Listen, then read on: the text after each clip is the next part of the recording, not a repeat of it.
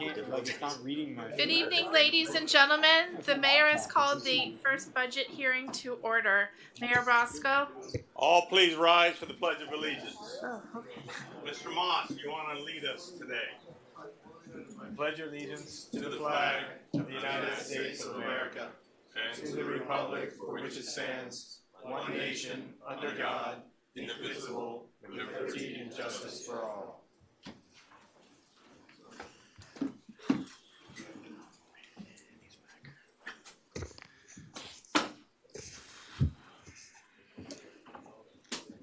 Brief comments. I'd like to say we had a very small ceremony yesterday commemorating 9/11. We need to never forget. It's a difficult day in the life of our country. So just keep that in mind going forward. And thank you to all the first responders that gave their lives on that day. So thank you very much. Any other comments?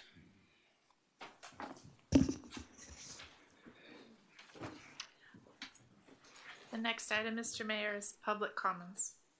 Okay, let's get started.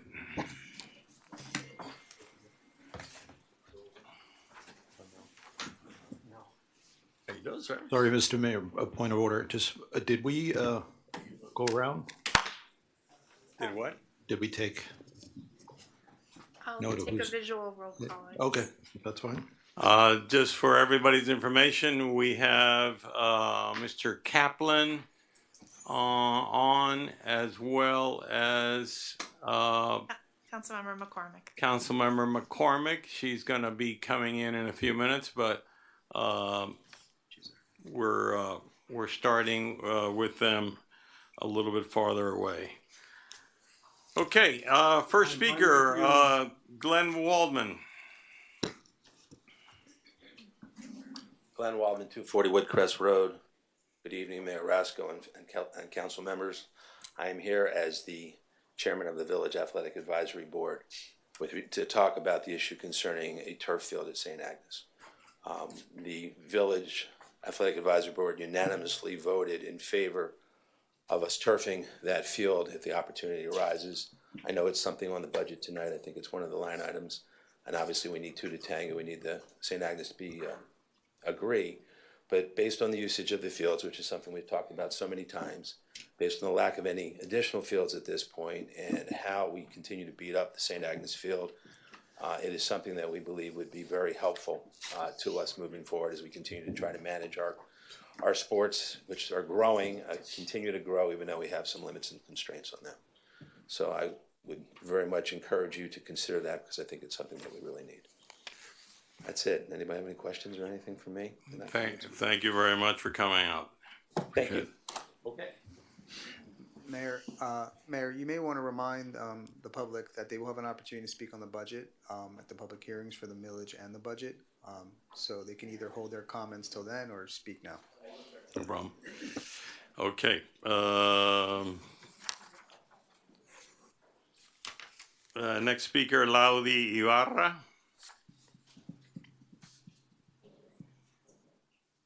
Going once, going twice. All right.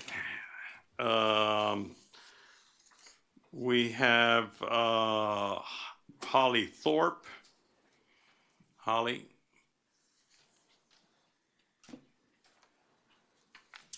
Hi, I'm Holly Thorpe, and I'm an 11th grade student at Mast Academy, and I'm part of Green Champions, and I'm here to ask for your support. I first joined the Green Champions. Excuse me, and your address, please. Oh, name and address? Holly Thorpe, 651 South Mashta Drive. Thank you. I first joined the Green Champions at Mast Academy at the beginning of my 6th grade year. I joined when I was just 11 years old, and I was looking for a group at my new school to do something good for the environment. My mom found that Mast had a Green Champions Club that students and parents could participate in, so we joined to meet other Mast students and parents, and now we have been part of Green Champions for over 5 years. I did not realize then that joining the Green Champions would make such an incredible impact in my life, my confidence, my school, my community, the environment, and our future. I was only 12 years old when I first stood up in front of the school board to advocate for electric school buses. The Green Champions pushed me out of my comfort zone, encouraged me to speak up, and stood by me with support and encouragement every step of the way. Today, I am a confident speaker. I have found my voice. I understand how people are resistant to change, but that patience and perseverance plays off. I understand that problems are solved with solutions and not by just complaining. I understand that we have to fight for a livable future, and I understand that anyone can make a difference if they choose to. My education at Mass has been rigorous, but the education and learning experiences from the Green Champions has been empowering and something that cannot be taught in class. I have learned life lessons and gained a wealth of experience about climate change, advocacy, leadership, and how to handle difficult challenges. The Green Champions gave me the platform to become who I am today and to have achieved what I have achieved today. Without their support, mentorship, and encouragement, my science project might have just received a gold at the science fair, but would have not made it in front of the school board, opening the stage for my 5-year advocacy for electric school buses that today have become a reality. Please support the Green Champions. What I've lived and learned from them is priceless and limitless. Thank you. Thank you, Holly.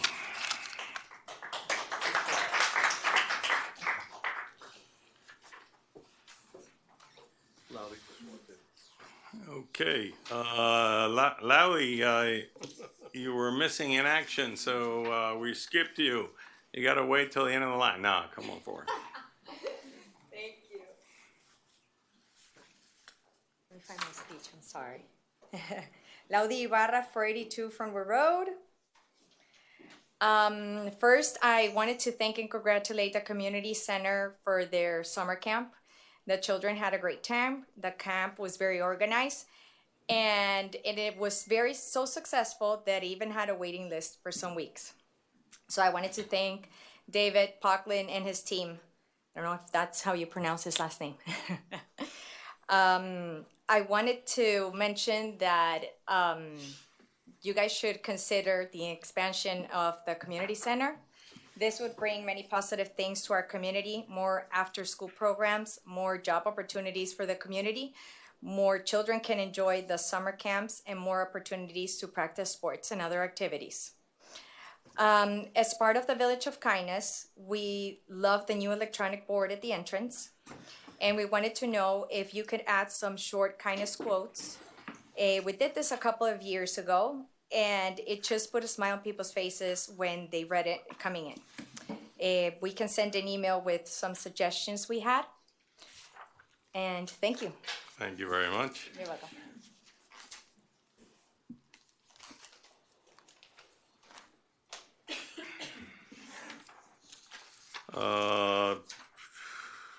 Next speaker is Patricia Woodson.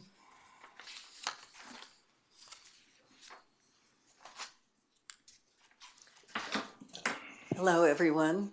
Pat Woodson, 1725 Tiger Tail Avenue, Coconut Grove, still for the moment. So I'm speaking to you as president of Green Champions and executive director of Youth Lead Change, which has been mentoring and providing courses and internships and workshops for about 4 years to Green Champions and to youth of Key Biscayne, no matter where they go to school. We have become increasingly embedded at Mast Academy and working very deeply with Green Champions, providing funding for events, for learning, and for collaboration with local resources and other organizations. So I'm here just to say thank you. We have Holly is one of the students we've worked very closely with. And there are other students who learned late this afternoon that they have an assessment tomorrow morning at school who are sending you videos instead of showing up personally right now to say thank you. Thank you very much. Lynn Paisley.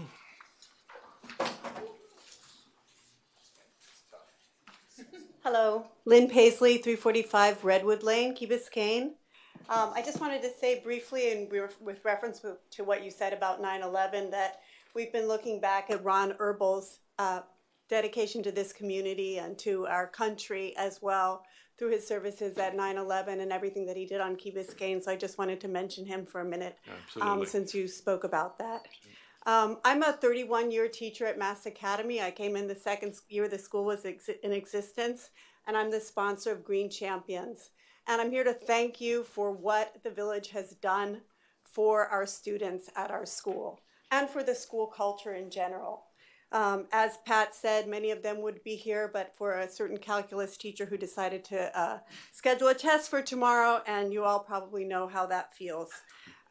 Youth Lead Changes courses have supported our students in learning really valuable leadership skills. I think that you can see that embodied in the way Holly Thorpe has conducted herself with reference to her participation in school board meetings and lobbying for electric buses, lobbying that actually came to fruition. We celebrated this year the arrival of the first electric buses that she had so much to do with championing, and we, I think, at Green Champions have helped her to find that voice, as she said.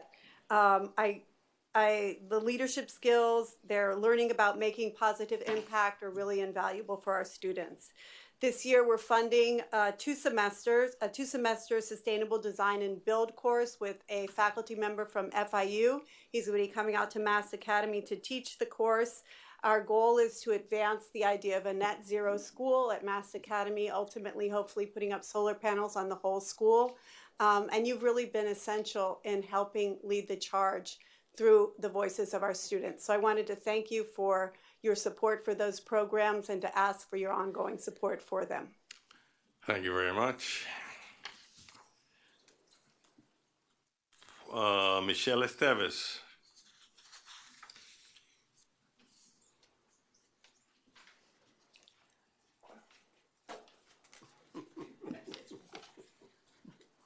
Michelle Esteves, 425 Great Tree Drive. Good evening. I am here to address safety and for this council to really protect our village and don't look to save a few dollars. Sometimes we spend and we waste so much money in consulting and studies that for many of us, safety have a priority. I would like to just share with you that I was the first citizen volunteer for crossing guards on the island many years ago. Then when I was sitting on the council, I worked and I proposed a budget to pass the battalion and to hire crossing guards because volunteer with the kids at the school and a few parents was not enough because the school started growing. So I'm very proud to see the crossing guards and being the one that brought that to the council at the time, and the council, of course, supported 100%. So I'm here to ask you that make a request to the police chief to place back on his budget the school crossing guards at Key Colony. Probably Key Colony might have close to 4,000 residents in that property inside with so many children. To be in that corner watching just the crossing at the school hours is chilling. Mr. Mayor, I observed you one morning in your golf cart going around the island very early in the morning, very, very early. And I inviting all of you to just go at school hours on that corner. You cannot believe, and we are so fortunate that as today, there have not been any closer or bigger accident on that crossing at the time.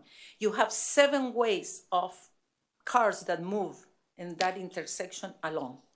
Turning right, turning left, turning south, turning north, going straight. So please, don't react and let's save a life from a child during the school hours.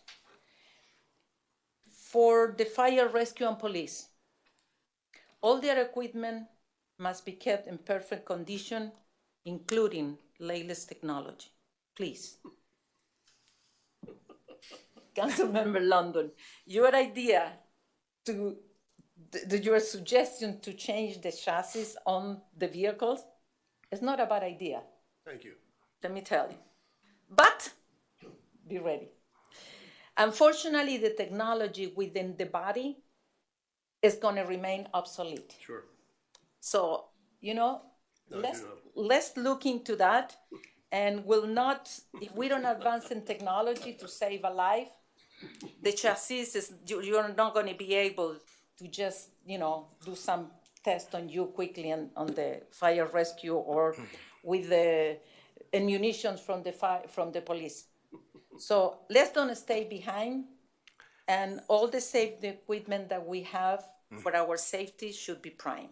So thank you for your suggestion. Many of us that have lived You full, need to start wrapping up. many of us that we have lived full time on the village for over 40 years, we have to understand the growth and the drastic change that we have in our village in the last years. We are super populated, and the changes in services are necessary. It's a must. So if we don't progress, and if we don't do what we are supposed to do, we are not fulfilling what we're incorporated for. So it is the reason that we are incorporated to have better services and better life on the island. Thank you. Thank you. And Tainter?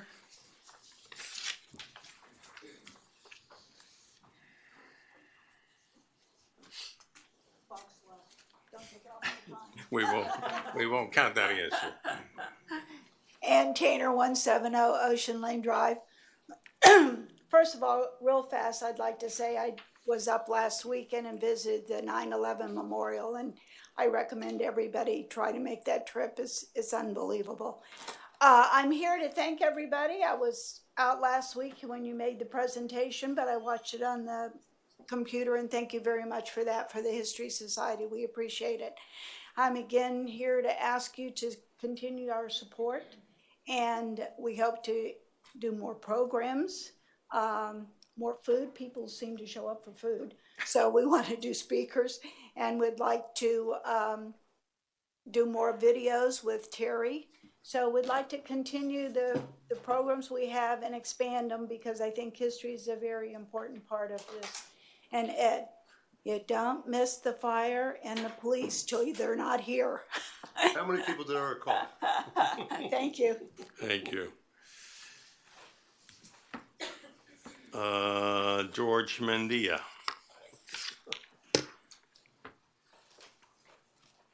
Good evening, everybody. George Mendia, 111 Island Drive. I would like to start by thanking all of you for your selfless work on our behalves. Sometimes people forget that you're volunteers, neighbors, and friends. I also want to thank the manager and his staff who are doing an exceptional job. As many of you know, I served on the council from 2002 to 2010, and we accomplished a lot, but it all starts at the budget. If you don't budget for something, you won't do that. During that time, I learned how municipal budgeting works. And since then, I've taken the time to review our annual budgets. And what I'm interested in is that budget responsive to our community's known needs and hopes. For many, the only review that matters is how it will affect their tax.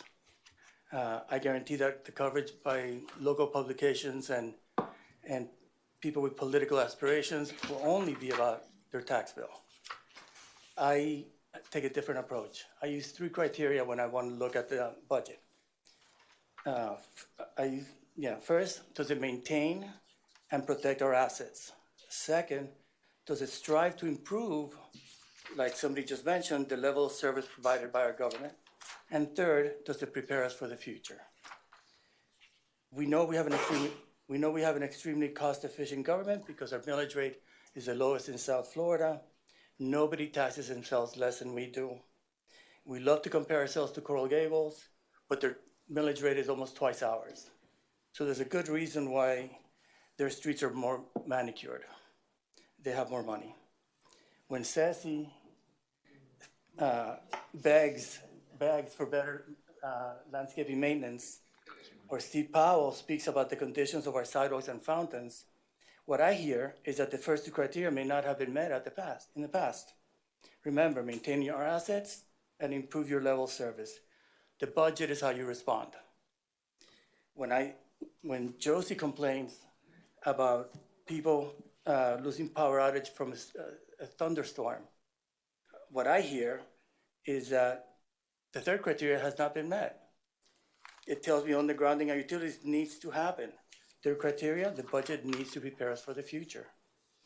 When I reviewed this year's budget, it is obvious that our manager understands the task at hand. The budget meets my 3 criteria. As we discussed the millage rate, remember that all of the taxes we pay, this is the only portion that stays here and we control. 17% of our property taxes. That's it. It allows for real investment in our community that protects our property values and quality of life. We continue to face many challenges, and those challenges are only going to become more difficult and expensive to mitigate as climate change and sea level rise impact us. This is the time to act. We have many needs, and you're the right council with the right administration to make this fiscal year truly impactful. This could be a transformative year, but it all starts with the budget. So good luck tonight. We want more. Nobody's come up here telling you what they don't want. Everybody wants more. Thank you. Susie Westfall.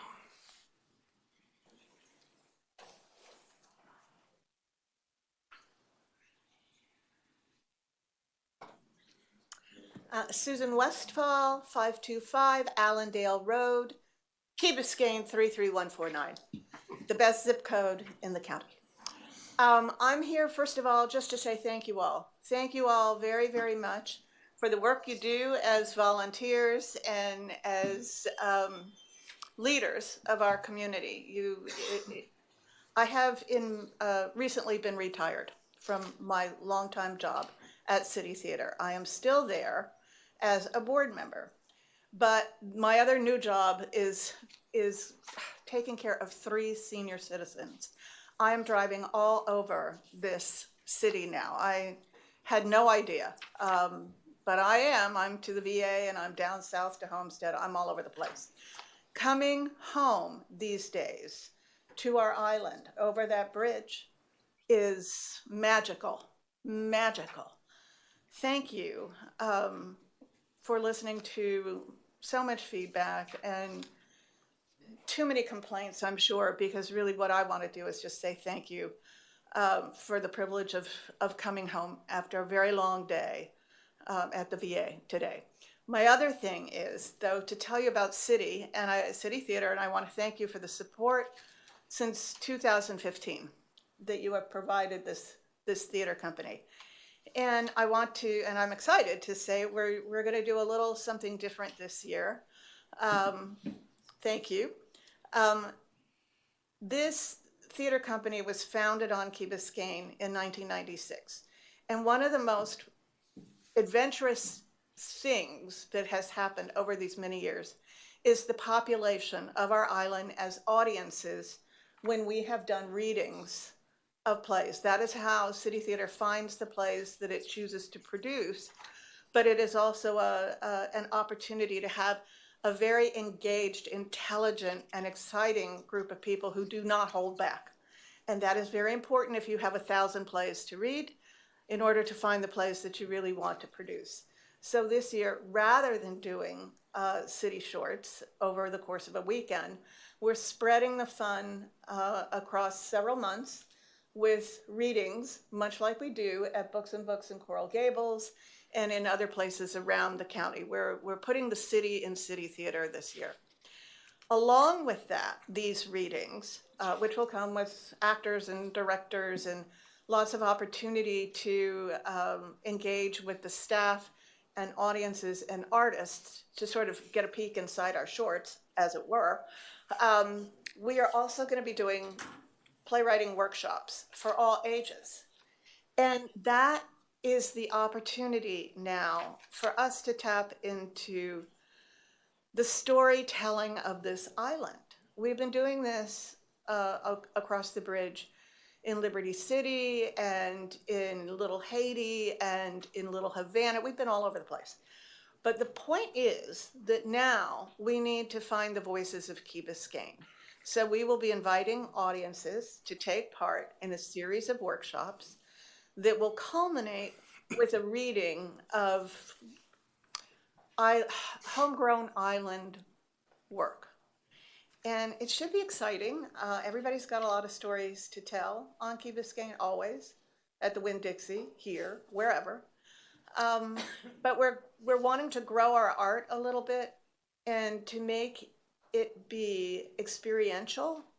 If you are an audience member, if you choose to be an actor, if you have an interest in learning how to write a 10-minute play. Okay. So that is what I want to thank you for. All right.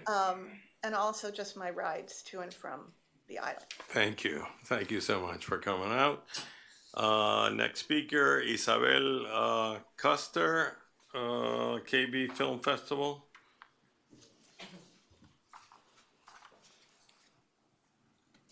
Hi, good evening. Isabel Custer, 100 Ocean Lane Drive, Key Biscayne. I'm really happy to be here. It's the first time I've ever come before you because it's the first time I ever had the idea to take initiative and do something I love right here where I live for 3 years now. And on behalf of our team, which is myself, Maite Garrido, and of course, Melissa and Andrew from the Key Biscayne Community Foundation.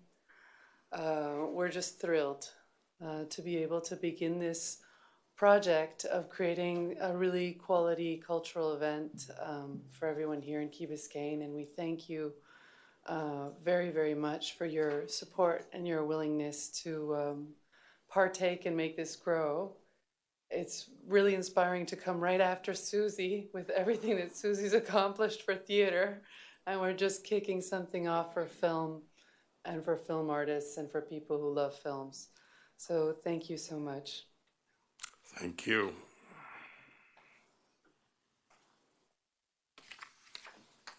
Next speaker, Rebecca Clavet.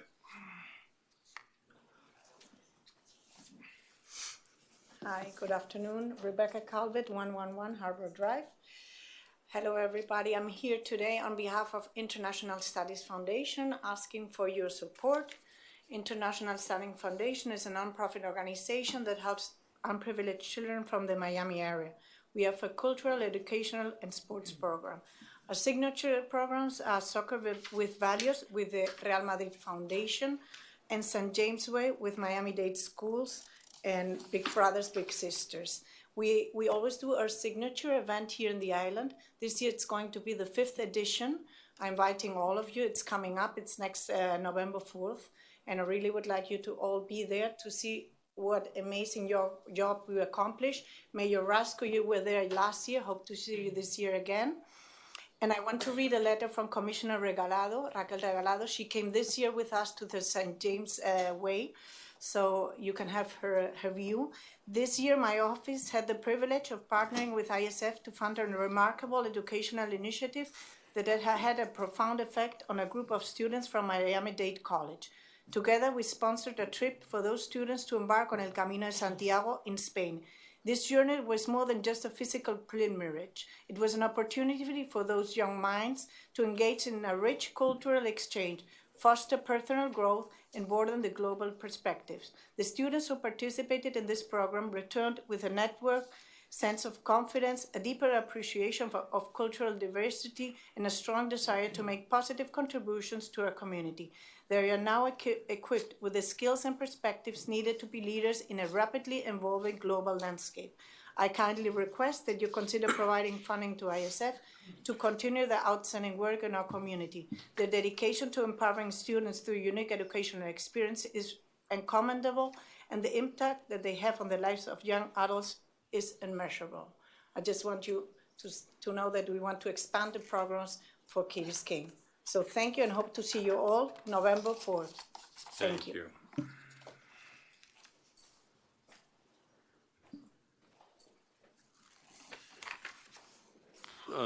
Next speaker is Alan Fine.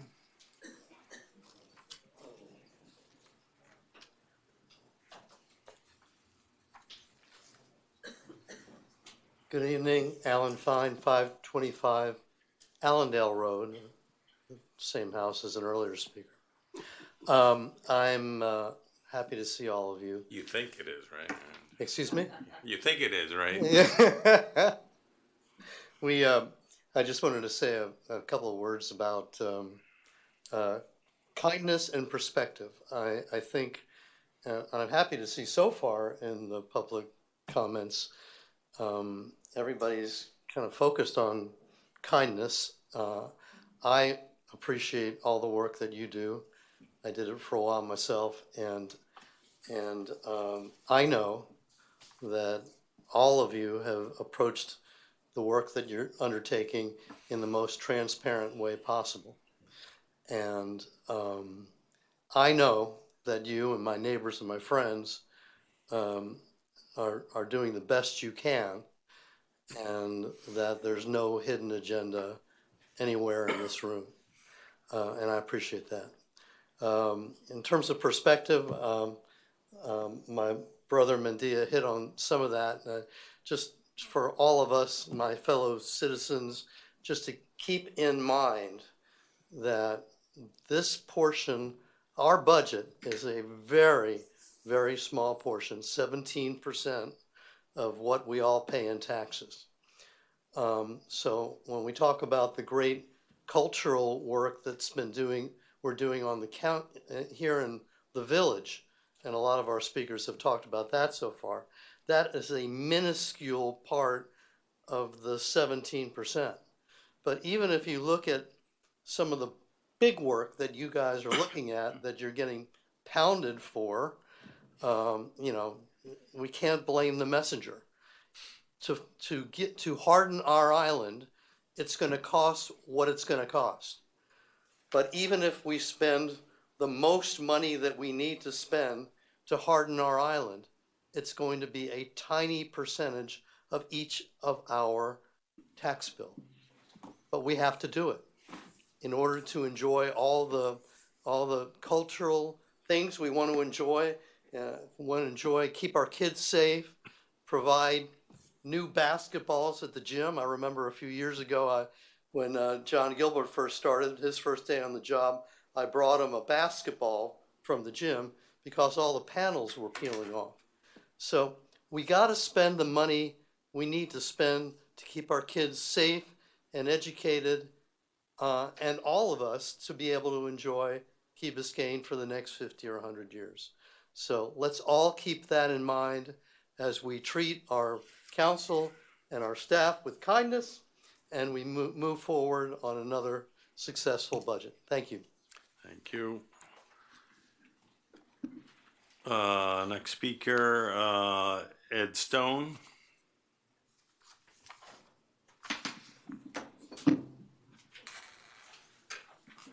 Good evening. Ed Stone, 170 Ocean Lane Drive.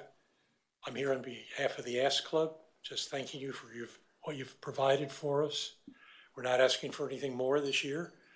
Just keep Todd and Roxy on the staff, and the rest of us will keep it working. But we've done it. This is our 15th year, and I think we can all take a great deal of pride with what we've accomplished. And some of us, I know, have reached that age. I thought so. No, Not yet. okay, but it's coming. But anyway, we just want to thank you for considering us. So thank you. Thank you very much. Silvia Zavala.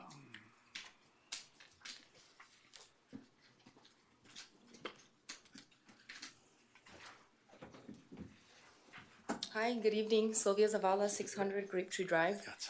It seems like we all took the kindness and thankful pill this morning. I came this evening to say, well, good evening, Mayor and council members. I came this evening to say thank you. I was remembering my wonderful summer vacation that I had with my family. I stayed in various hotels, used various car rental companies, visited amusement parks, and did various outdoor activities. And when I got home, I received tons of emails asking me, how did we do? Tell us how we did. And I didn't answer one single survey. I was happy, I had no complaints. I really should have taken the time to thank the airlines for the nice flight attendant on my flight, thank the car rental company for the prompt attention I received, and the amazing tour guides that I had in the mountains. But I didn't. I just kept my content to myself.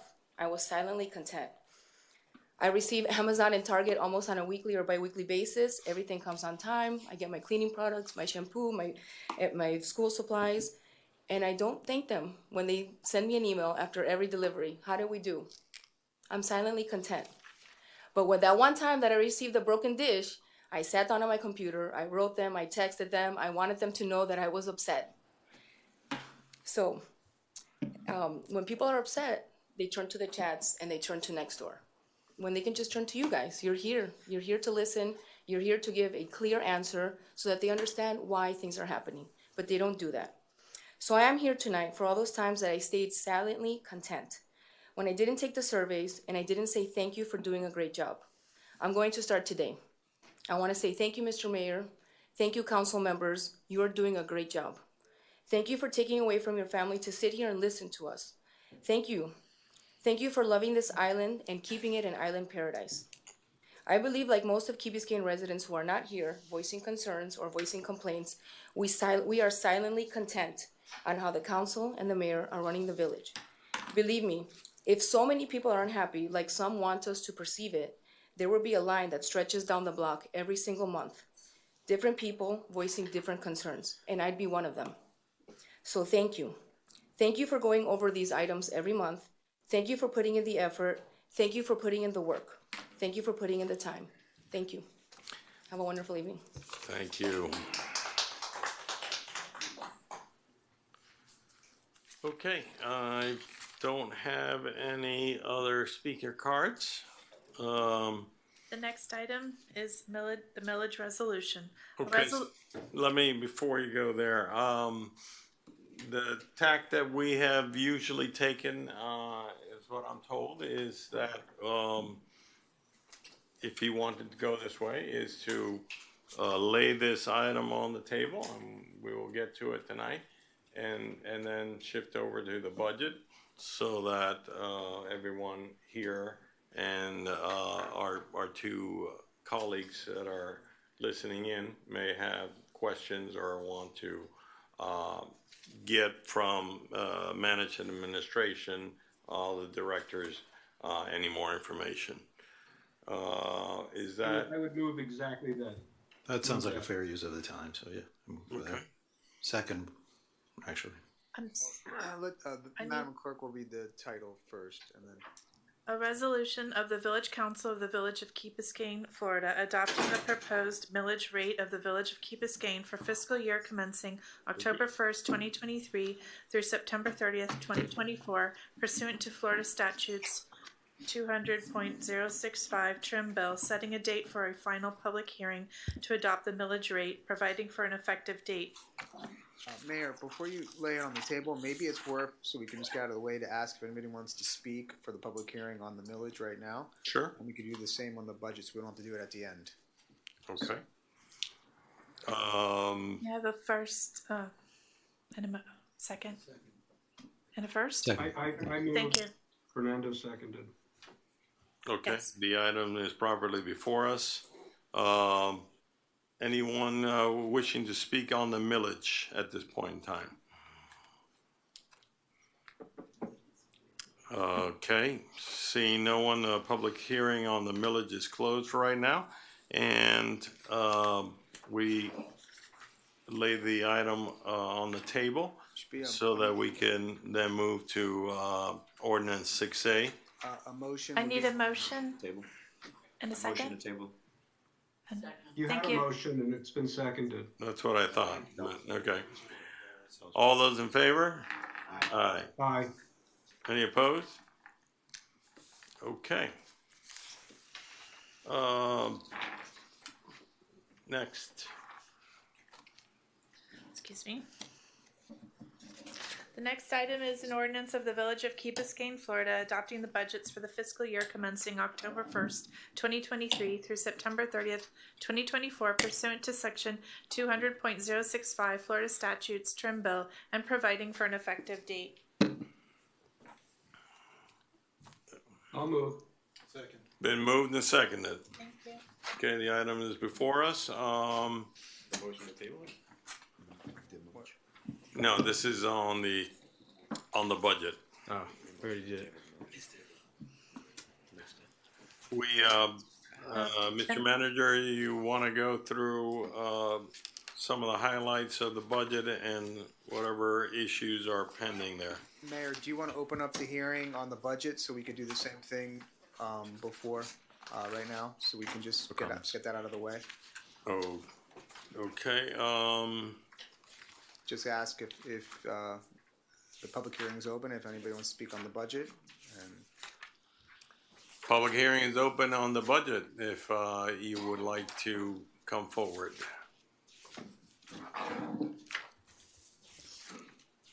Seeing no one come forward, public hearing is closed. We now go to the presentation, and obviously there'll be a second budget hearing in 2 weeks. And you'll have another shot at it.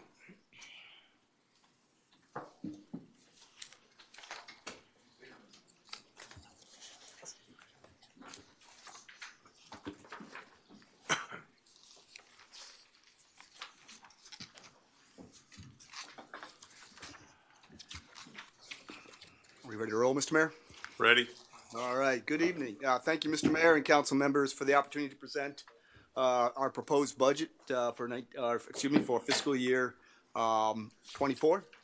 I want to thank first my staff for the hard work and attention to detail that they have done in putting this together. I especially want to thank our Chief Financial Officer, our Capital Improvements Program Manager, and our Chief of Staff for working on the detailed numbers and helping to create a budget that we believe is both efficient and effective. So next slide, please.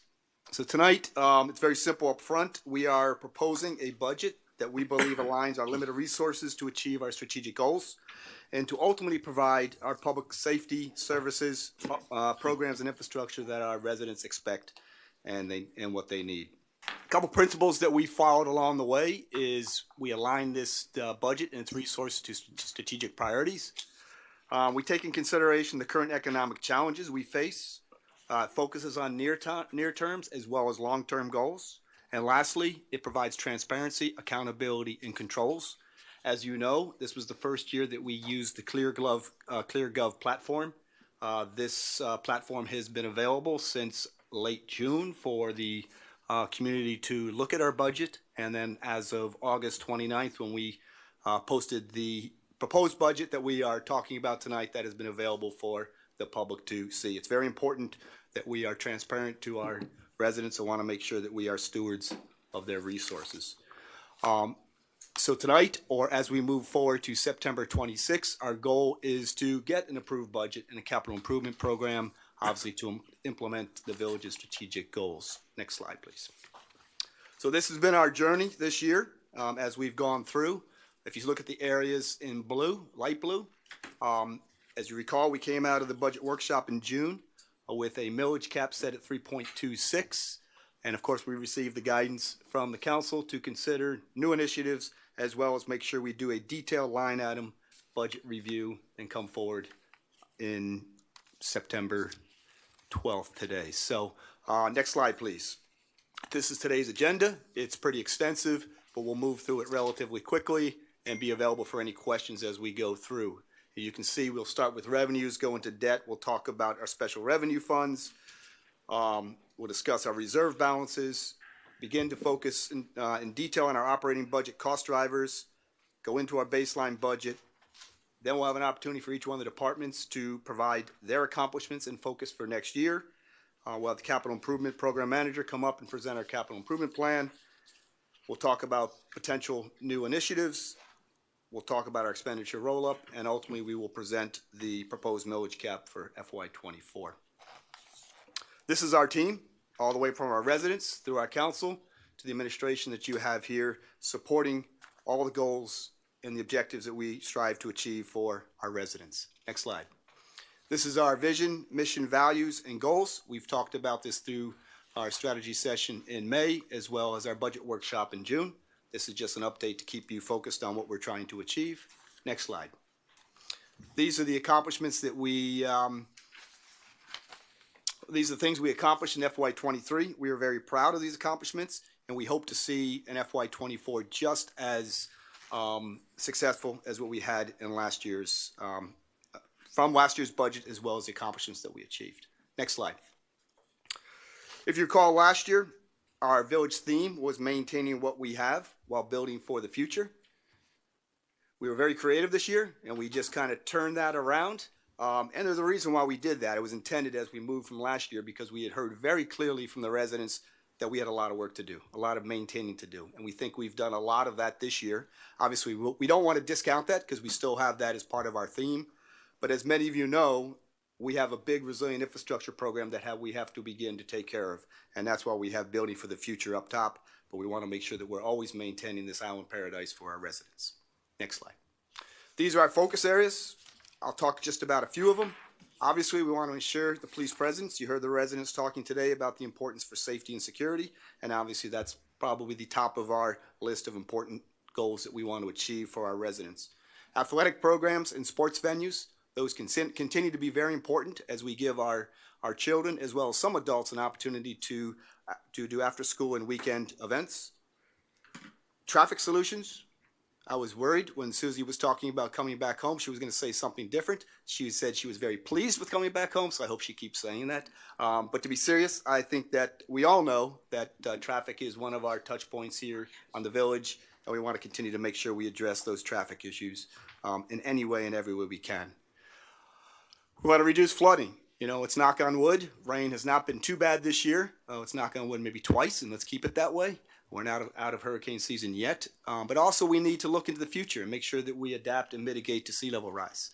We want to build and maintain a resilient and sustainable infrastructure. We've got a big program ahead of us, and we'll be talking to each one of the council members over the next couple of weeks, and hopefully coming back around for another workshop either late September or early October. And of course, we want to make sure that we do it with good customer service. So those are our focus areas for FY24. What we like to do now, go into the detail and the numbers of the budget. And what I'd like to do is bring up the Chief Financial Officer, Benjamin. We don't want Rowan up here for this one, but Benjamin to talk about our revenue projection.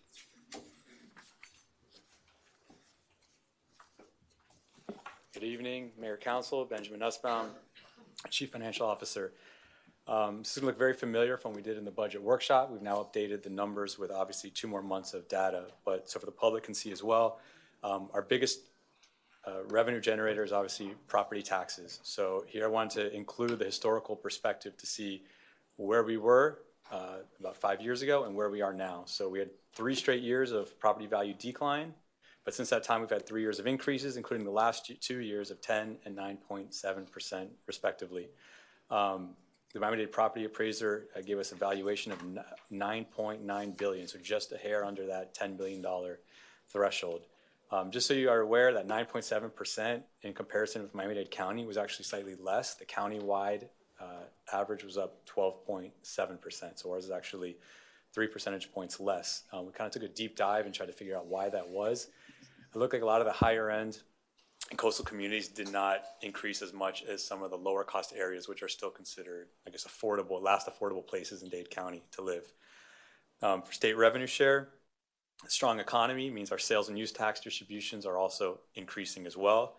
That also impacts state revenue share for police and fire pension funds. We expect that to continue, what's happened in 22 and 23 to also continue in fiscal year 24.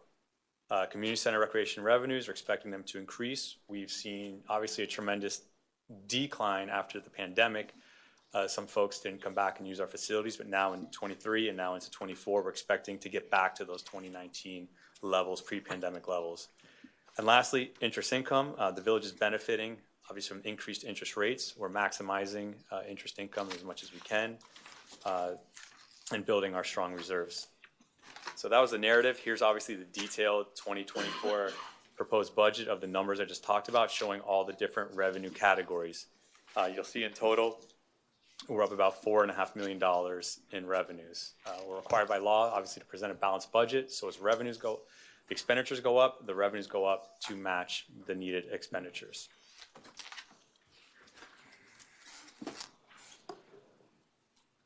Heading into debt service, you're all aware, the village has a very restrictive debt cap. That debt cap is 1% of taxable value. So as I mentioned, we're at $9.9 billion of taxable value, which means our available debt capacity is $99 million. From there, you subtract the debt that we currently have outstanding. Those are the 4 existing loans that we have. To the right side, you can see the interest rate that we're currently paying and the year that that debt matures and falls off our books. It's worth pointing out again, look at these rates, 1.2%. The highest one here is 1.7%. Great deal. We will never get these interest rates again, probably. If you look at the current market, it's probably closer to 5.5% when issuing municipal debt. So from the $99 million, we subtract this $8 million of outstanding, which means we have $91.68 million in available debt cap. It's important to notice that this budget, there's nothing proposed in this budget with increasing our debt in this next fiscal year. So we're going to keep this. And this $8.1 million costs $1.3 million in annual debt service. So as we get to the funds, you'll see it costs us $1.3 million to service the $8.1 million of debt at those interest rates. Besides the general fund's the one, let's think of it as our main village bank account, our primary account that pays for most municipal services. We do have other funds, which for accounting purposes, we have to segregate, and they're special revenue and enterprise funds. So I just want to give you a brief overview of what those funds are, what the projected balances are, and where we see them in the next fiscal year. So the first one is a special revenue fund for transportation. The revenue sources are from local option sales tax and also the transportation surtax, which is CITT. That's derived from sales tax, and the village gets a portion of the sales tax generated in the county based on our population. From that revenue, we are able to provide the freebie transit services. In this budget, we're enhancing those services. We've gone, since I started here, from one circulator and 4 on-demand. Now we're up to 5 on-demand vehicles, trying to meet that strong demand of usage. And we're trying to get up to 7 vehicles. So we're going to leverage those funds against certain grants as well to try to maximize the usage. We're looking at data from freebie usage constantly, and we see the demand is up. Every time we add vehicles, we see the ridership going up, we see the total passengers going up, and we hear anecdotally how popular those services are. The next one is the Parks, Recreation, and Open Space, the Land Trust Fund. This, by ordinance, we're required to transfer in 1% of the ad valorem revenue. So the ad valorem, approximately $30 million this year. That's about $300,000 that would be added to that Parks and Rec Open Space Land Trust. It finished last year with $4.3 million, and we're expecting after fiscal year 24 to be around 4.7, and that can be used obviously to acquire green space for parks and recreation. The third one is a special revenue, the building fund. As I mentioned, I think 2 years ago, we moved this as a special revenue fund to really be more transparent so you can see the revenues that were generated from that fund, which can only be used to carry out the Florida Building Code. So it's no longer commingled with the general fund because it has such a specific and restricted use. So it pays for department personnel, facilities, equipment, and operations. And the last 2 funds are enterprise funds, which operate as a business and use full accrual accounting. The first is the Stormwater Enterprise Fund. The revenue source is the stormwater fees. These show up on the tax bill as called non-ad valorem. So they're not based on the value of your property, but they're based on a methodology based on impervious area and also a base fee. So from that fee, it's used to operate and maintain the stormwater system. It's used to pay back the 2013 stormwater bond that was issued and any stormwater or stormwater related projects. And the last one is the Solid Waste Enterprise Fund. That's another non-ad valorem assessment. It's a fee on only our single family and duplex properties that receive the solid waste and recycling services. We are one of the most generous service providers in that we pick up once a week recycling, which is obviously more enhanced than what the county services provide. There's a lot of discussion when we come to budget season and taxing and millage about what our reserves are. Here we're showing what our end of year 22 reserves were. We're projecting to be at 23 and what our goal is for fiscal year 24 and beyond. And working with the manager and looking at our village uniquely and some of the challenges and geographical issues we have, we're comfortable with 40% of our budget in general reserves and 10% for emergency purposes. This hedges against the risk associated with us being a barrier island. There's liquidity for economic downturns and emergencies and unexpected expenses. When we are going to issue debt, it helps us maintain a strong credit rating, which then allows us in turn to borrow at the lowest interest rates possible. And lastly, while the interest rates are high, we're able to take advantage of those rates and have these funds fully invested and having a return on investment while we're not using them. On the expenditure side, here are some of the major drivers. So in the full budget, obviously we get into detail by department, by expenditure line item, but here's a roll-up to kind of explain why those expenditures increased. So the first line item is the biggest source of expenditures in the village and any municipal government is our people. Our personnel is probably our biggest asset here, and it reflects about 55% of the total budget. And it went up 6.8% from last year, and most of that is contractual. So we have collective bargaining agreements with most of our labor force, and those collective bargaining agreements account for cost of living adjustments based on inflation, merit increases based on the employee's performance. The next one is professional and contractual services.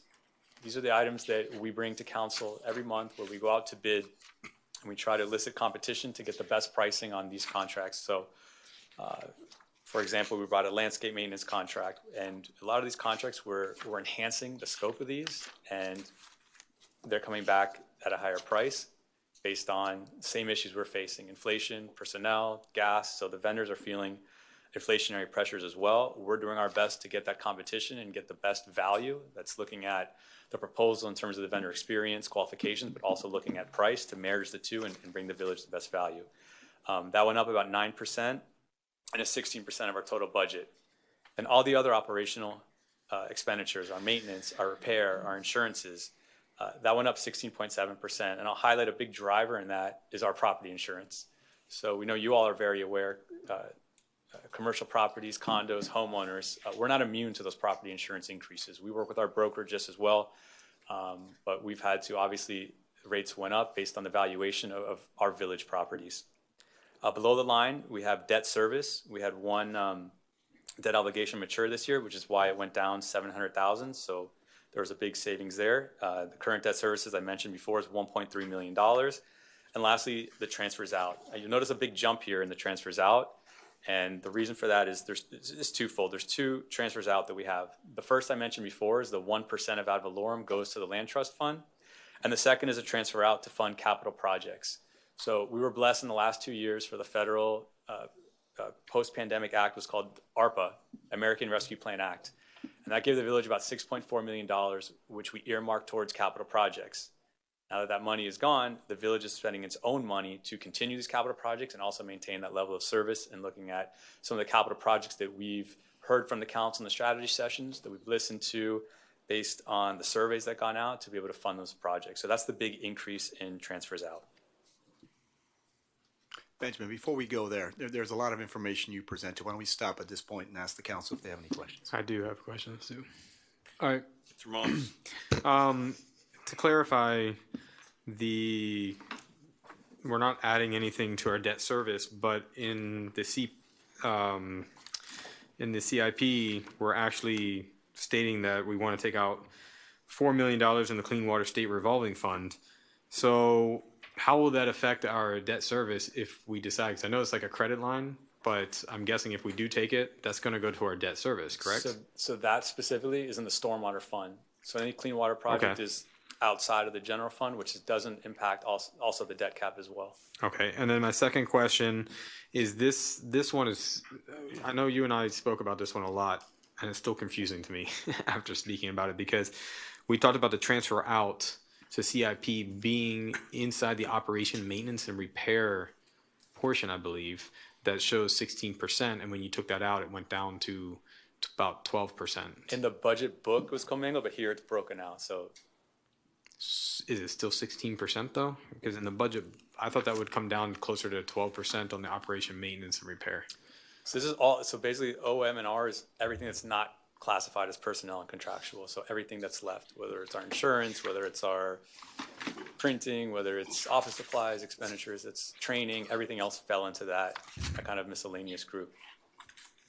So what was it before you took it out? It was, okay, I'm sorry. It was 29%. Yeah, because it included. And now it went down to 16%. I don't know why I got 12, but okay. Thank you. Fernando? Joe, may I? Thank you, Mayor. I had a quick edification question here. ARPA, we said we've exhausted that. Is there opportunities that still linger at the federal level to get additional money? Well, I mean, we know the IIJA came out, the infrastructure bill. We currently have 2 grants in for HMGP grant, and we also have a grant in for a NOAA grant as well. What's the total of those? I think the, what's the number? The NOAA is 28 million? Yeah, NOAA is 28 million, and it's for a study for an offshore barrier system. And then HMGP? The HMGP that we just applied for that went to council was for 8 million with for a 25% match. Remember that one? So just Yes. to get it on That's right. public record, because we have it here, so it's about 8.5 million for the pump station for Zone 1. So in the future horizon, we could see additional money that would come our way and offset some of these capital investors. When we present the capital plan, we'll show Yeah. exactly that, Yeah, because we'll those are get going to to be that. tied towards a project Absolutely. when we apply for them. So. Okay, and one more question, and I didn't see it. I know we had a lot of talks about the causeway. I don't want to bring that up. We don't have to, but I didn't see. I don't know yet how we intend to structure our participation on that and serve our ways and means on that. So we talk about traffic, but yeah, so for the causeway, so right now we have Jeremy as a member of the county's master plan for the causeway itself. Jeremy, in fact, attended a pre-con construction meeting today for the rehabilitation of Bear Cup Bridge. That's the 10-year rehabilitation project. And the planning, development, and environmental study is underway for the long-term replacement of the Bear Cup Bridge. Okay. We are, and Jeremy's on the technical review committee for that. Right. So we don't see any budgetary needs or anything like that. No, right now it's just manpower. I don't see any needs. Obviously, that's why we carry reserves if something comes up. But right now, I don't see any financial obligations at this time. Perfect. Thank you. I think, Frank, you wanted to jump in on a question here? Yes, thank you, Mr. Mayor. I think it's true, Benjamin, and think it worth highlighting, if true, that some of the increases in the contract prices correlate to our desire to improve and, in some instances, expand the scope of services, but certainly improve the deliverable. Is that correct?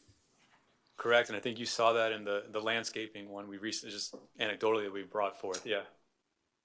That's a good example. I thought to highlight that because that was an important policy driver from last year. Thanks. So just to reiterate on that point, can you give us the numbers that went up when we bid it out? Top of head, I don't know top of mind, but I do know the scope of that project increased. Obviously, we're expecting to see the better service come back. I don't have the exact number. Okay, so the number, just in round numbers, as I recall them, they went from about 400,000 to almost 800,000, 780, if I recall correctly. And to Frank's point is, because of inflation, the contracts are going up, but also, to Frank's point, we are asking for better services because we weren't satisfied with what we were getting. So yes, and another example of that also is our stormwater maintenance and repair, our maintenance and repair contract as well. So we've increased the frequency of drainage as well as well maintenance as well. Right. You finished, Frank? Okay. Yes, sir. Thank you. And to your point, Fernando, ARPA was part of the pandemic effort. So what we're trying to do, especially, is to use up those ARPA funds before they get reclaimed, which is, it's always a possibility with the federal government. So we will, Mr. Manager, we'll be using up those funds this year. We will, and we have our final report will go in, I believe, in April of next year. April of next year. Okay. All right. All right, so this pie chart kind of shows the allocation of where those resources in terms of which department are headed. So obviously, like most municipalities, about half of it is in public safety.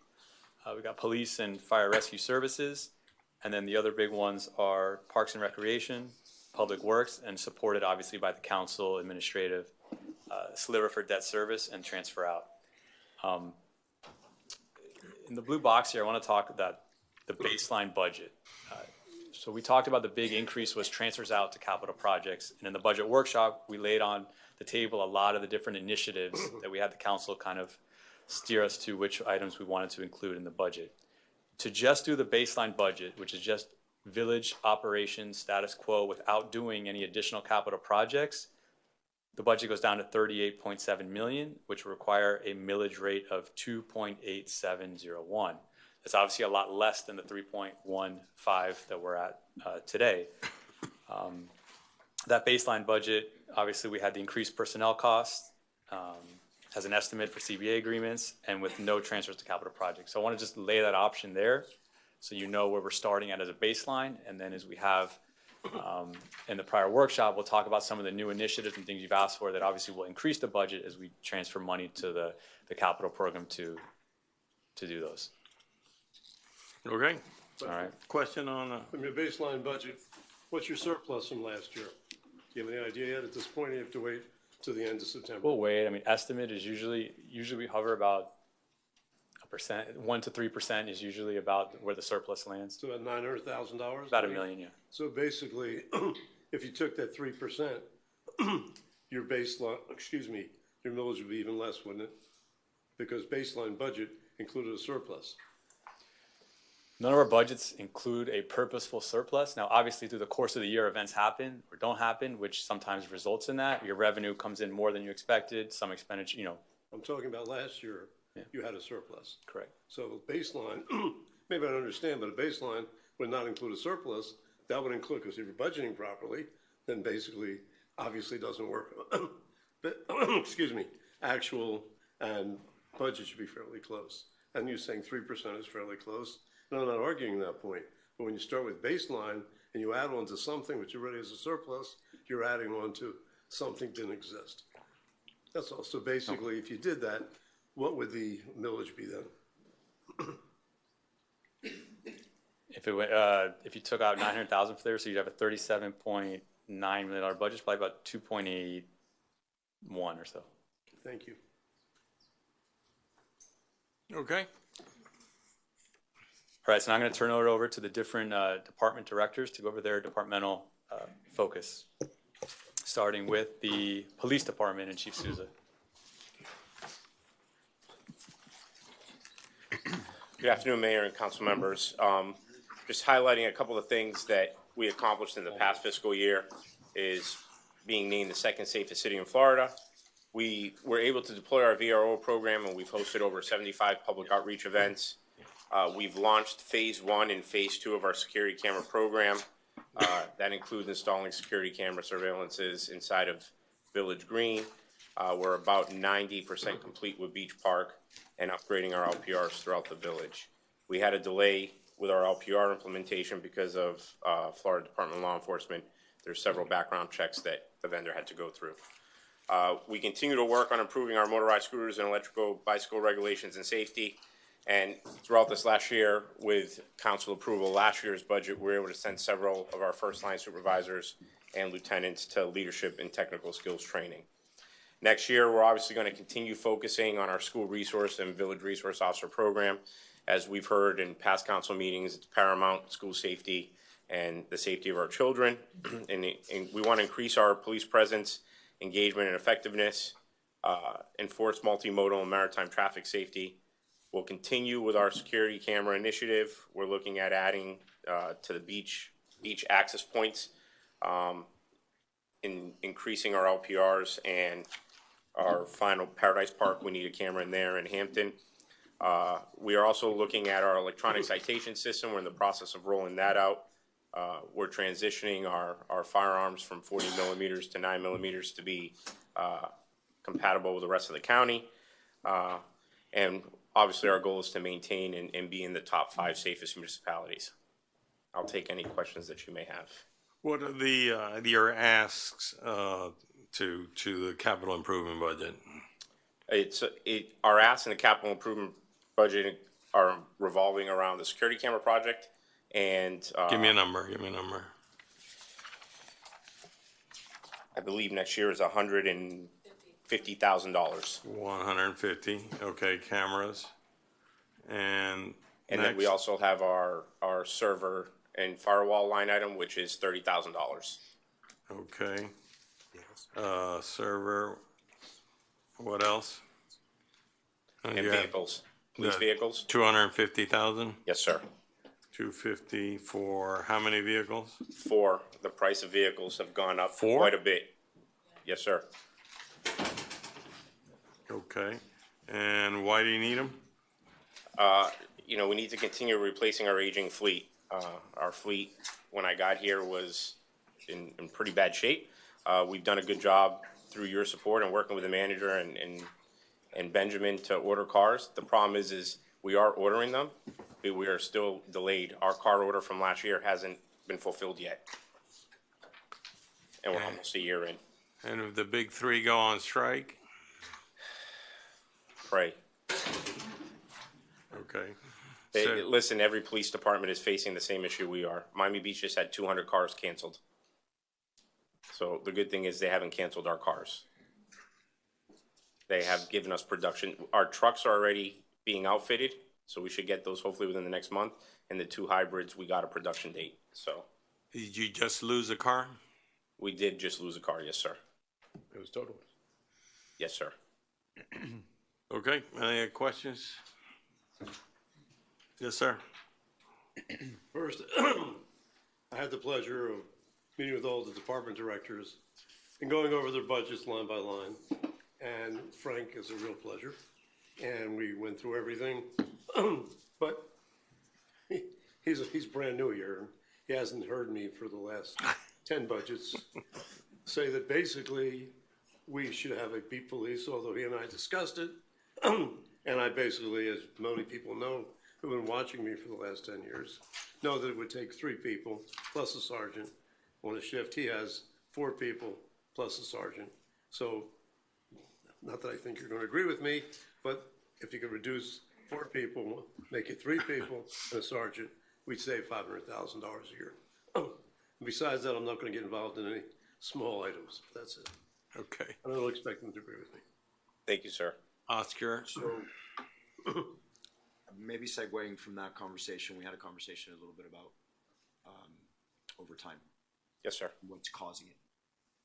So, talk to us a little bit about that with regards to level of service. Yeah, so when you look at our overtime line item budget, the conversation that I had with several members on the dais prior and going over the line items, one of the directions we got was to increase enforcement. And when you increase enforcement, there's court. So our officers are going to court for arrests that they're making, for citations that they're writing. And as a result, we asked for an increase in that line item this year. That's one of the increases we asked for. We've asked for an increase in the special details that we're doing, whether they be crime suppression details, extra enforcement on the beach, to reduce juvenile activity or any other activity that's going on. And most importantly, the crime suppression details, we want to eliminate vehicle thefts. I think you've heard myself and members of my staff speak several times that we all have our part to do here. We're not quite there yet. We've had a good trend recently. Hopefully we can keep going in that direction.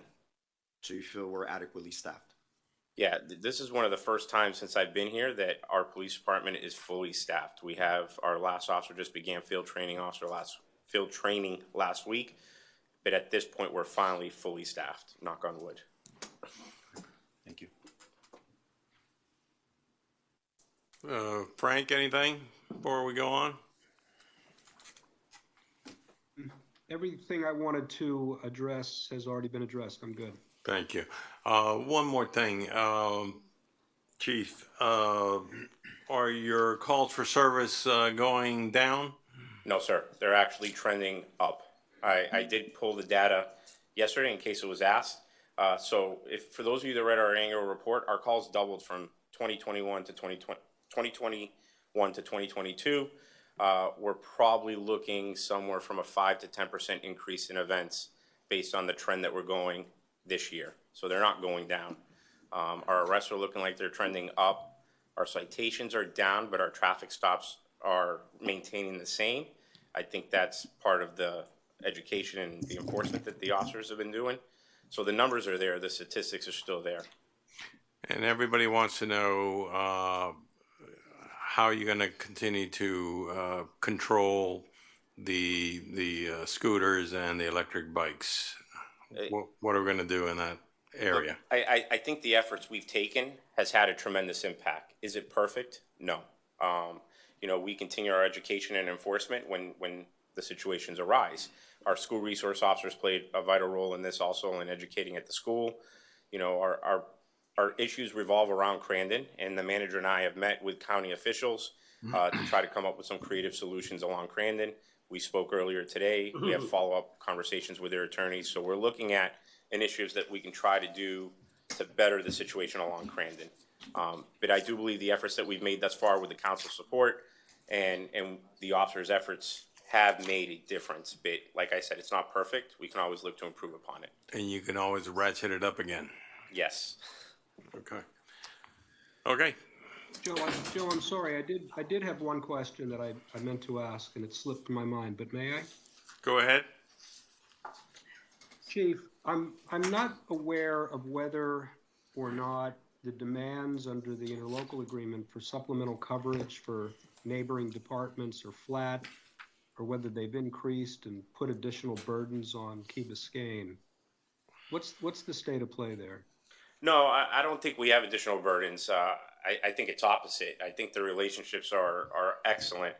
City of Miami recently had some changes in their command staff because of promotions, and one of their assistant chiefs retired, which caused movement. There is a new commander assigned to the Causeway. I've met with them twice. We've already sat down and started planning on traffic discussions for events that are coming up in the fall. So there is a very good relationship and conversation going on there. As for the county's captain has remained consistent. This is the longest serving captain I've had from the county since I've been here. Also a very good relationship. I don't think there's burdens. I think we work very well together, and they really do understand the needs of our residents. It's not perfect. I know we've had some issues arise on 2 or 3 occasions, but the lines of communication were open, and I think that's all we can ask for at this point. Thank you. Mayor, I'd like to ask one more question as Yes. well. Go ahead. And this is more general, and Chief, you're first, so I got to pick on you a little bit. But when I look at this document, it's more than just budgeted numbers, but to me, it's an action plan. And I spoke to all the directors today about this, and for them to kind of understand where I'm coming from.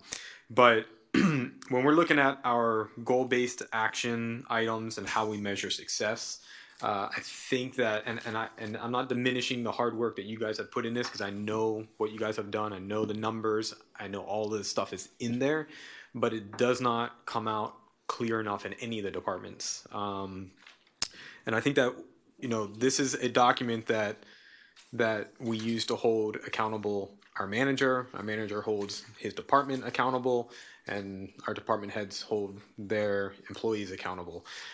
So what I would like to see is that in the next meeting that for the next hearing, if we can have this defined, something a little bit more with a target in the goal. For instance, increase police presence, engagement, and effectiveness.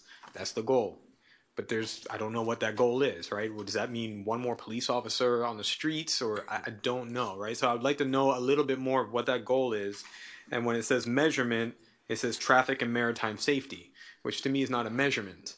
I would like to know what are we targeting in order, and what the question is, what should we expect from these goals at the end of the year?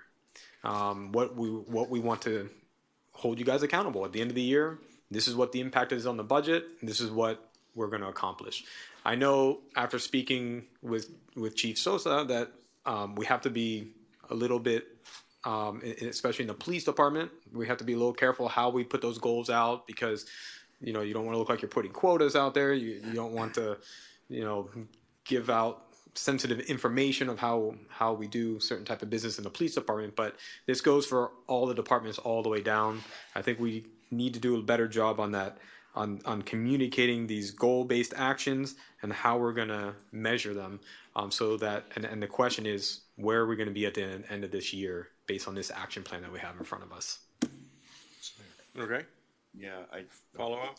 You want to go first? I was just gonna add to that, a good example is the training. We talked about your added, I guess, inclusion of training or your introduction of new training. What does that training look like? What are they gonna be trained for? Where is that gonna take us from point A to point B? So yeah, I just want to address training because that's come up. We want the best police department here. That's what I consistently hear. And in order to be the best, there's a cost, and as I explained to most of you, we live in a very large state.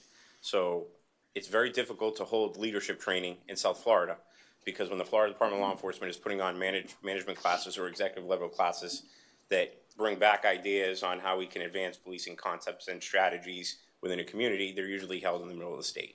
Yeah. So those trainings are there because they want to ensure that the people in the Panhandle can go as well as the people in South Florida. So there is a cost to that. But what does the village get out of it? We just Lieutenant Santiago just graduated a 10-week intensive leadership command school. The concepts that come out of that enhance our training. We've reduced costs by subsidizing where before we would have to go to the city of Coral Gables for taser training, baton training, CPR training. We've certified our officers in CPR instructor. We've sent other officers to be master taser certified. So now we can do that stuff in-house. There's a direct return so we can reduce some areas of the budget where other areas have had to be added. So the training, we're going to see a direct result of what we're doing.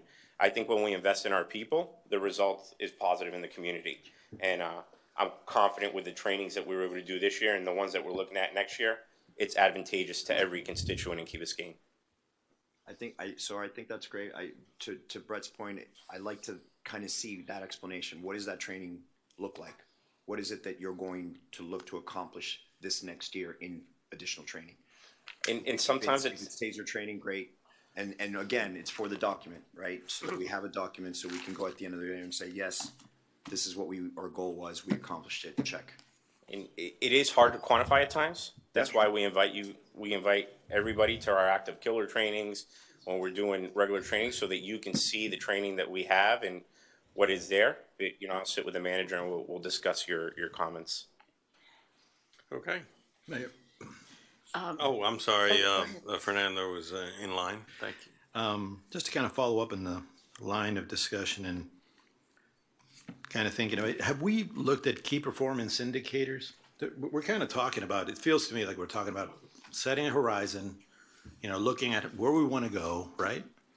How we want to get there, and kind of following what Dr. Mendia was saying. I call them Mendia budget tenants. Just when we look at the budget, looking at how we improve our current position, how are we going to maintain it, and also looking at preparing for the future. So maybe in 5 years from now, looking at ways that we can improve our performance. And by having key performance indicators, we could probably measure it like every 6 months or every year and just kind of see we're going in this direction. So we do that internally. Okay. That the manager has repeatedly mentioned stare to you guys, and that's it's all of the departments. So for the stare, I'm safe and secure because I'm public safety, and there is a metric. We met this morning on it, and I have several metrics that we set goals for and identify timelines that we want to be at a certain place in a certain time.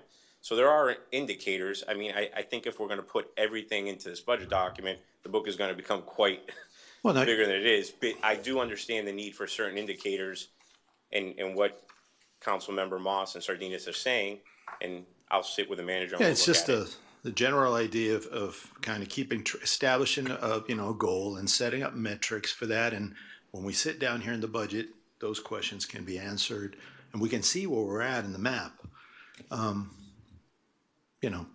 Key performance indicators. Thank you. Allison, you're next. I thank you, Brett, for bringing that up. I was going to say the same. And one of the things that I was thinking when you were talking about continuing with the scooter and e-bike situation, I think a lot of people have mentioned that they think it's quieted down a little bit. It still terrifies me, and I do not think by any means we can take our foot off the gas in terms of what we're doing. Right. But the focus that I see, one of the biggest issues that's still out there is the lack of lights. And that strikes me as one that we should be kind of easy to get on, because when they drive past you, you can see if they have lights or not. And you know, maybe those are some, like, that we make that a goal for the year to try to have, you know, a certain percentage of them all have lights that are operational at night. Okay. Oh, wait, I had one other thing. Okay, sure. The training, I like hearing that we've trained people so that we can now turn around and train our own people without having to send them away. It strikes me that maybe there's an opportunity as a revenue source there too. When we're training our own people, maybe we can, instead of us going to Coral Gables, they can come and pay us to train them. Yeah, so we've had that discussion. The important part is getting the certifications, which a few of our officers just got, and then we can move into the next phase of hosting classes. One thing that's very difficult for us when we host classes here is we are very limited in parking. And then I'll give you a perfect example. Saturday, we had a jiu-jitsu class here in Key Biscayne, and I probably got called about 10 or 11 times. Why are there so many police cars in the village? If there's not enough, you get a complaint. If there's too many, you Yeah. get a complaint. Okay. Ed. In business, it's easy. You set a metric, sales, revenue, profit, gross profit, net profit. In Frank's line of work, he has to think of him as more like a defense team. He doesn't set the metrics. He doesn't determine how many cars, baddies will come here and steal cars, or how many comes with a gun, or any of these other things. All he does is try to set up a defensive barrier. And when he finds a hole in that barrier, he has to plug the hole. But for order to tell him, well, we need X amount of tickets or this amount of arrests or anything else, really, I don't think is realistic in your line of work. I don't think it lends itself. Eric, he can tell you it takes so many minutes on average to get someplace to pick somebody up, take them to the hospital. He can do that. But I don't think you can say, well, you know, we had 4 stolen cars this week. Well, you had nothing whatsoever to do with the stolen cars. People came to the island and stole cars. You might have caught them, you might not have caught them. Or they might not come for 2 years. It doesn't make your police department better or worse. The point is that it's beyond his control. A lot of these things are completely beyond his control. All he can do is set up what I call a defense barrier, and anytime he finds a hole, plug that hole and go forward. So I agree, it's always great to have metrics, and it's great to have numbers and get standard deviations and averages and means and all the kind of stuff. But I don't really think it means anything in this line of work. Okay. You had a follow-up, Allison? Yeah, I just. And then we're going to go to fire. understand what you're saying, Ed, and I do agree with you.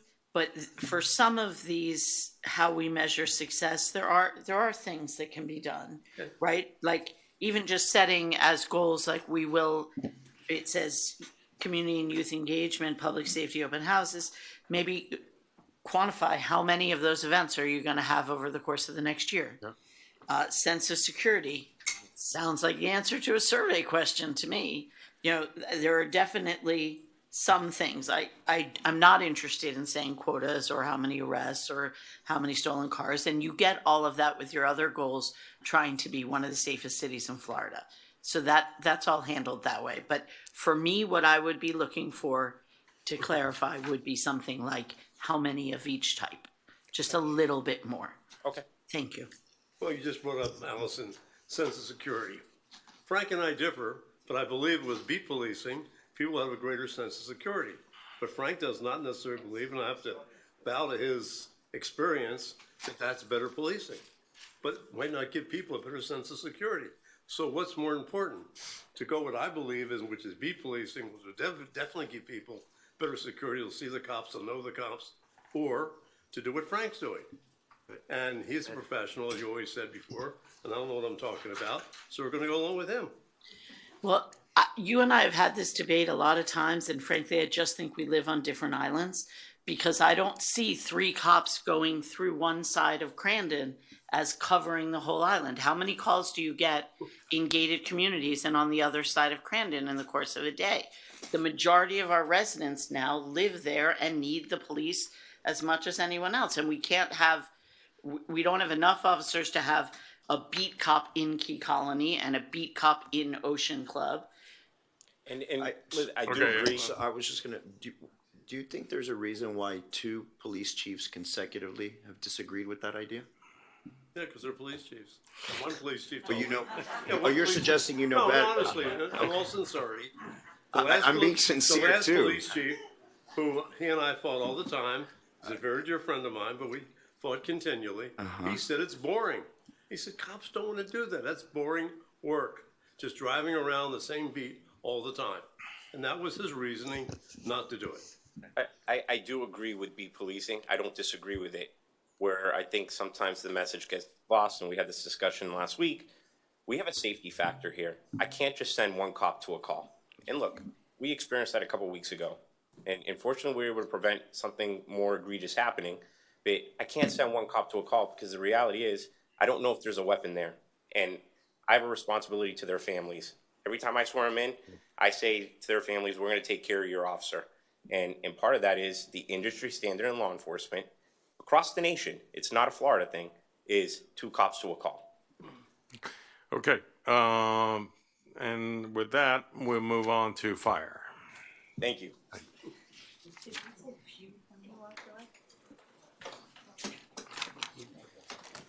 Good evening, Mr. Mayor, Council. Yes, Chief. Sir. Talk to us. So just a brief review on what we've accomplished this year. One of the big focuses was fire prevention. We got into 100% of the multifamily buildings, which is primarily the condos, which is a big achievement where our firefighters that ride the trucks were out there and they initiated the inspections. And when they needed help, they passed it on to the fire marshal's office and fire prevention. Chief Osorio, our deputy chief and fire marshal, he's here tonight joining us. In addition, emergency management has been a very big focus. We did some significant training this year in getting a hurricane operations plan revised, and we started to train our personnel in that. In addition, we met a number of times, the manager, myself, the police chief with Miami-Dade County Emergency Management and the Causeway, the department responsible for the Causeway, to assure that we had a contingency plan for Bear Cut and the Causeway as a whole in the event that there was a failure during our storm. And as you may recall, back on May 9th, CPSM, Joe Pozo was here and he presented his consultant's report, and where with Joe Pozo and CPSM, we developed a transition plan for the department to include the succession. I'm happy to report that we have already hired 6 new firefighters that are currently in the training academy. I would invite any one of you, and I know that the manager will be joining us at one of the live burns coming up. Be excited to see these young recruits that Councilmember London met just recently. In addition, we promoted 4 new lieutenants and 2 captains. Matter of fact, 2 of the 4 lieutenants that are testing for the captain's position are here with me tonight. Lieutenant Danny Conto, who is also responsible for taking care of all our logistics. So if you want to talk to someone about our rescue trucks, he'd be a great guy to talk to. He was. In addition, Lieutenant Connors, who's taken on the role of responsibility of training. And so these are 2 of our 4 candidates that will be testing for captain. So to move on to 2024, we're going to continue pushing hard with this transition plan. This is to continue the safety and security that this fire department has proven to provide over the last 3 decades. And it's going to take a lot of work. We're very heavily focused in training and developing those new leaders, very competent leaders, but they're taking on new roles and bringing in new people. We also plan to hire 3 additional firefighters next year. And I know the big one is purchasing 2 rescue trucks that's currently in the CIP. We continue to want to work on our resiliency and our responsiveness to hurricanes and natural and man-made disasters. Chief Sosa and I and our staffs are constantly talking, whether we're doing active killer training, which we just wrapped up, or talking about hurricane response training. We're continuously focused on fire prevention because we want to be there before there's a problem. And finally, this building that you're in is over 20 years old. And even though it looks very good, we want to make sure that we maintain it. And we've got a lot of work to do in the building. And the budget reflects that. I am prepared to talk about our KPIs if you want, and how we're addressing the 4 goals that we mentioned about measuring success. Okay. First question was kind of posed already. are you satisfied with our response times? So one of those response times is 90% of the time we respond to all calls are 7 minutes or less. I think that we've consistently over the years, we respond to almost 2,000 calls per year, 50% fire, 50% medical. And so, yes, I am satisfied. And I would want to point out that when we do transport 50% of the medical calls, so about 500 calls per year, it takes at least an hour, sometimes an hour and a half for that unit to go to a call, to pick up a patient, to go off of Key Biscayne. And I know we've been talking about traffic, and that return during a non-emergency response, that time accumulates. And it also has an impact on our staffing levels, which we've successfully mitigated while that unit is off the island. We're able to cover the Key with the potential to cover 2 additional rescue runs. Your ask is 2 fire rescue vehicles at 1.2 million, 600,000 each, more or less? Correct. Okay. Questions to the chief? Okay, talk a little bit about your KPIs and then we'll move on. Nobody has questions? I have questions. Oh, okay. You didn't pipe up. I was like, well, let's go first. Okay. It's always a pleasure to meet with Eric, my dear friend, old friend. And Eric was very kind and helpful this time. I didn't bring with me my calculations, and he gave me the one I did in 2013. So I've been doing this with him for the last 10 years. And what I've done with him is look at the contracts, look how the firemen work. They work 2 days a week for X amount of weeks. 1 week they work 1 day a week. And look how many firemen it takes. It's 8 people in a shift. 7 go out, 1 stays back in the firehouse. On and on and on. We go through the whole calculations. And back in 2013, it hasn't changed because it's still 8. There's still 168 hours in a week. There's still 8 men on a shift, including people that take off. You need 29 people. We have 36 people. The difference between 36 and 29 and our cost is $1 million. Now, on top of that, we have another $335,000 what we call vacation pay. Now, this is not ERC's fault. I'm not blaming ERC or anything else. This is the way the contract's been set up, and it hasn't been changed. So as a result, firemen, well, actually, most all employees that have been here X amount of years get 4 weeks vacation. But firemen don't take vacation very often. When you look at the projected $334,000 versus the payroll of $5.2 million, you can see how 4 weeks relates to thing. They take almost no vacation. They get paid the vacation, which is fine, except that ERC doesn't know that. So he has to have extra people not knowing they're going to take vacation. So it's a double whammy. He has the extra people, and then we have to pay for the vacation they don't take. Now, this is something we can correct in a contract now, if ERC wants to go along with it. And that, that alone will save 1 ton of money. And that accounts for the number of people. It's 7 people plus that. And in the fire department, without the ambulances, you would save about $1,800,000. That's a big item. I'm not getting into small items tonight. I'll only stick with the big ones. So that is a major item that we can consider if you want to. No one's wanted to in the past, but if you want to do it now, we can consider it going forward. We can look into it before the next meeting and look at my numbers. Thank you so much for keeping them for me, all my numbers, and go forward with that. Second thing on the ambulances, this is a discussion Eric and I have, and he was very kind and had me go to and get into an ambulance. We opened the door, looked in the ambulance the other day. He's had problems. Either the ambulance is hardly used as far as the mileage goes. 10 years old, Eric, 11 years old, 12. And basically one has 50,000, 52 or 53, that was 60,000. So there's very little mileage used, very little use.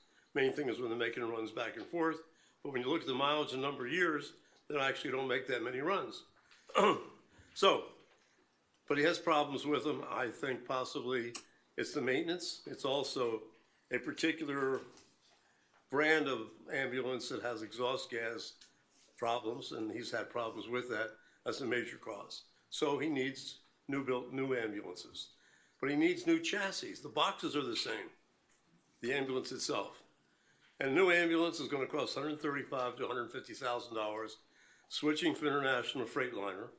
I've talked to the head of Freightliner for South Florida, going through this whole thing with him. Said instead of $135,000, make it $150,000. So for 2 ambulances, it's $300,000. We want to go through another $100,000 to move the boxes. That won't cost that, but if you want that, that's $400,000.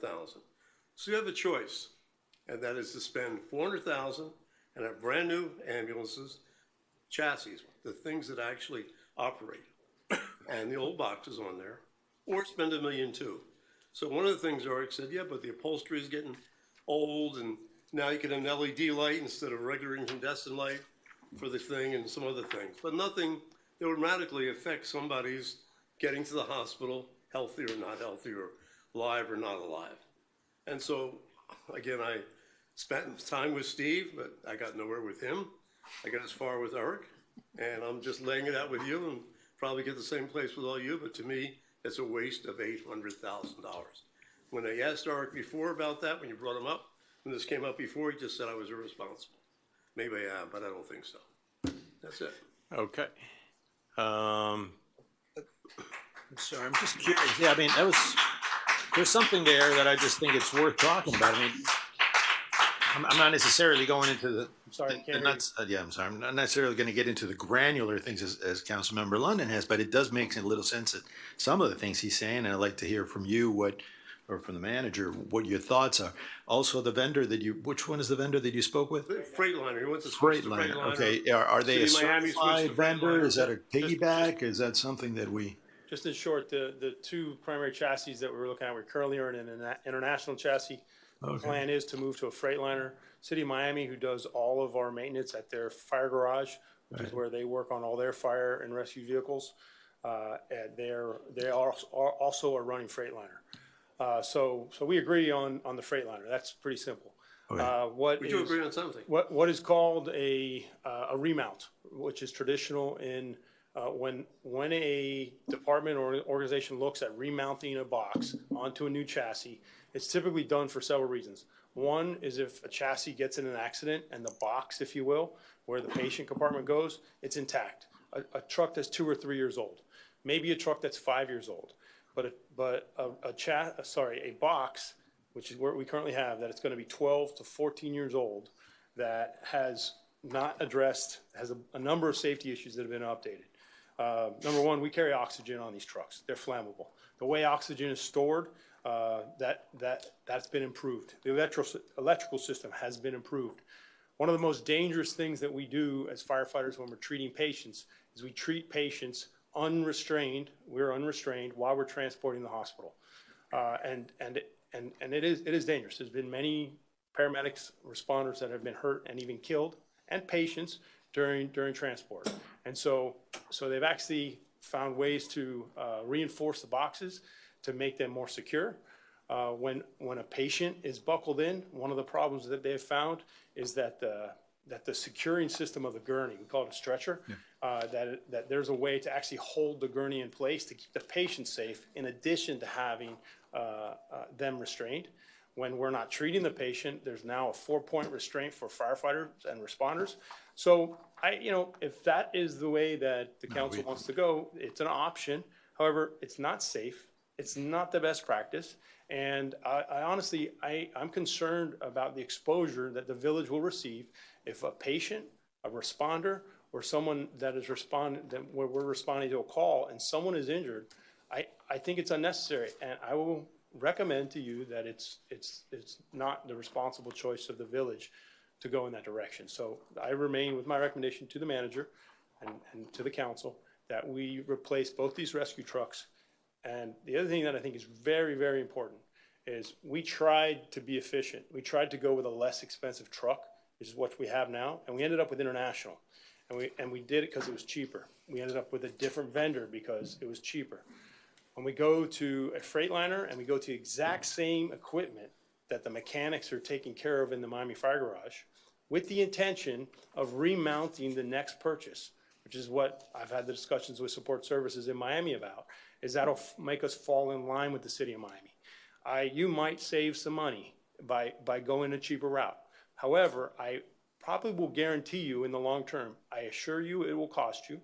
And the last thing, and it'll cost you in several ways. It'll take more time out of service. The fire garage will not be interested in taking care of our trucks. That will probably reflect a direct cost on what we're paying to the city of Miami. And finally, everybody that I've talked to, including other fire chiefs locally here in Miami, would not remount a 12-year-old truck. Mr. Moss. What is our policy right now in the fleet for this vehicle? So a number of years ago, the council adopted a fleet policy. In May, when I made the proposal for us to provide a letter of intent to the manufacturer, I quoted that policy on the May 9th agenda. What's the amount of time for that truck? So basically what it says is that our larger vehicles, our rescue trucks, they need to be replaced at 7 years or 10,000 miles, which is also the 100,000 miles, right? 100,000 miles and or 7 years. Whichever one comes first. Whichever one so, and I understand that this box is 12 years old, so and possibly has some safety issues.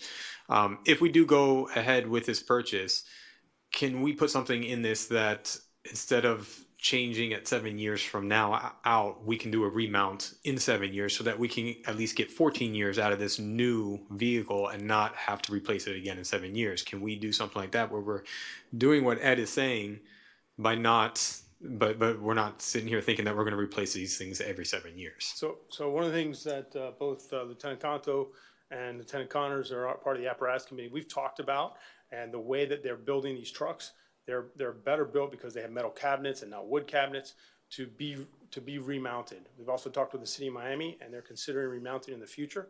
And I think to come back to you with an ordinance in the near future when we start the next fiscal year, with the language and a plan spelled out of when to remount, when to purchase, and to move forward. And honestly, we spend a lot of time talking about the same topic. And we've done this in the past, and I think it would provide really the safe plan moving forward. Thank you. Okay. I would suggest, Mr. Manager, when we come back on this issue in 2 weeks, let's have a firm report that would give us the information that we need to make this decision. I suggest you all go look at the trucks, like I did. You actually walk over there. Eric will be happy to show you the condition of the ambulances. I guess Eric's people left and my people must be here. Okay. Next. Yeah, hey, Joe, can I? Yes, Frank? Yeah, Eric, before you walk away, I think to just observe, it is just not true that we've not been interested over the years in considering or vetting this suggestion about remounting. We've discussed this most recently at the workshop. We had the same observations heard and the same answer and justification was offered. And I think that all but one of us found the justification warranted. But I'd like to ask Eric if he could speak to Ed's other point about staffing as affected by unused vacation time. I think we've had this discussion over the years, but it's worth having it again. Okay. If I understood correctly, and Ed, correct me if I'm wrong, but I know that your belief. He'd be too glad to do that. Your belief was that we should go to 29 people. Excuse me, as the numbers that you and I came with to staff. In other words, you gave me the whole numbers. We looked at it, came out to 28. We threw one extra on top of that because there's shifts left. So we currently staff 35 people. The CPSM, we staff 35 people on the line, and the recommendation from CPSM, they supported our current staffing. In addition, they recommended adding a person to 36 to make it 12, 12, and 12 per shift. They provided a staffing factor. I don't know if you remember us talking about that. Regarding the vacation time, and this is one thing that I think is important, we do know exactly how much vacation time everybody is put in for and how frequently they take it. What causes the overtime is actually the use of sick time. I didn't attack the overtime. I'm just talking about vacation excess. So what causes the cost of overtime is sick time. And the reason that that's important is what the vacation, as you said, it's a contractual issue. I don't support the idea of reducing our workforce down to 29 people. It will burn our people out. It'll make for an extremely disgruntled work group. I'll be blunt. I've been able to work with organizations as the fire chief here. I've been able to visit organizations that are overstaffed, overtaxed, and it's not a pretty place to be. The level of service is not what you would expect. They're exhausted. They're tired. It's required that they come to work because they have no ability to take any time off. And I think the net effect of that is your sick time will go through the roof, and your overtime number will actually go up. And I do not think that it would be an effective method. And lastly, CPSM supported that, and we had a discussion about it. And I actually shared some of your research, if you will, with them, and they didn't support that position. Okay. Next department.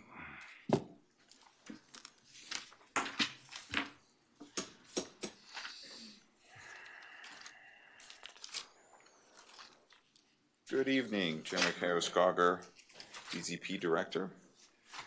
So to go through our accomplishments, I think everybody here is familiar with the 2040 Vision Plan. And then we've also made a lot of progress on 40, 50-year recertifications for our condominium buildings. We have been very, very proactive, reaching out to them, making sure they're on schedule for compliance, working with a number of them for specific issues. We've also continued to further implement electronic plans review. So as of last week, we are no longer storing and taking in the full paper applications. We're setting everything up where we're scanning it as it comes in, or we're asking people to submit electronically, which the professional is very happy to do. We're still doing customer service. If anybody shows up, somebody's doing a renovation or something small with windows, we'll take them in, we'll scan it for them, so the customer service is still there. It's just going to be more efficient for us. We completed the Rickenbacker Causeway concept, launched the master plan with the county, and we have drastically improved construction site compliance to the extent that I think this past weekend we had staff tour on Saturday, and there were no exterior construction happening. There was no noise complaints. So that's been a drastic change as well. So for fiscal year 24, we are optimizing Rickenbacker Causeway. So we are very, very active with the county on this. We're going to be having bi-weekly meetings for construction of the maintenance project for Bear Cut Bridge. We have a monthly meeting where we cover no fewer than 15 topics, from the scale of the overall master plan to the maintenance of the old wooden sign at the entrance to the causeway, literally everything in between. We have a monthly meeting where we cover those 15 broader topics. We have direct involvement, as manager mentioned, on the potential for the Bear Cut Bridge replacement, and I'm on the technical review panel for that, and be involved in stakeholder meetings for the county's version of the Rickenbacker master plan, which goes all the way from the underline or the Metro Rail to our status. So very, very actively engaged with the county. That is costing us my staff time primarily, and nothing else as of yet. And then we're also looking at tailoring zoning code and compliance to support village goals. This is really, I think I went into a little bit of the plan for this year for legislative work, which is going to cost us, again, my time, village attorney's time, and staff time there. Another very active thing that's ongoing, but we're going to continue with, is KB Clean, which is where our code compliance staff is really focused on the commercial properties, getting them up to snuff. It's gone very, very well to date. You can actually see results. I think everything from some work was ongoing, like the Shell station that replaced their windows, replaced their signage. Very, very high visible work that's been going on. So we're going to continue that work, including things like drastically improved drainage at the CVS. I think we've seen it. So that will continue. We're also going to work to improve our NFIP community rating from 8 to 6. So this is, at this point, we're actually waiting for feedback from the state to see if we make that rating from 8 to 6. We're very, very confident about a 7, and we're fairly confident and hopeful that we get down to a 6. And on this, there is Jeremy, a lot of people probably don't understand what NFIP community rating system is. Can you Sure. elaborate a little bit? So this is other than it's going to save them money. Yeah, so this is the National Flood Insurance Program. And the community rating system is a way for FEMA to really encourage communities to do better work to prevent flooding. So what that results in is the more work your community does to prevent flooding, to prevent loss, the bigger a discount you get on your flood insurance premium. So each point, a 10 is a 0 reduction, and 8 is a 10%. 5, 10. So we would be going down to a 20% reduction. And the budget implication for this is we actually are requesting that we retain that team on board who's familiar with everything that we've done so far, and we keep them on board to see what we could do for next steps to lower that rating further, which it gets, you can imagine it gets harder with each subsequent lower rating. Yeah, that was going to be my question. How low can we go? Well, that is a very, very good question, and it's one that I'm hoping to work with the consultants to see, because the cuts start to be more and more painful. Yeah. And there's a lot of points we're just not eligible for. Like if you have a very large open space that you're preserving, you can do it. So like Cutler Bay, which has a massive sort of mangrove preserve on the ocean shoreline, they have a lower CRS rating. That is just, those are just points we can't get. I think there's an important point to make too, and I don't know exactly the number where you go over, and obviously we can look into it, but there's a number that you go over that you begin to transfer more risk back to the homeowner, right? So you gotta be very careful that people understand what we're buying in. You may be getting a discount now, but if you were to have damage in the future, more of it would be your responsibility. So that we want to be prudent on how far we go. And some of those changes might mean that minor damage to a home requires its replacement rather than its repair. There's a lot of things that become very tough policy decisions. So we want to retain them so that they can help us lay out a roadmap and say, sort of high risk, low risk, that sort of thing. Jeremy, quick on Cutler Bay comparison. We're clear on that, but I think that we've become informed over the time that each of these land acquisition strategies for parks, open space, the aggregate of them creates something relatively equivalent to Cutler Bay's massive inundation area. That's correct, isn't it? I don't want to answer without more information because I don't know the scale of land that would be required to really make a difference for the CRS program. We know we're going to need more pump stations. It's important for a number of other reasons. I don't know if it has a big impact, the scale, unless we're talking about like a quarter of the single family homes or something like that. It might be that kind of percentage. Yeah, I'll look into it though. Thank you, Frank. Do you have any asks? You have no capital outlay?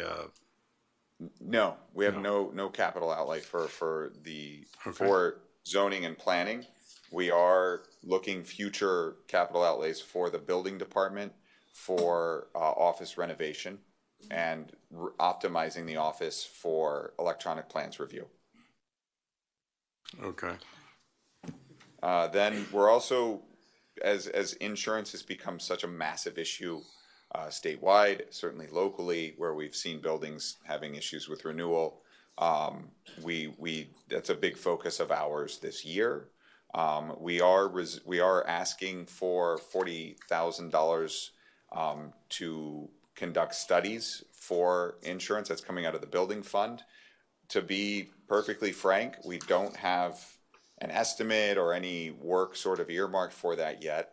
We have been already communicating with a number of experts in the field so far, sort of pro bono friendly visits from folks. So we're asking to hold that in place in case we need to, and it's a better option to employ somebody for that role. Not us directly employ them, but contract out for help. And because everybody we're talking to, they represent companies, they have an agenda of their own when they're speaking to us. I think some of them absolutely experts we'd want to bring in, but you know, if we need outside expertise. And then finally, partnering with Miami-Dade Public Libraries regarding the design and build out of the new branch library. Just for everybody's information, they had been on a track to do a design build project. However, the funding for that was really dependent on work that you all did regarding getting additional funds from the state. And there's also additional community input steps throughout the design process that they know they're going to need as they detail the design. So they've actually, because the design essentially isn't final, they're pulling back from a design build process to go to a design bid build so that the design has some time to develop, which will be probably engaged in some community meetings as that gets firmed up. Okay, questions? Allison? More of a comment, looking at the focus for, well, first a question. The renovations that you're looking to do in the building department, is that something that you think you will be able to fund out of the building department's fund? Yes. Okay. Yes. And then just a reflection, kind of, I was talking to the manager about this earlier. 7 years ago when I ran, one of the biggest issues that people talked about, and Brett, I know you'll remember this because I'm sure you had the same conversation with Raul and Karen sitting at their dining room table about the causeway. It's our driveway, it's our only way in, it's our only way out, and all anyone ever said was, we have to get a seat at the table, we have to get a seat at the table. But nobody could figure out exactly even what room the table was in to go find it, to go sit down. And I think it is really worth taking a second to look at this priority and to know that not only is it a goal for the year, it's one that is absolutely realizable because you're sitting at the table. So I think it's really important that we recognize how much of a part of these plans for our driveway we are a part of, and that people are listening to us, and how amazing also to have it be done with no financial contribution other than Jeremy's salary that we were already paying him. So well done. And I just wanted to take that moment to talk about that. And the other one that's always up is the community rating system. And if you can get us to a 6, that'd be amazing. Yeah.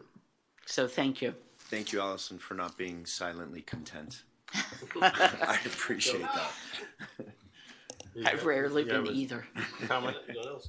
I am. Thank you. I had the first time this year meeting with Jeremy, and it was a pleasure. Normally, for the last 10 years, Todd and Eric have to put up with me, and that's always been a pleasure. But I must tell everybody here that not only Jeremy, Colleen, Roland, and Frank, met with them all, and as far as I'm concerned, congratulations to you for assembling a good team, a great team, terrific people. I might disagree with a lot of things, but I tell you, they are good people. Their heart's in the right place, and their minds in the right place, and I think together we'll will go somewhere. I said I wasn't going to bother with the small things, but since you brought up that $65,000 for consultants, and I hope Laredo is listening so he can hear me, this is, I consider, a total waste of money. Number one, to hire somebody for $40,000 to tell you the insurance market's bad, there's not a lot you can do about it, is crazy. I have a little experience. I was vice chairman of Citizens Property Insurance Company. I have been around. I'm familiar with what's happening in the market, and there's nothing he's going to do that's going to make you get insurance at a better price or get insurance. To me, and you talk to experts, you think they have something else to gain. Pro bono, keep talking pro bono. Yeah. That's a wasted $40,000. The $25,000 for the Jeremy and I have spent quite some time, and again today he looked this up after our last meeting, and that is for the FEMA. The question is, how much will we save? How will it impact the village? How much will it cost? Because of the new FEMA rating system, where supposedly they're going to rate each house or each building separately, not as a community.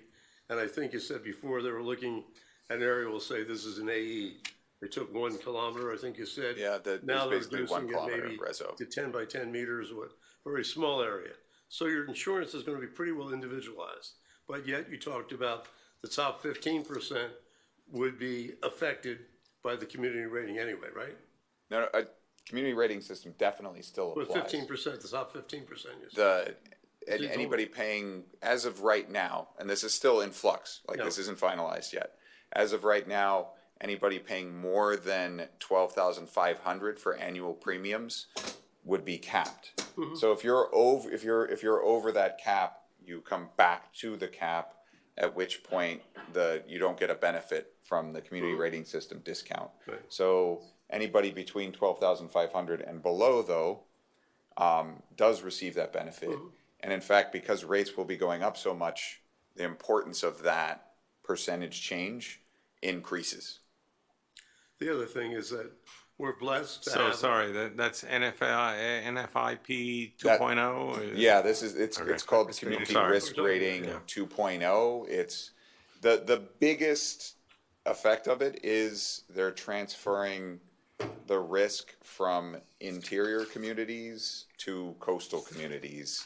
And in particular, barrier islands will be, as the most vulnerable areas, will be hit pretty hard. Yeah. Try and do things actuarially rather than just say, hey, this is AE, this is X. But that actuarial work is primarily at a large scale, and there's still, I thought they're doing it on an individual basis. No? Anyway, but the other good thing is that we have a gentleman here who we all love named Renee, and our building official, and he's a certified flood plain thing, and he's been going to all these conferences and meetings about this thing. So why we're paying this guy and paying for him to go to these things, we're going to pay somebody else $25,000. Okay. But we can call Laredo and find out what he wants to do. All right. I can comment though. Please do. The community rating system isn't just about individual buildings, and it's also not about building code only issues or things that a floodplain manager would address. For instance, there was a endangered species analysis for which we submitted. We got some points for that. Definitely work that we don't have the expertise to do within the village. That's all factored into the mix. The beach management plans that our coastal community, our waterfront, beachfront properties do, those get into it. So it's a very, very broad approach to risk reduction, and it's beyond sort of individual expertise that we like. There's no individual that sort of has the big picture, which is why we went out to the consultant for that work. Okay, let's keep going. Any other questions? If not, Parks and Rec, you're up.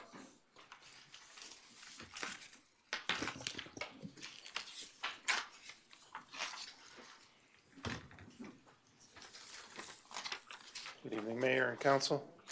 Just a real quick, high-level major accomplishments. Obviously, next to us, Paradise Park was completed.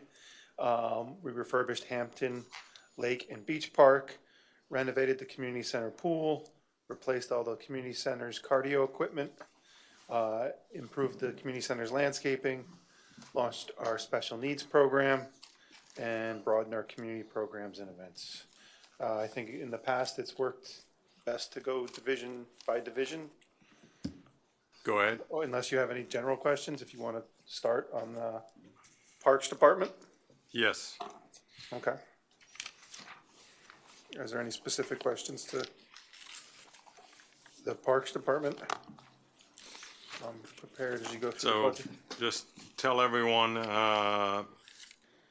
within your scope, there are 3 divisions, if we want to Yes. call them that. Can you explain what they are Sure. and just the high budget dollar number so everyone has an idea?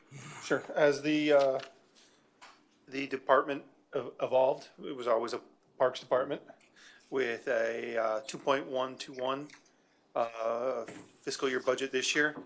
Obviously, in 2004, we opened the community center. So that created a new division. It was at that time that we decided we wanted to keep these divisions separate so you could analyze performance on each division. That's a 3.164, $3,164,000 budget. And then when the village assumed the management of the athletics from the former Key Biscayne Athletic Club, that created our 3rd division, the athletics division, and that has a $1,176,000 budget this year, and that's changed because it's taking on a lot of the maintenance roles have moved from the parks to the athletics to demonstrate our investment in our athletics programs and facilities.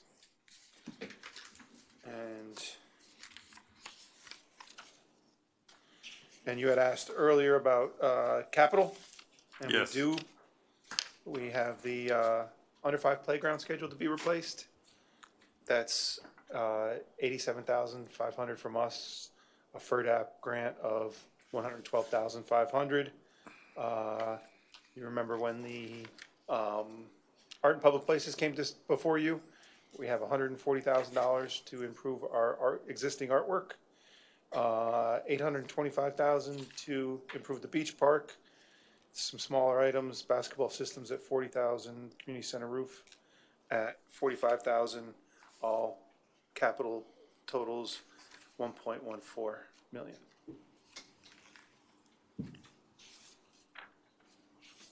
Okay, questions?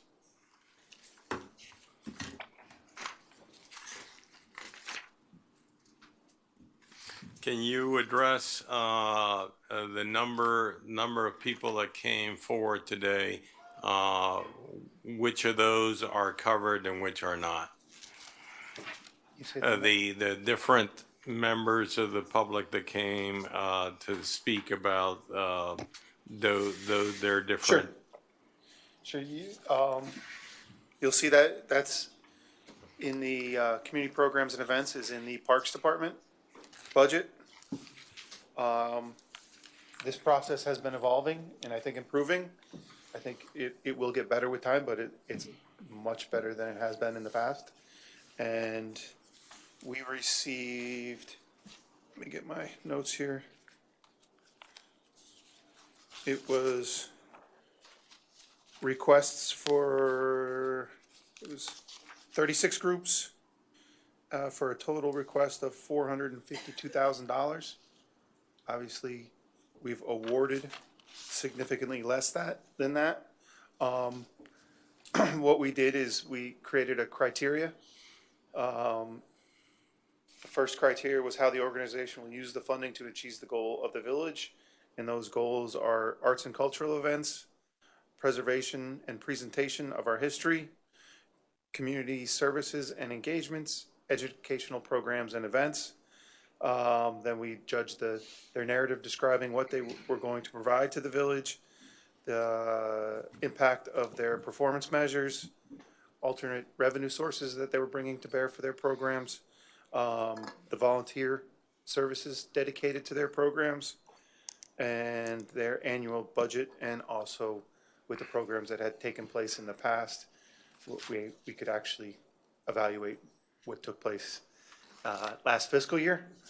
And we had a committee of 5 village employees who reviewed these submissions based on the criteria that I just mentioned, ranked them, and then we funded accordingly those that we felt best achieved the goals of the village. It was a challenging process.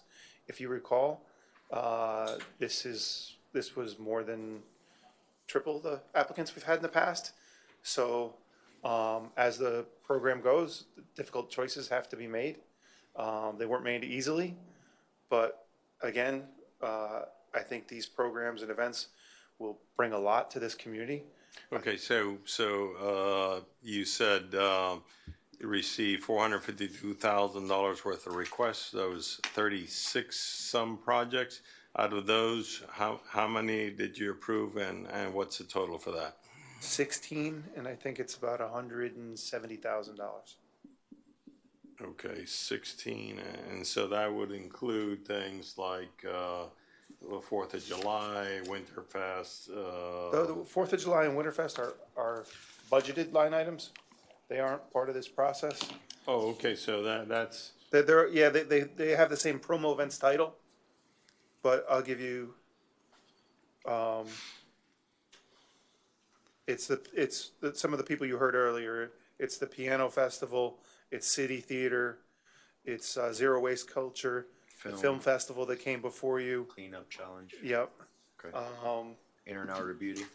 Yeah, one note. It takes a village, but that we're going to fund that with our programming dollars that we received. Exactly. In Tallahassee. Okay. So that doesn't show up in the budget, but it is fully funded. A year of service. So I guess the better question is, of those, which ones that came and asked have not got funded, and for how much? The ones that came before you tonight that wasn't funded was let me get it for you. Yeah, Youth League Change. Youth League Change. And Green Champions, yeah? They're one and the same. Yeah, they're one. Youth League Change and International Studies Foundation. Those are the 2 that did not get funded. Green Champions. That was their request was $22,000. 22. And the other one, International Studies. That was actually screened out because it did not meet any of our criteria. Although they did submit an application. How much? I don't recall do you remember what they applied for? I'm looking right here. It just does not focus on Key Biscayne residents and therefore was screened out immediately from the start. It was, if I'm correct, it was $2,000. And Green Champions was 22? The Green Champions is a part of Youth League Change. It's part of Youth League Change, so it's under youth leadership.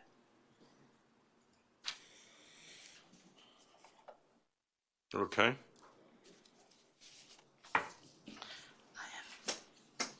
The other ones who did come in front of you today, and Tainter obviously asking support for this Historic Society. That is a budget event, and it was budgeted for this year. Susie Westfall asking for the City Theater and City Reads. That is one of those community programs and events. Isabel Custer asked for the KB Film Festival. That also is funded. And then we had Ed Stone expressing his appreciation for the funding for the Ask Club. Okay. So I had spoken with the manager, I don't want to spend too much time on this part, but I asked him if he would look into a couple of the things that we do sponsorships for, that we have sponsored years gone on. One was the organization formerly known as Car Week, which I think since Car Week belongs to the foundation and they're no longer with them, I think we should change that name in the budget to reflect what it's actually called now. But that was one, and the other is the Children's Business Fair, both of which we sponsor, which are great events. People love them. I'm not saying we should not sponsor them, but it's my understanding that both end up raising money for charity.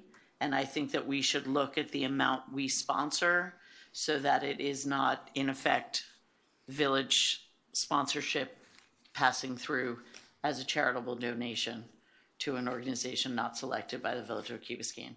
I think they're great events. I think we should continue to do them.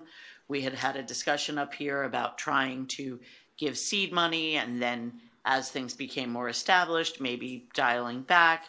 I think that if they can raise excess funds for charity, then we may be sponsoring a little bit too much.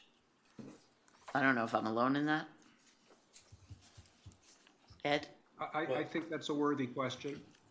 What? It was right, I teed it right up for you. Right for you.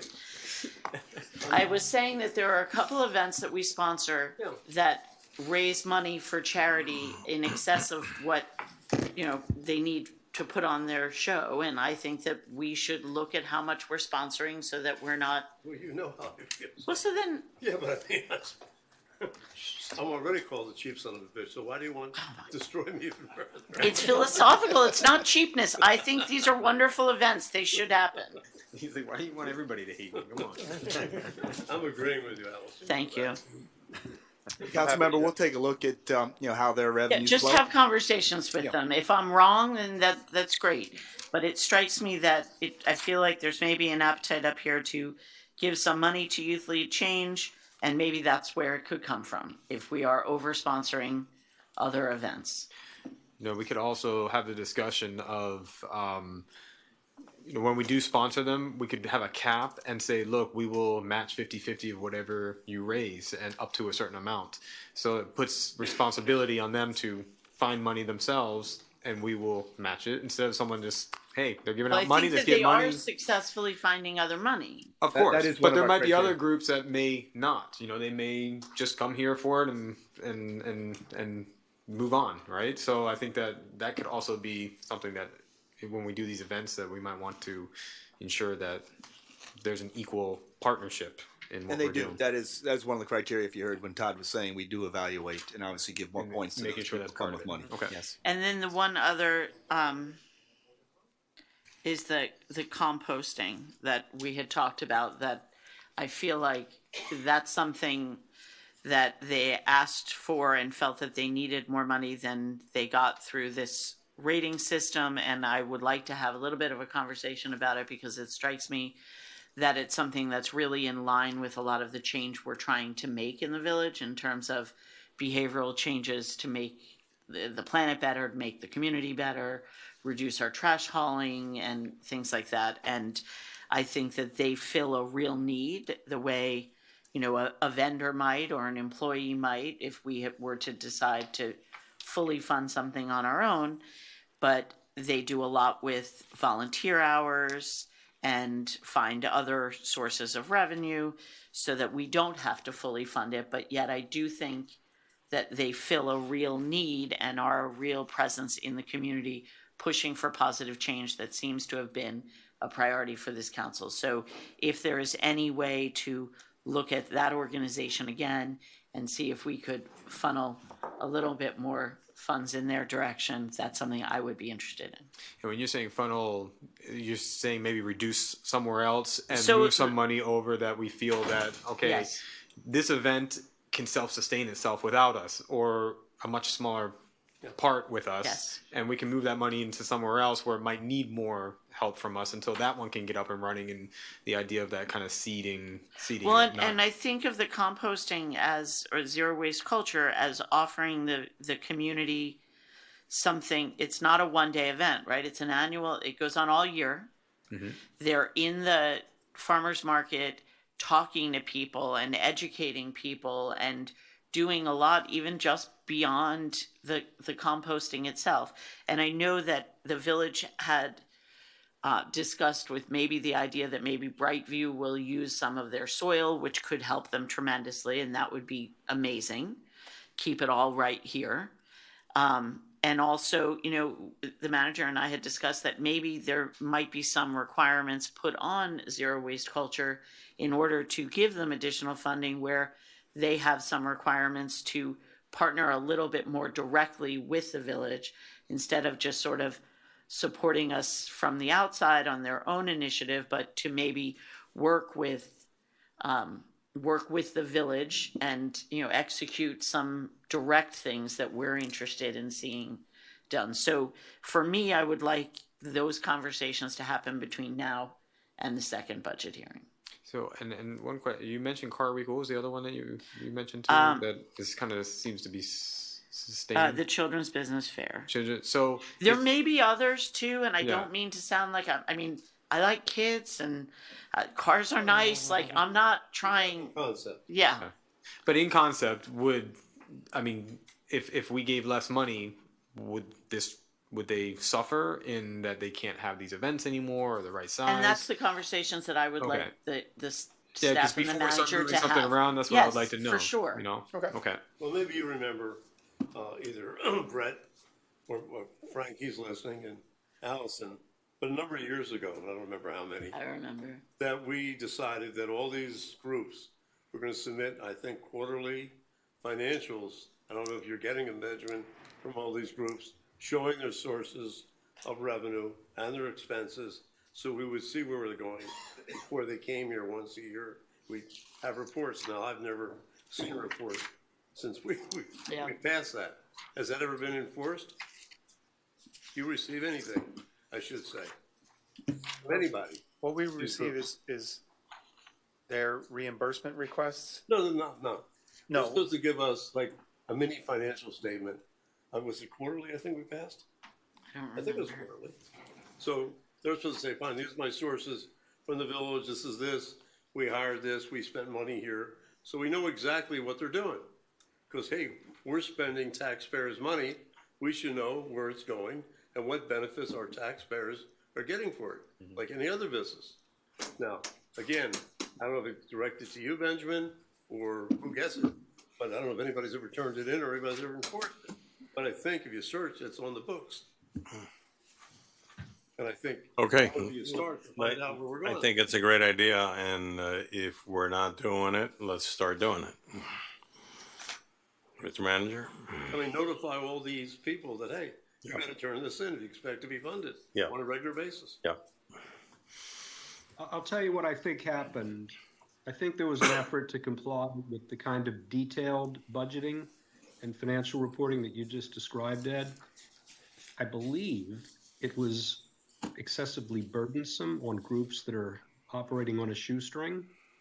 And they started to prepare summaries, which I think we found adequate because it explained programming, revenue sources, what they were doing, what they proposed to do. I'm not sure whether that continued, but that kind of modified reporting was very helpful both for the organizations and I think also for the administration. And we should revitalize that practice if it has become dormant. Okay, we're all in agreement, so let's talk to us about that next time. Yes, Mr. Mayor. Okay. And Steve, I'm interested in Allison's initiative, especially as it pertains to zero waste culture, and I may have a few others in mind as well. I mean to come back and look at the ranking system, the prioritization matrix, and try to feed my thoughts. I'm concerned about the viability of some of these organizations without the requisite level of funding, and I'm interested in the service they provide. In the composting context specifically, the city that I'm sitting in now provides that service that Zero Waste Culture provides for us as a municipal service. And it's a very helpful and progressive thing. So I'm interested in that. All right, Vice Mayor, we're available. Okay, let's move on. I have no questions. I'll go to the community center next.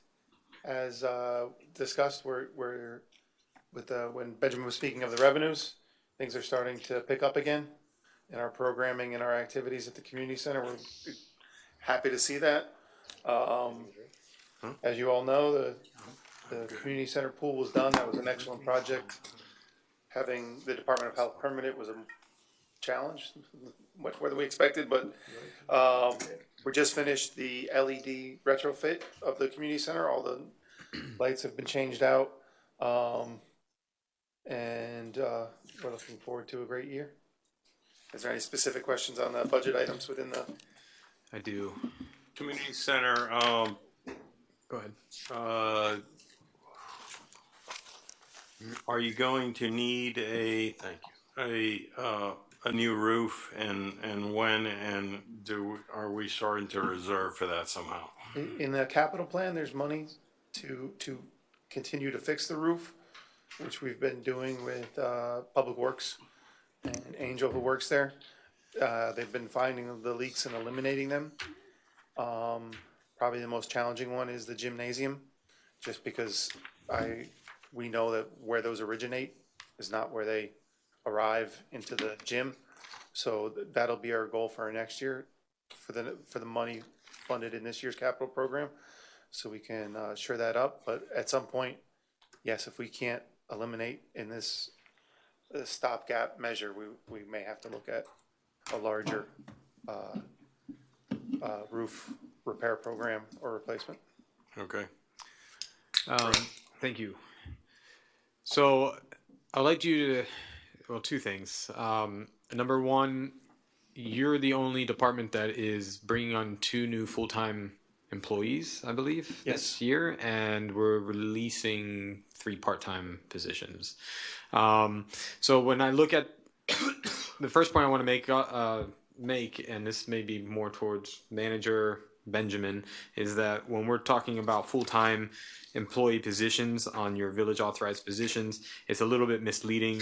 I like to look at things as full-time equivalents, the FTEs. What it shows on here is that it looks like we're reducing a position from 200 to 199, which in fact we're actually adding a half a position basically, because we're removing 3 half positions and adding 2 full positions, correct? Not exactly, no. What's going on there, a part-time employee is anything up to 29 hours per week. Okay. And that's by the Affordable Care Act. And so that anything goes over that, you have to apply full-time. 35 hours here is the full-time, right? For us, yeah. But you would have to require full benefits, particularly medical benefits. So we have a number of employees inside the parks that are very closely coming to, or in many cases going over that number. So in this case, we are actually complying with law. Anyone who's working, consistently above 29 hours a week, we have to make full-time. Is that why we're adding 2 full-time positions, or this is 2 new positions that you're bringing No, in? what we're doing is basically, like you said, we're taking away those 3 part-times, and because a number of them are working more than 29 hours a week, we are required to turn them into full-time employees. All right. So are these employees, can you talk about those 2 positions, the full-time positions? What are they going to do? Is this more than what we're doing now? Is there some extra benefit coming? All the above. I'll be in saying we've hired 33 part-timers this year. 22 have resigned. We've just been in a constant churn trying to keep that building open with the staff it requires. Currently, that building is managed at times by a part-time staff. And that's part of this, is to cover those with full-time manager on duty staff. Obviously, the first position will be a front desk position. That person will be the evening manager on duty at the community center front desk. It's a busy time. It's one of those issues we have. Adriana's there in the morning doing all the reporting, doing all the work, but a lot of people are coming to be serviced at that front desk in the evening. And we would like to have a senior staff there that can make executive decisions when they need to be knows when to call Adriana for information. I think the community would be better served.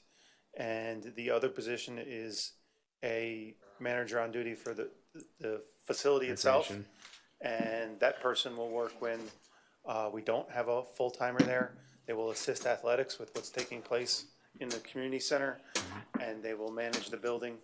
And I think what it will do is give some part-timers a view that there is a road to a full-time position, and hopefully will allow us to retain some employees longer term, because right now, as the demographics change, we're getting less of a local workforce from our community, and we're having to pull more from off island, and that's a challenge, as you can imagine. So I think it was ideal when we could, from 2004 to now, to to use full-time staff, but they were readily available at the time, and I think everybody knows now, staffing is a major challenge for pretty much every industry. And I think the community center and those people that visit the community center will be best served. And if you just remember, we just increased the fees.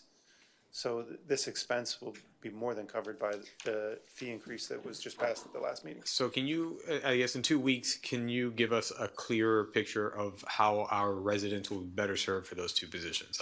Just a little bit more clear, like, hey, this is going to, reduce the time you wait to do this or whatever it is. The equipment will be cleaner, something that we understand, like, hey, we're going to see a little bit of benefit here. I mean, you'll have, yeah, I'll get you something. Yeah, it could even be that they manage better internally, that the part-times are working better, or whatever it is. That would be the goal. I think also it's important, obviously, and he'll provide that, but I think it's also important that we need to be in compliance with federal law. And so, if we're going to work people over 29 hours a week on a routine basis, which we are, again, it's because of his inability to get a large group of part-time workers.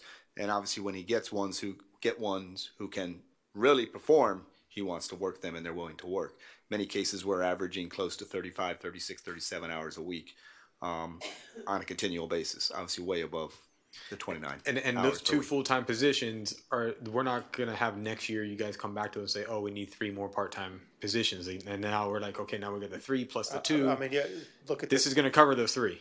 Look at the history of the community center. This is the first full-time Yeah, staff for we're a while. adding, other since the lifeguard was full-time. That's it, since we've opened the doors. But you expect that those 2 full-times will Absolutely. cover those 3 part-times. We're not going to need what those we anymore. do with our staff is we utilize them to the maximum capacity. Our athletic staff was our summer staff. There's, we get the most out of every position you give us, and that's our intent with these positions. Okay, excellent. Thank you. And also, what it will do, and it will have, Todd will actually calculate this as well, it will actually reduce in some cases our overtime as well. So the increase in cost for those two employees is about $25,000 per employee, $50,000 total, plus or minus, but it's right around $50,000. It's not going to significantly reduce our overtime, but there's probably some reduction in overtime. So we have some impact on the budget up and down. Okay. Next. All right, the next division is the athletics division, which you kind of highlighted some of the changes. Benjamin was referring to the landscaping agreements that went out. This one for the fields and facilities is now in the athletics department, as well as the artificial turf maintenance going forward. And then, as I had a conversation with some of you, the promo activities, the actual sports themselves are based on their revenue generated, so they're net neutral. We try to ensure that our sports programs operate within the revenue they generate. So you'll see a equal revenue sum. And we did have a discussion maybe that some sports need additional attention, and I think we could make that happen if needed, if they were not exactly budget neutral. I have 2 questions in this one. Go right ahead. Okay, thank you, Mayor. Under the sports, one question I know that has come up recently is the revenue share for different sports. So we discussed the sports using the fields at 10%, but then I had the question, then why are we charging 30% for the other activities that are being used inside the community center? Because I think a lot of this maintenance, and I don't even think that 10% is covering a lot of this replacement of fields and maintenance that we have. So I think that we may want to have a discussion up here. Is it 10% too low? It might be too low. Maybe it's not 30%, but I think we need to look at this number before we go out for a request to bid, because it may need to be 15% or 20%, because there's a lot of money in here that we're now dealing with artificial turf at St. Agnes, artificial turf here, looking for more sports fields. Whatever it is, there's a lot going on, and 10% may just be too low. I don't know. So I think that we should dive into these numbers in 2 weeks, and us to make a policy decision of where we want to end up so that we feel most comfortable. So what I hear, so we were, our goal was to put out the RFP for soccer on Friday. It sounds like you want some more time to think about it. What do you guys think? Can we hold on 2 weeks to make this decision before we set out the RFP? We can delay that. I mean, I just want to let you know that our plan was to go out Friday. If you want the time to have that thought process and discuss it on the 26th, then we can, whatever that Friday is, we can go ahead and release it on that date. Yeah, I just want to make sure we make the correct decision because this is a contract that's going to go out for a couple of years again. So I want to make sure we get it right. I think that's important, and I would like for us to be able to have a full conversation about it because I feel like we got to 10 by being like, well, we were at 0 and we don't want them to suddenly start increasing their tuition so much that our residents are eating all of this, and it maybe warrants. And I'm not going to say that the staff and the manager didn't do a deeper study of it, but I would like to feel comfortable in understanding really how we got there. So if we could wait and have a discussion about it at our next meeting, I think it makes sense. Thank you, Brett. No, and I think you addressed that fairly well, council member. I mean, obviously, we're looking for a number that's acceptable, right? I mean, obviously, we don't want to jump up too quickly, too fast. There are some numbers behind that. Obviously, we have maintenance and repair costs, and we know what those are. We have potential future capital. You know, whether it's a major repair or replacement of a field or turf, and then obviously potentially the acquisition of a new field. So that number could be easily higher, but again, we want to make sure that we're not capping out and then putting an unburdened cost on people too quick, too soon. But at the same time, we are making a decision on what that percent will be for the next ones because we're setting a precedent right now. So, you know, as the next contracts go out, we're going to follow this model of 10%, whatever else you guys want to take into consideration. So also understand that we're not just looking at this contract, we're looking at how it would impact future contracts. Sure, and that argument of it always gets passed down to families, but we also have to consider that all the activities that are going on inside the community center, they're all getting passed down to 30%. And so that's why I'm just saying we have to weigh out this and see what the real costs are and say this makes sense. Second thing I wanted to bring up is promotion of sports. So in the budget it says promotion of sports, but that's just a money from whatever comes in from revenue of registration, it goes out the door. So, but my question goes to sports that we want to grow that have been dying out a little bit, right? So there's many different sports other than soccer. There's other sports out there. Can we put some money in there where we can do a better promotion out there to let kids know that these sports are going on so that we can get more to register? And you know, you have baseball, basketball, volleyball, you have all these different sports that are going on that some of them are doing really well and some are struggling a little bit. And from my experience, even the ones that are struggling are not well promoted. And I find that other kids are like, oh, you play that? I didn't even know that they have that, right? So sometimes they don't even know the choices out there. Maybe we need to do a better job of, hey, there's this sport coming up. Here's a sign up. This is where the tryouts are. This is what you need to do, and put a little bit more money into those types of advertisements out there. I know it wouldn't be that part of the budget, but we may want to put something somewhere where we can try to grow some of these other sports that I think are important to have multi-sport and kids doing many different sports here, not just 3 sports. That'd be advertising, which would come out of the community center. They do all the advertising for the department. So would you need an increase in that in order to do this, or would you be able to do it with what's already budgeted? I think this year, I think we can do it with what we have and just focus more specifically on those sports. And I know which ones you mean, and do some targeted, especially with the season switch this year. We really need to get the word out there. Yeah. Because it's going to happen when people expect it least, because it's traditionally not been that time. So we'll do a focused effort on that, and then we can evaluate that and how effective it was and see if an actual increase is needed next year.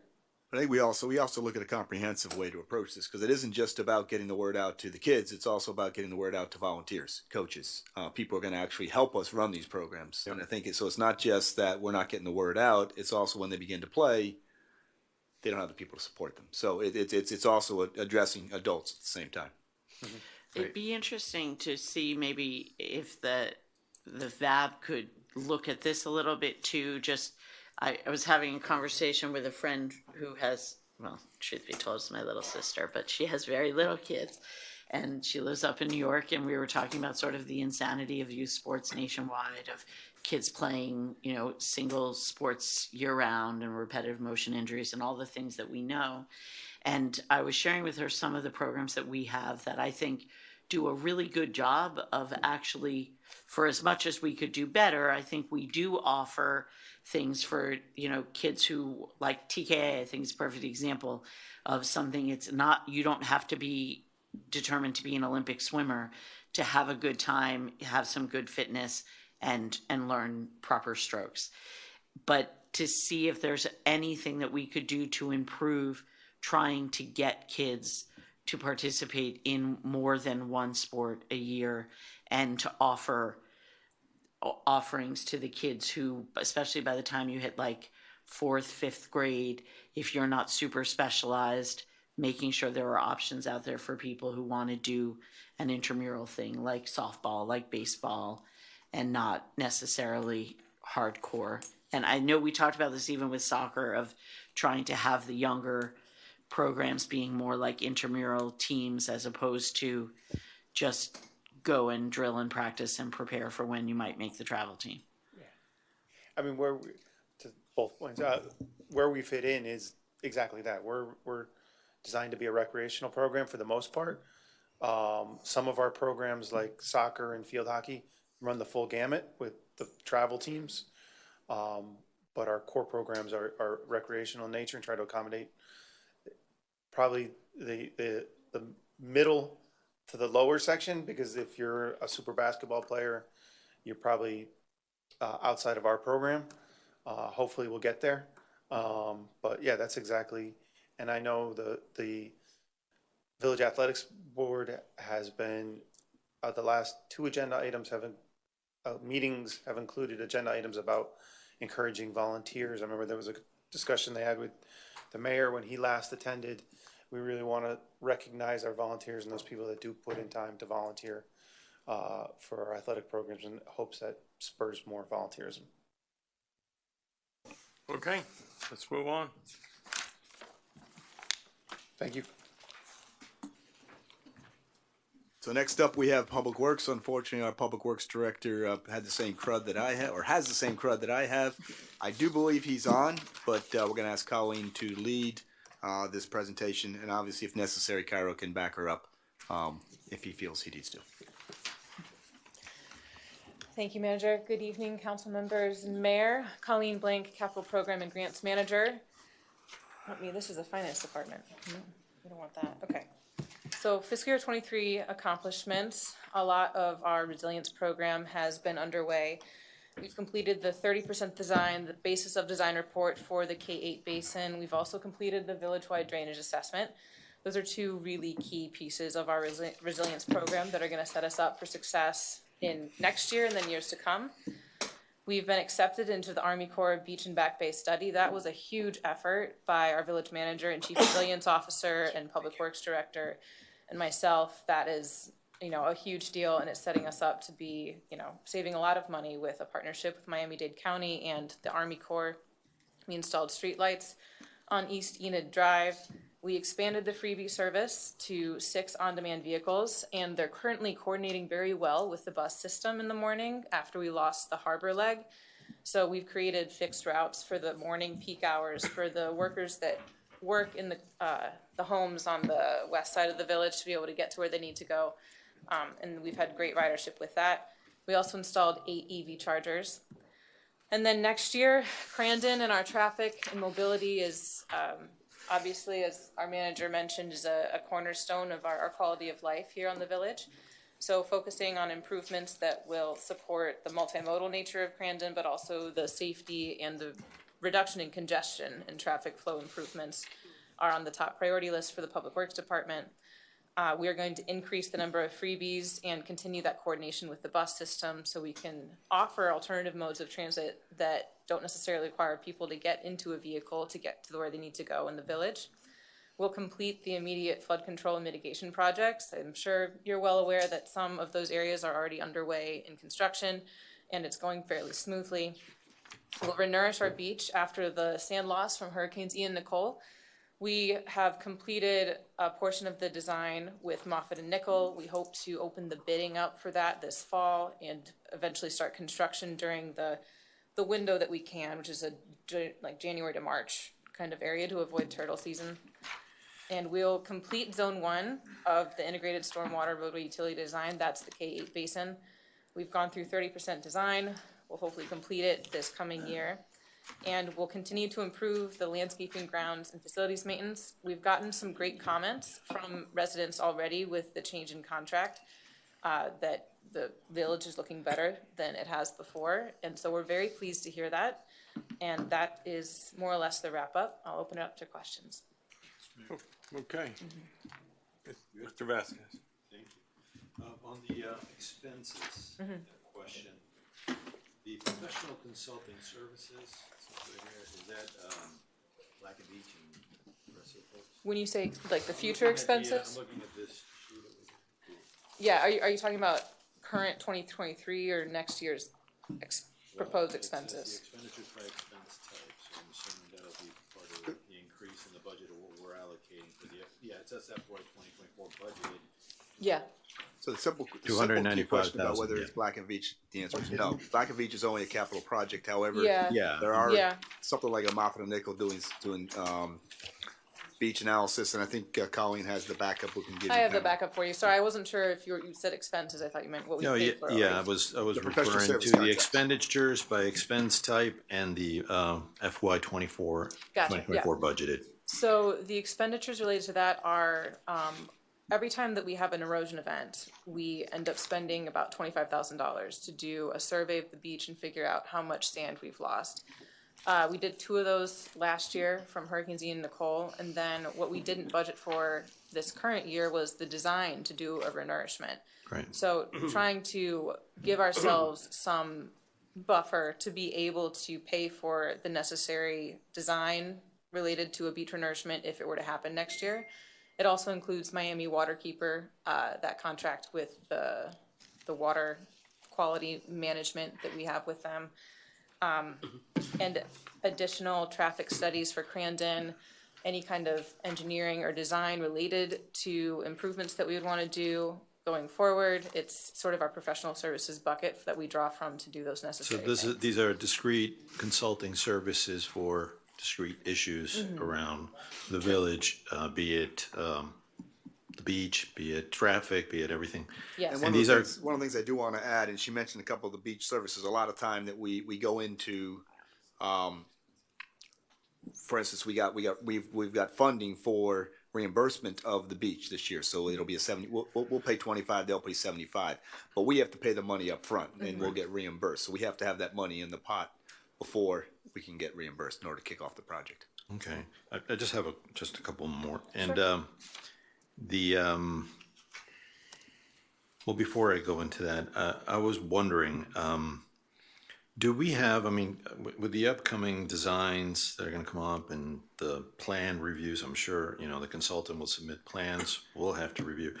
Who's going to be doing that work? Do we have? Is that work going to be conducted internally in anticipation of all the work that we expect? Are you talking for the Zone 1 AECOM work or AECOM work or work that is conducted by any consultant? How is our public works? This is more of a kind of a I can. question as to Yeah. how are we Yeah. managing the whole part of the plan reviews? Right. Yeah. So, Cairo, obviously, our public works director is a PE, but we also have an engineering position that the public works department is currently staffing. Okay. We're hoping to have somebody come on soon in the next fiscal year. That'll be a part of their responsibility to do some review of plans that come through the public works Right. department. There's public work permits that we review from stormwater standpoint, from a Yeah. right-of-way standpoint, so that'll be a part of their position. As far as the resilience program goes, one of the pieces of Black and Beach's role is to do that peer review, that quality assurance of the pieces that we get from a stormwater engineer to make sure that we're checking those boxes. That's not to say that we hand the reins over completely to Black and Veatch and trust them to do it 100% without our own supervision component, but they are also an additional level of assurance. I agree, and that's good to have. You always want to have that level of professional oversight, and I think it's also important to have somebody that is a steward of the reviews for the village, somebody that owns that. You know, Yeah. I think that that's important to have.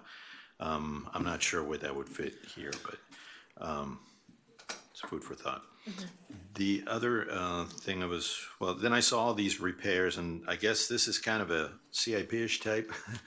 This is all $1.2 million of repairs for maintenance vehicles, village hall, all that. Is that going to be done? Is that outside services? Who's going to be doing that? All these repairs? Those are all line items that we've identified from this current year's budget that we're carrying forward to next year. So we adopted all of the facilities, I think, the year before from all of the other departments. So it's a large amount, but those used to be housed in different departments, and every department had their own facility management process. To consolidate that and make it more streamlined with an expert, our superintendent, Angel Blanco, we put those into our budget. And so those buckets for each facility are functioning. They have different trade line items. Our public works director, being new, is going to look at those throughout the year and make sure that we're tracking where we're spending that repair and maintenance budget based off of the facility and based off of the trade.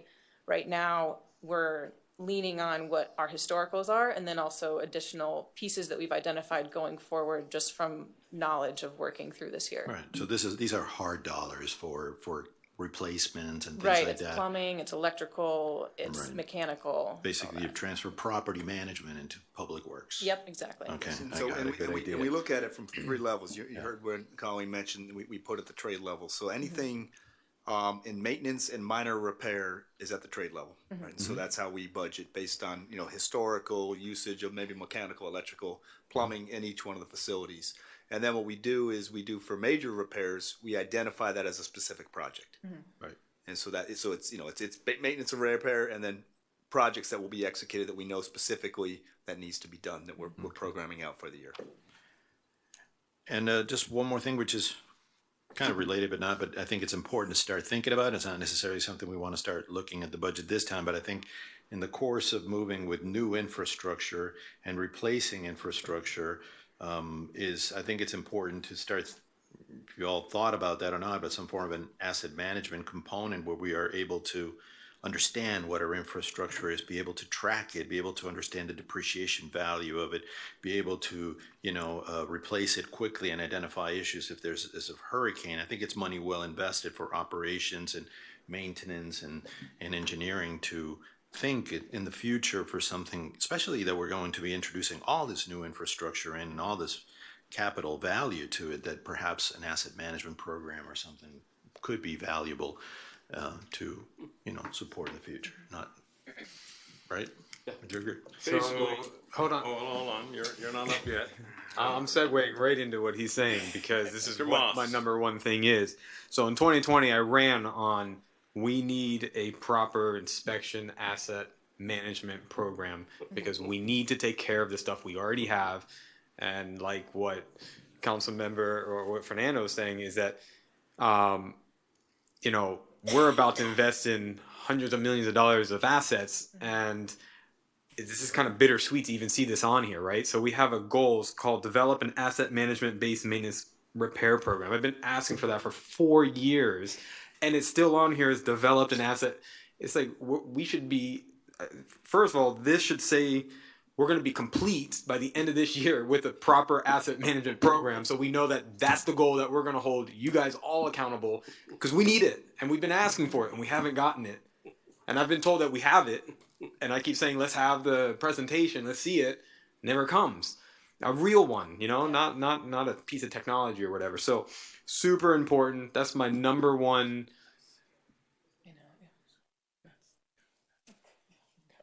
So that's my number one item that is super important, especially when we're embarking on these big projects. And when we do these big projects, that should be added into this. So yes, I'm happy, but please, We need this to be a definable, measurable goal that we know that we can hold you guys accountable that we have this done. Second, the TNR. So when I looked at the TNR, the neuter program, trap and neuter program, so we have an increase of 10% to $19,800, but what's only spent is $8,000. Again, it's not a lot of money, but if this is what they're spending, I don't understand why we're increasing from 18 now to 19,000. And this is a great little chunk of money that if they're not using it, let's take that money and put it into community groups that might need this a little bit more. So I think that maybe some fees haven't got into there because we're not done with the year yet. But if this is what it is, then, and they really need the money, we need to know what the justification is for the additional money and what the benefit we're going to get out of that cost. If there's not really a good justification there, I think this is somewhere where we can say, let's shift this money over somewhere else or remove it. Well, we did just get the report in last week, so Okay. But the budget was already printed at that point. But we do have information on what they only charge us for what they do. Okay.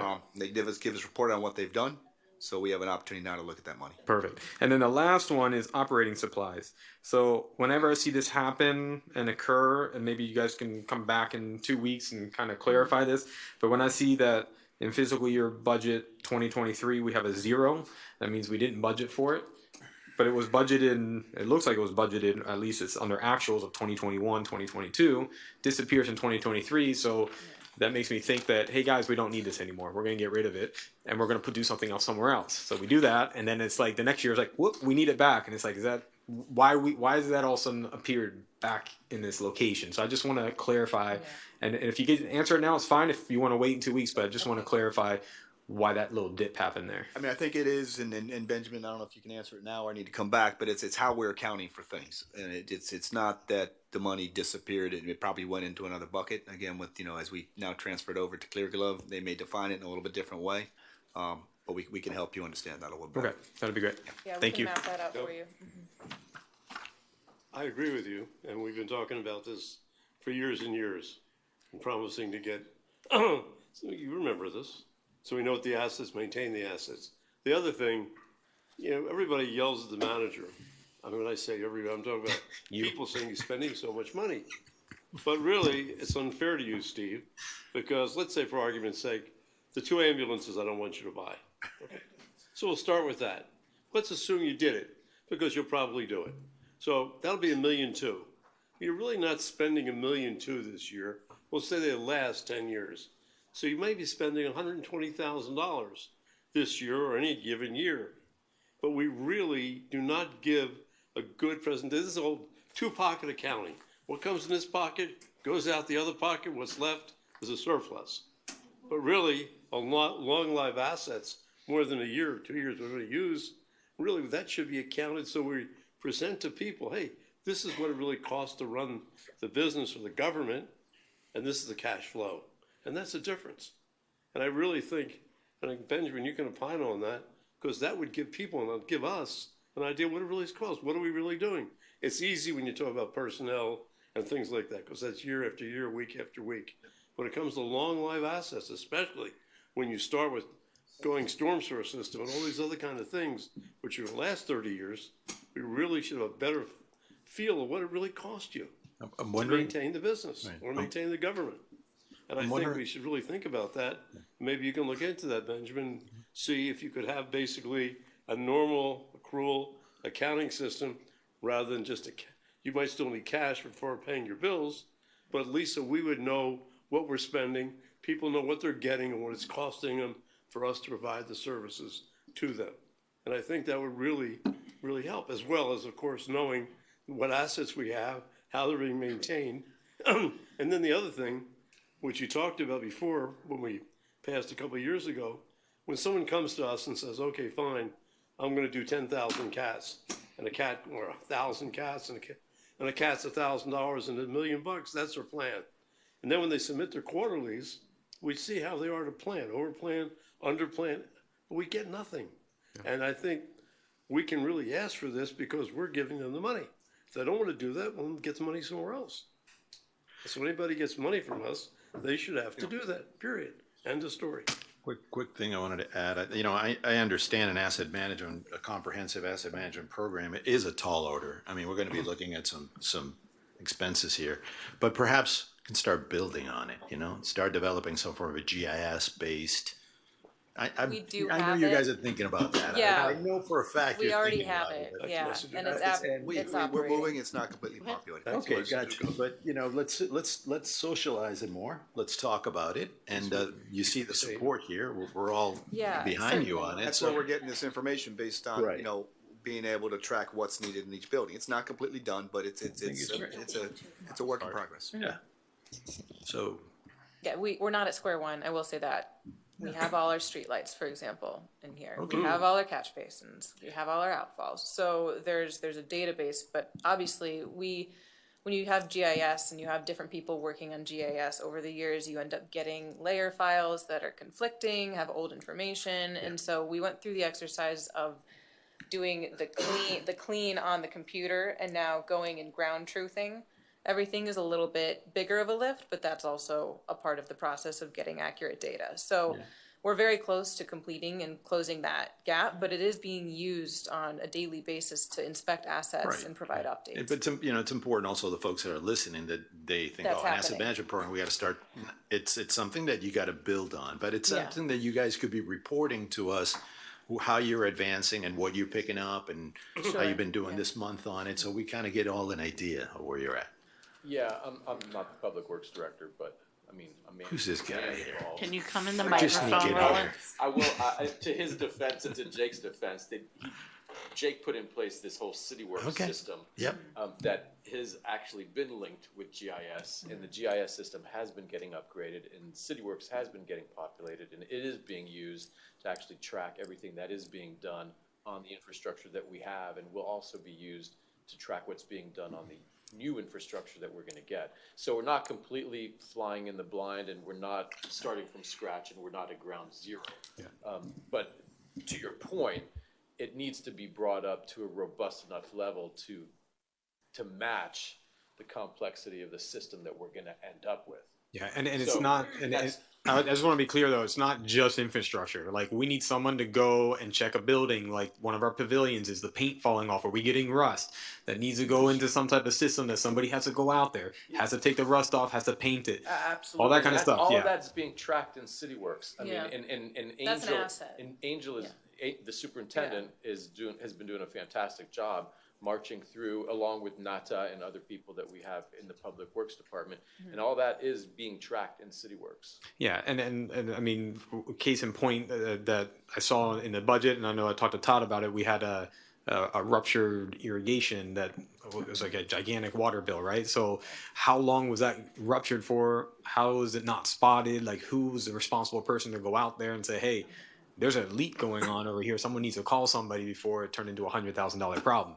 Yeah. So that, things like that, somebody needs to be, responsible to be checking the parks, and it's like, And we- who did not that- know that? Superintendent, We and have- that's Nata yeah. and a couple This other is all people. very powerful information. This isn't something that someone just we have looks to at. develop it. Okay, Yeah. let's, Yeah. let's Go for it. Okay, Let's I think we're all clear. refocus here. Good.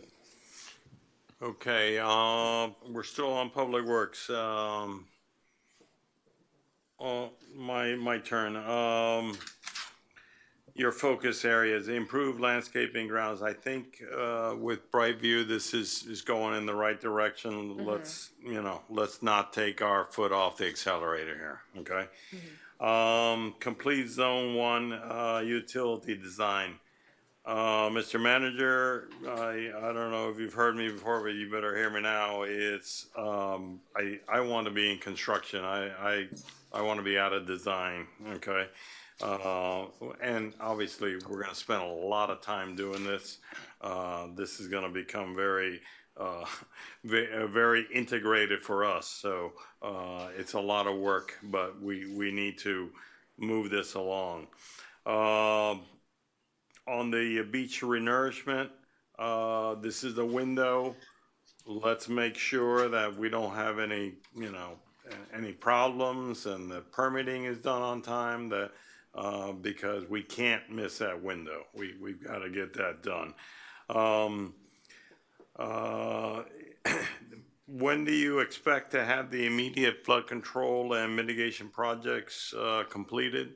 The timeline for that is the end of the year. So we're working through the first two areas, and we're gonna go to the next two shortly. Yeah, they've done all the concrete work on the catch basin drain modifications in areas C and E. C and E, yeah. And they're in the process of doing the milling. And once they're done with the milling in both those zones, they're going to do the resurfacing and then move on to A and B. And so they should be done with the milling probably this week.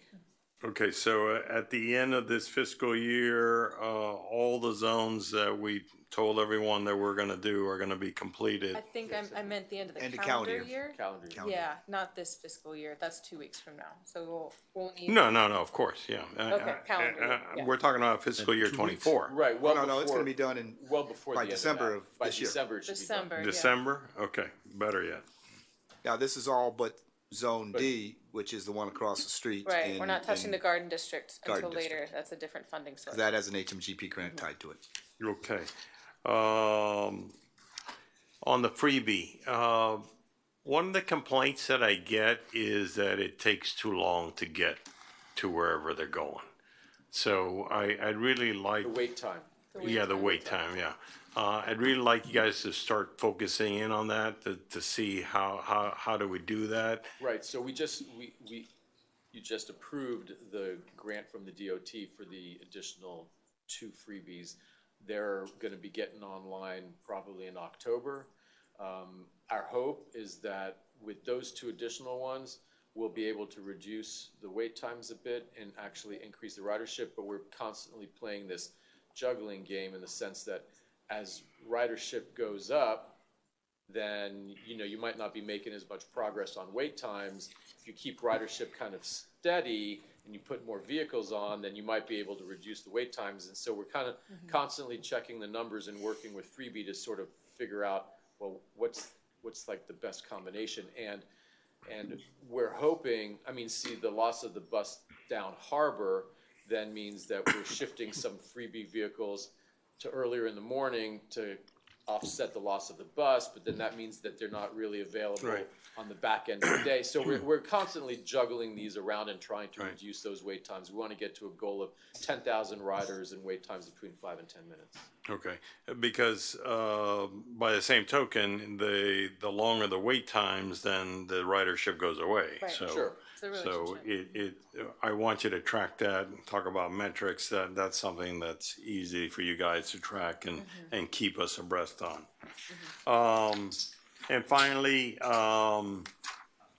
the importance of the traffic mobility.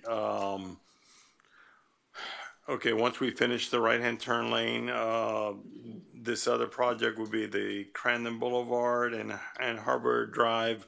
We need to figure out what it is. Is that, Yeah. that's a stopgap? It's a ingress egress a bottleneck, problem. I guess. Right. There's queuing issues at certain hours, especially during peak hours in the morning when you have school traffic, and that traffic circle tends to have some congestion due to the direction people want to go and where they're trying to turn and where they can't go because of the queuing.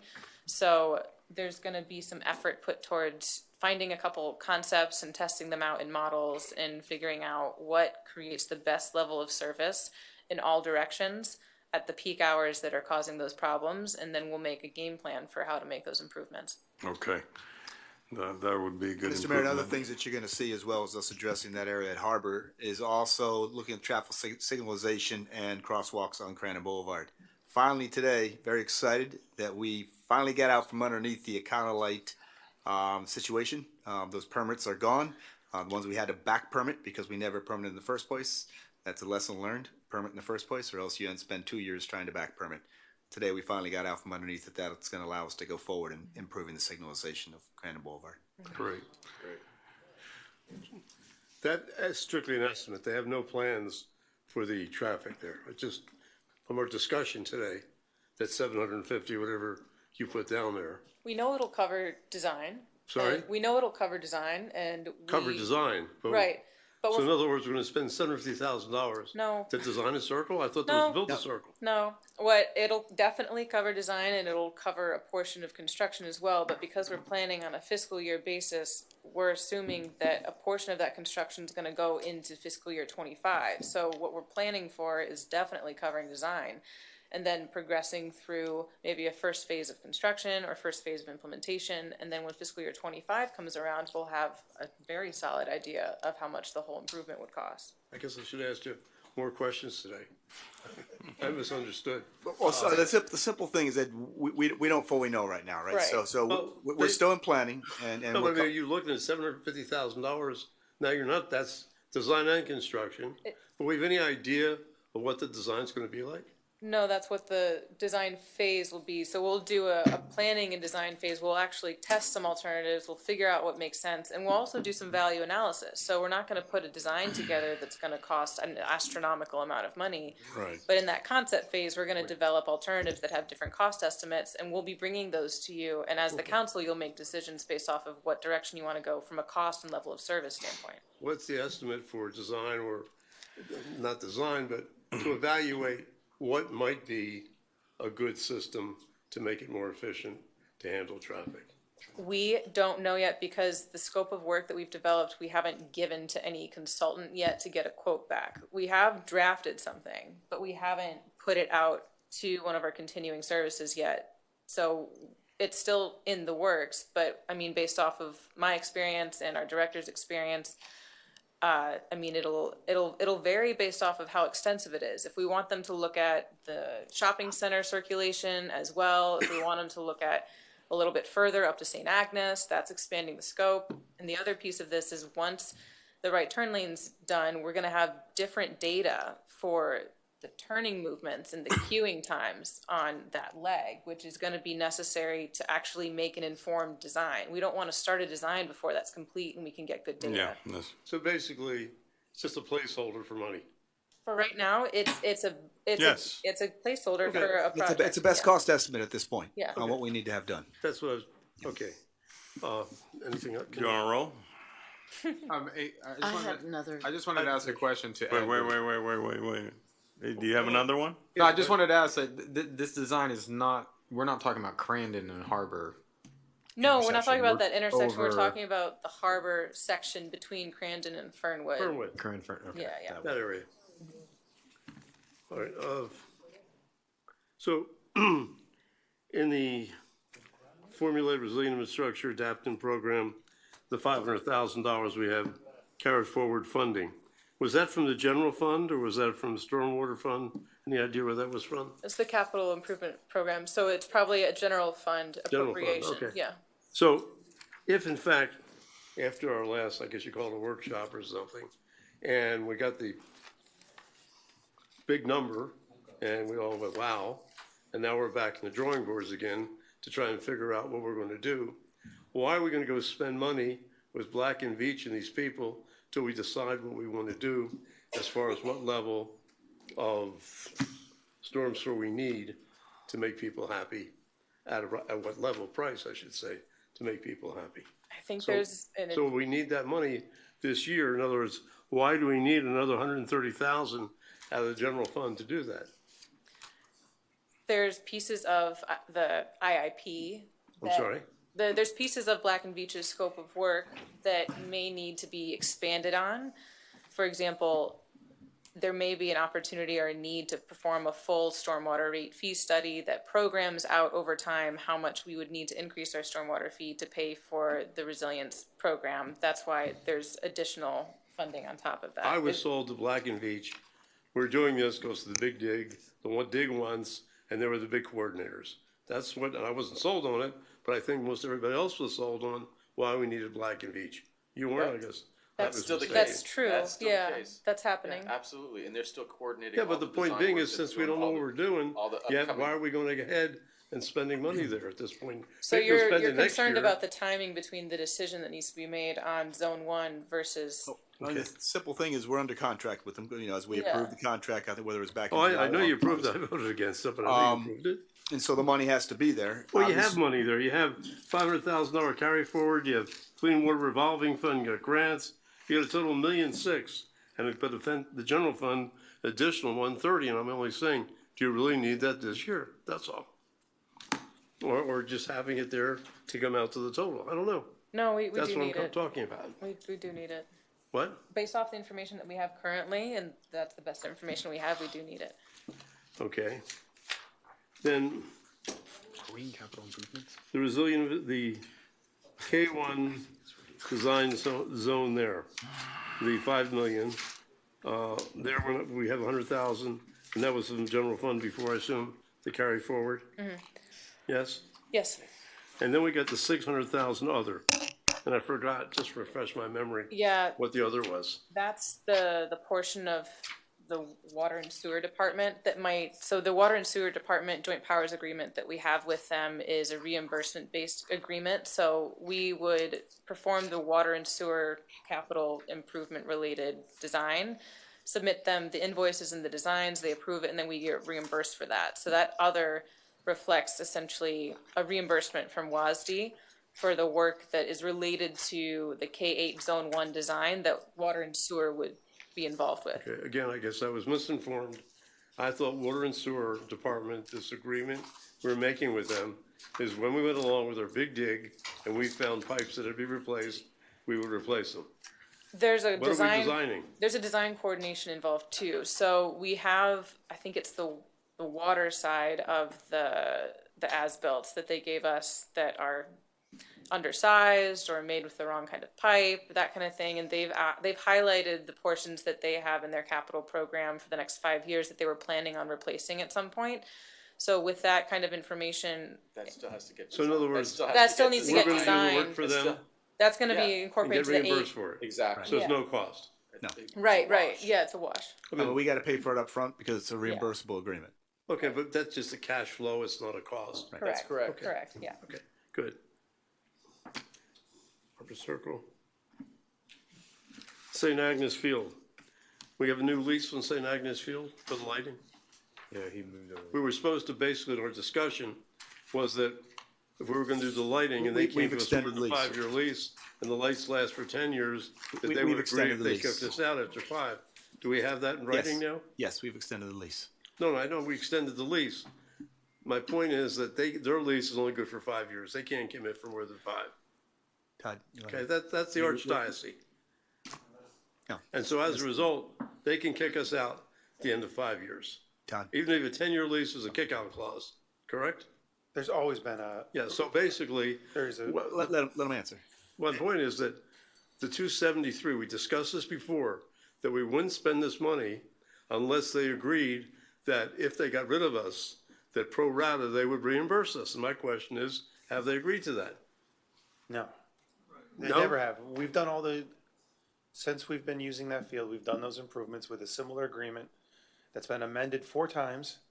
It currently has a time frame of 10 years. With, yes, a. 5-year basically- kick-out. They would have to notify us 6 months in advance of termination of the agreement. But 6 months at any time or 6 months for the 5 years 6 months before October 1st of any given year? of any given year. So we're gonna spend $273,000 and next year they say we have to leave and we get nothing back? That's not what we agreed to when we voted on this thing. Yeah. We agreed to get the 10-year extension, and that's what we did. No, but that's not a 10-year extension. If they can They kick give us you a out in 6 6-month months. kick out. And if they do that, then there should be some payback. That's what we told, that's what we just, Yeah. we approved If that. they kick us out early. I mean, this. Chad, did you write that thing up? My recollection is that there was a reimbursement provision that was required that you Yeah. inserted in an amendment in the resolution Did they do it or not? to pull up the agreement. But that's my recollection. It was inserted. So I'm trying to understand. my recollection is it was inserted based upon your amendment. So that they was did agree to approved. it. I have to pull up the agreement, but I don't know why it wouldn't have been carried forward. But would the agreement be voided if we have an ordinance saying that it's based on that and it wasn't in the agreement, or no? Well, the direction to the administration was to execute an agreement with there, so they wouldn't Well, have yeah. the authority to have signed it. So it would be So- void. They would have But to do an agreement. my recollection is it was carried forward.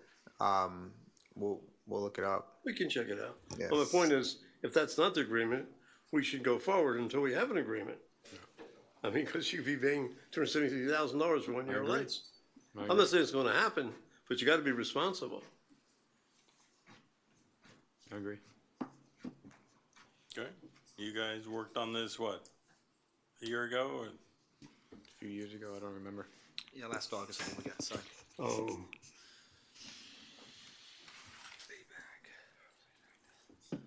Oh, the other thing, last thing, when I guess Jeremy, it wasn't in his budget, but he has $375,000 in Colleen's budget for doing some interior remodeling to the to make it nicer for Right. things, and to me that sounds crazy. Well, it's not in Carlene's budget. It's under the building fund, which is Sorry? his budget. It's under coming out of the building which fund. is his budget. Yeah. Yeah. Well, I think when we talked about the capital fund, you said you don't have any capital things in there you're going to. She had it in her fund. Yeah, it is a capital Yeah, program. but it's under her budget. But Oh, we're still on public works, so it's not her I'm money. not sure why with the capital plan yet. It's coming from But he the just went through the building whole capital fund. plan. Whatever. to capital. Anyway, my point is, so you're gonna say, well, it really doesn't cost us anything because we No, can't don't say have all that. this excess money in the building fund. And then we had before say, hey, we better really raise the building permit fees because we don't have enough money in the building fund. It's going down. No, we really can't do that because if you have a 3-year average that's higher, then you have to reduce your fees. Well, So why not? What's wrong with reducing your fees? there's nothing wrong with that, but Here we're Fully spending intend to reduce $375. but which you have doesn't cost. you have a building fund and the money's there. So spend it. No, but Can I address a This couple is things? the vault that you were talking about, like Yeah, making. so right now, I've scoped it. I don't have a construction estimate at all. The scope of work has the chance to include things that might not end up in the project, as of right now, which is why we're holding a high number for it. But we absolutely intend to, and I think I explained this today, Yeah, once yeah, we you once know, we we discussed it. normalize the expenses for the building fund, which we've added, we're getting to a proper allotment of the building fund, I think, this year for the first time. Then we'll start to normalize what the annual expenses are. But we do need a capital improvement to upgrade that lobby and update that lobby, particularly so that we can do electronic plans review better. For instance, we will not need a very large storage room for paper that we currently have in the space. And it's a chance to increase office space and improve conditions.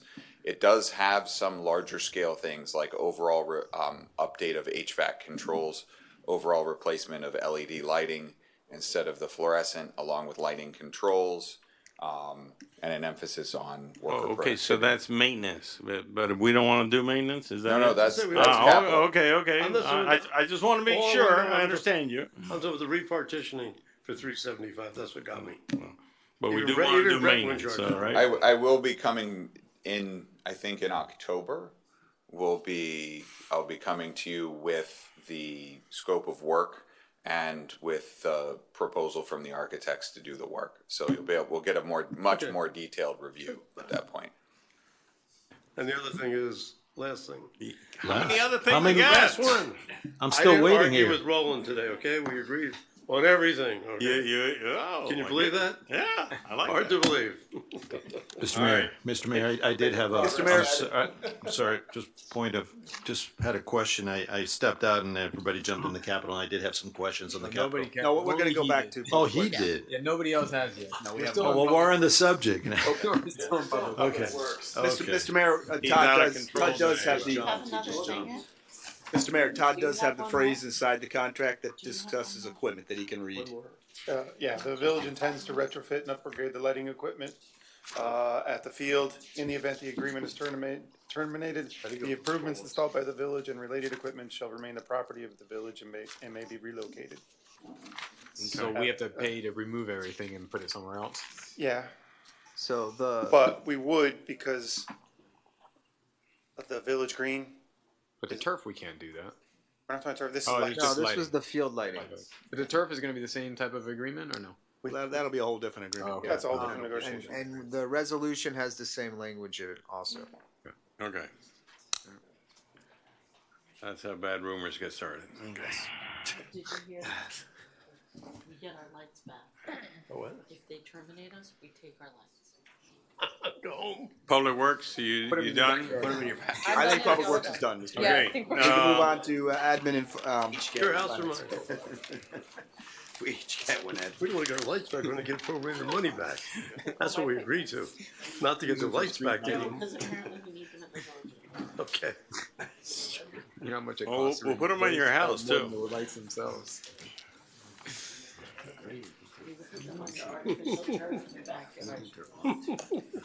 Good evening, council members. Jocelyn Musavou, Chief of Okay. Staff. Let's go. Focus, everybody. So Jocelyn Musavou, Chief of Staff. I'm here to talk to you a little bit about the Finance and Administrative Department. As most of you know, the Administrative and Finance Department is comprised of Human Resources, Information Technology, the Manager's Office, and of course, the Finance Department. So part of our fiscal year 23 accomplishments, we've listed them for you on the slide, but we've talked to you over the year about the launch of our VKB 311 resident service app, which we're happy to announce has about 250 registered accounts. That does not mean that we have 250 users of the accounts, but we have 250 individuals who have agreed to register for the account. But the app can be used in an anonymous fashion, so that obviously increases the numbers. And so we are working hard to identify who those users are and trying to bring people forward in registration, because obviously having access to this information is really, really helpful for them and for us for tracking purposes. Other accomplishments that we're happy to talk about is the furthering of the transparency of our website and our public records requests. We've been working over the year with the refurbishment of the website. We understand that this is also an area that is very important in communicating to our constituents and our community. It's also an area of focus as well, so we're not yet finished with this process, but we do want to acknowledge that we've come a long ways, and we're really working hard with making sure that our public records request process is clear and concise, and so that is another area for improvement. We talked to you over the year as well about some of the grants and appropriations. We've had the visits from our Senator Calatayud and State Representative Vicky Lopez. And so all of these accomplishments are things that we keep in this category. Just to kind of go over the improvement in collection for solid waste, stormwater fees, we're actively working on those, and these are things that have improved in the fiscal year.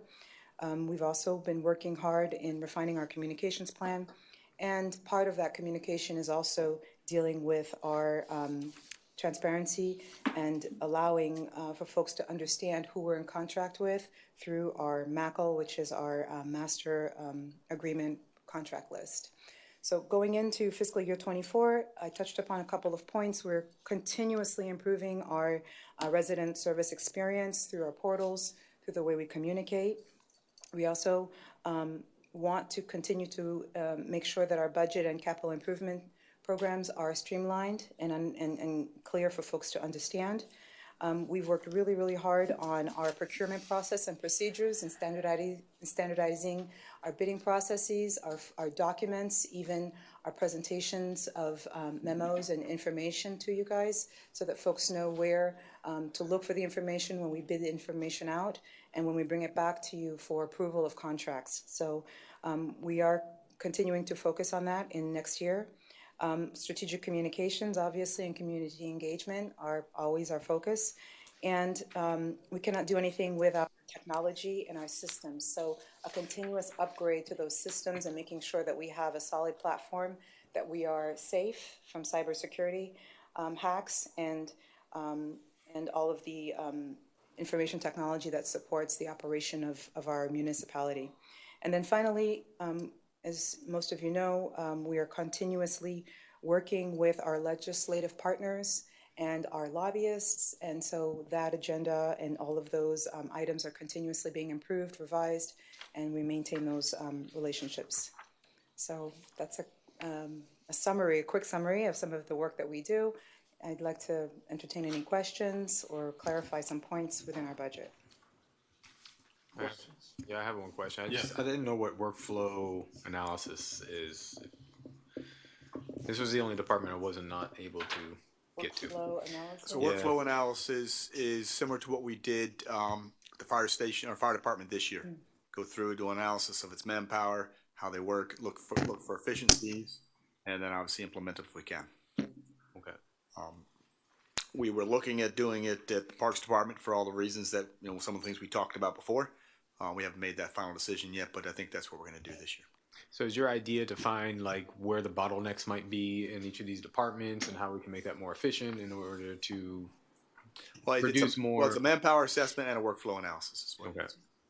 And do we have the right people in the right place, and are they doing the things that need to be done to meet our goals and objectives? Okay. Quick question. Sorry. Quick question, Mr. Mayor. On the enhanced strategic communications, can you elaborate a little bit on what would that be? I'm particularly interested in how to handle all this misinformation and that's going out there, and folks who, you know, just using certain components of information to create other things. And I just really want to get the truth out there.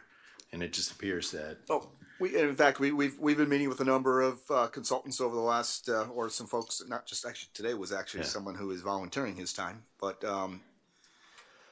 we talked about things like an umbrella communication strategy that takes our, you know, our goals, our objectives, and begins to create a common thread from what are we trying to achieve, keeping it from people updated along the way, all the way through progress. So I think that's, you know, we do very good at the tactical communication. We get the word out.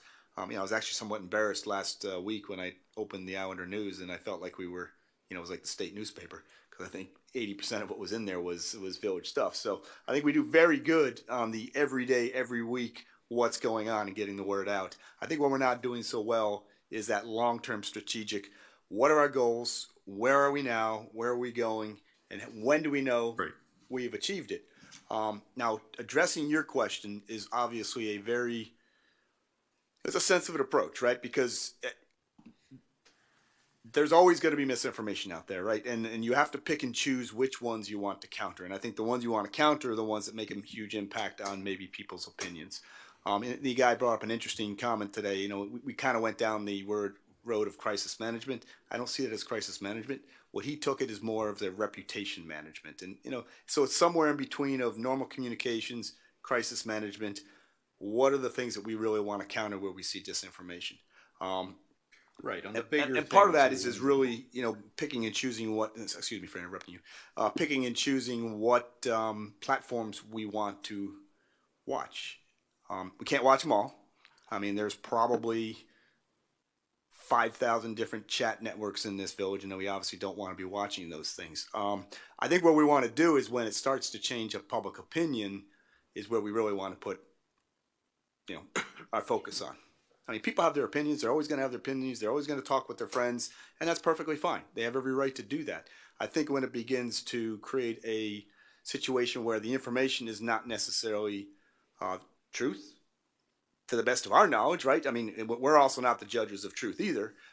Maybe it's the message that we want to get out. How do we address it? So the bottom line is we're looking at it. It's not an easy thing to do. We've now talked about 4 or 5 different folks who either want to volunteer their time, village residents, some from outside the village, and then also 2 or 3 different consultants who we're looking at possibly bringing on. Great. It'd be great to see a more concrete plan on that. I like your ideas. I like your expressing it. We're still in the general mode, but I think it would be great to begin, you know, make it in more concrete. And I think another thing that it was an interesting concept we talked about today is, you know, our brand, you know, we have a good brand. Key Biscayne has a good brand, but in some ways it is kind of stuck around, you know, 1998, 2008, you know, and I think what we haven't recognized, and Chad actually showed me a very interesting chart, I mean, it's in your book as well, is just the change in the amount of people and the demographics of people that we've seen just in this last decade. And maybe just looking at the brand and better understanding our demographics will help us communicate better, and people can understand who we are, and what we're trying to achieve. Right.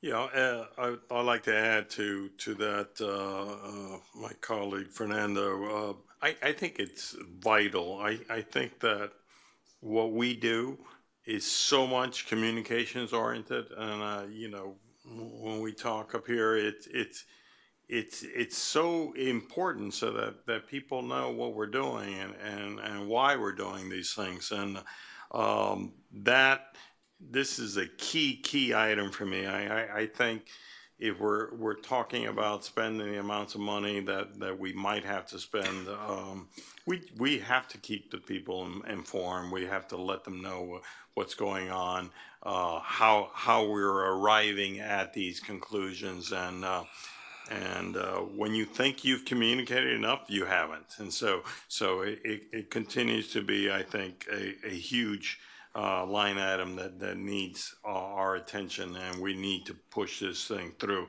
because that's how we create a better community. We create a better community by having the sources of information that people can rely on, and that tells them what they want to know.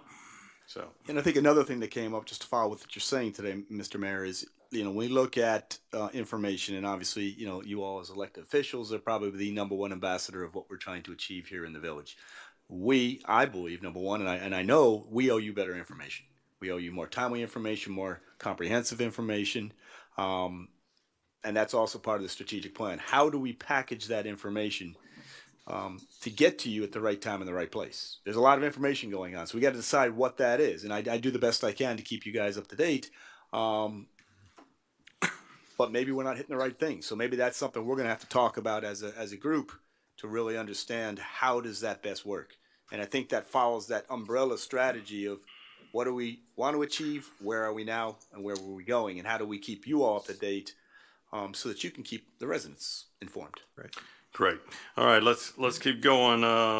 CIP, thank you.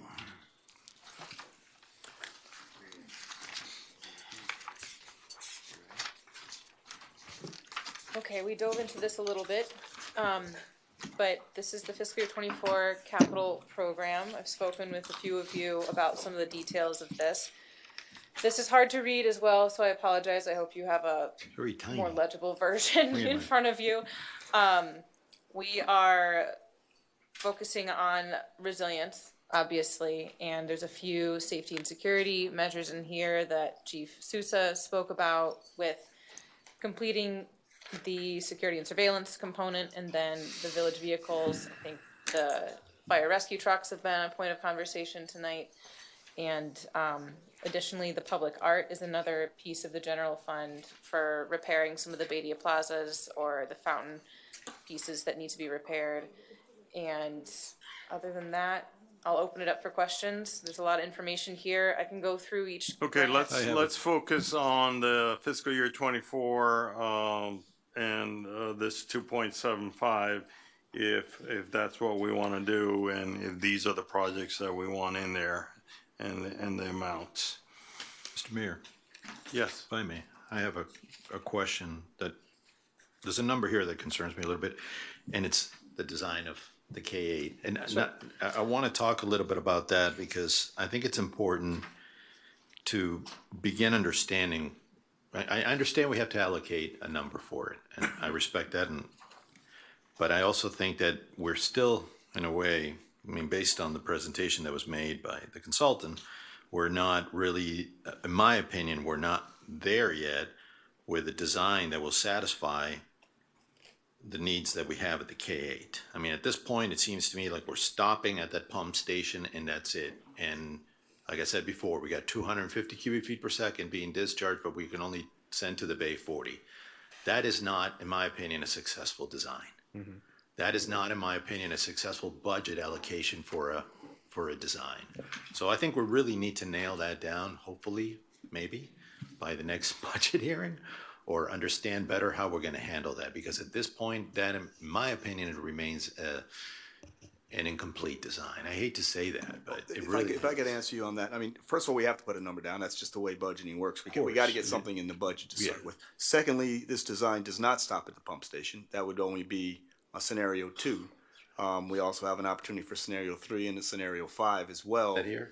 No, that's Okay. now we're going back to August 16th, but I don't think we really want to get into that. What we got to do is we got to get a number in the budget to get going. So that plan does not stop at the pump station.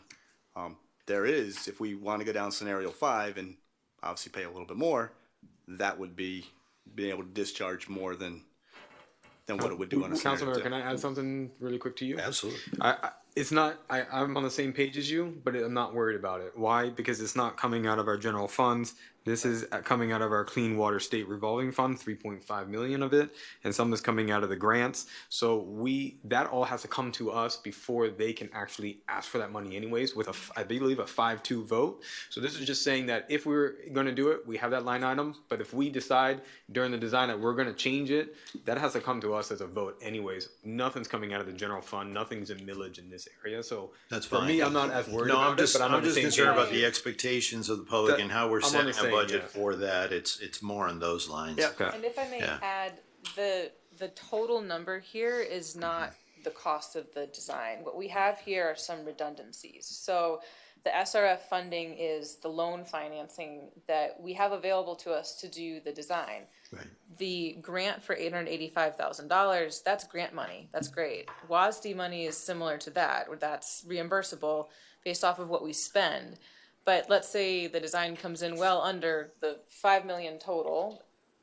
That also works because that means that we're going to use the grant money. We're going to use whatever WASD money that's available, and then we're going to use the loan money for the financing because that's really where it hits our pocketbooks. So we're not committed to borrowing 3.5 million. Well, I understand we have to earmark some funds, and I get that. I just want to make sure that we all understand that this is not a full figure yet, and that there's still much work to be done on that. Absolutely. And one more thing I saw is that I thought we were going to start construction next year, but I see the 25 million or so going into the next year. And do we anticipate to start building in 2025? I thought we were going to start building in 2024. Well, we have No, to. You gotta design it. The design is essentially gonna be done by the end of calendar year 24, with the intention of pretty much going into construction. All right, but First of 2025. Yeah. I think we need to ramp that one up.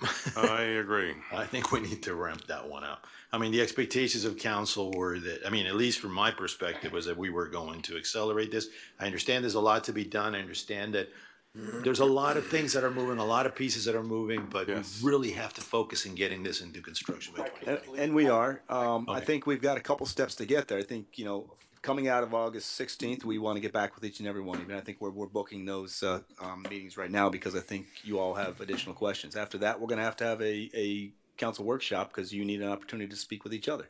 Our hope is to get this to October 10th. I'm not sure there's enough time in the calendar to get there, which unfortunately will push us to the council meeting in November. So,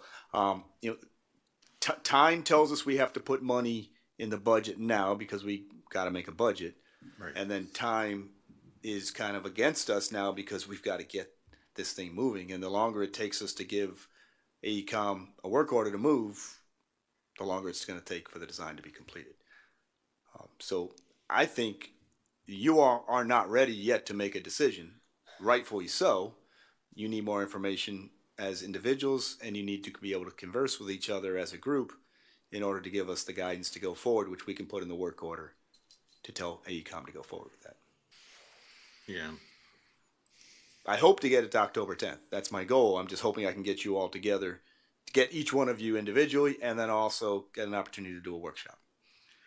Yeah. There's just not, it's only, I guess we're not understand close. these things take time. I'm just also wondering if there's ways that we can get it, start getting it done. Start thinking it through better in ways that we can logistically do it.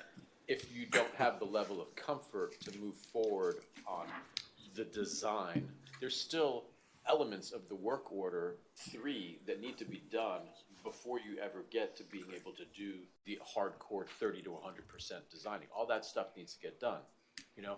There are additional modeling scenarios that you may want to get you the information that would make you feel more comfortable pulling the trigger on the 30 to 100% design tasks.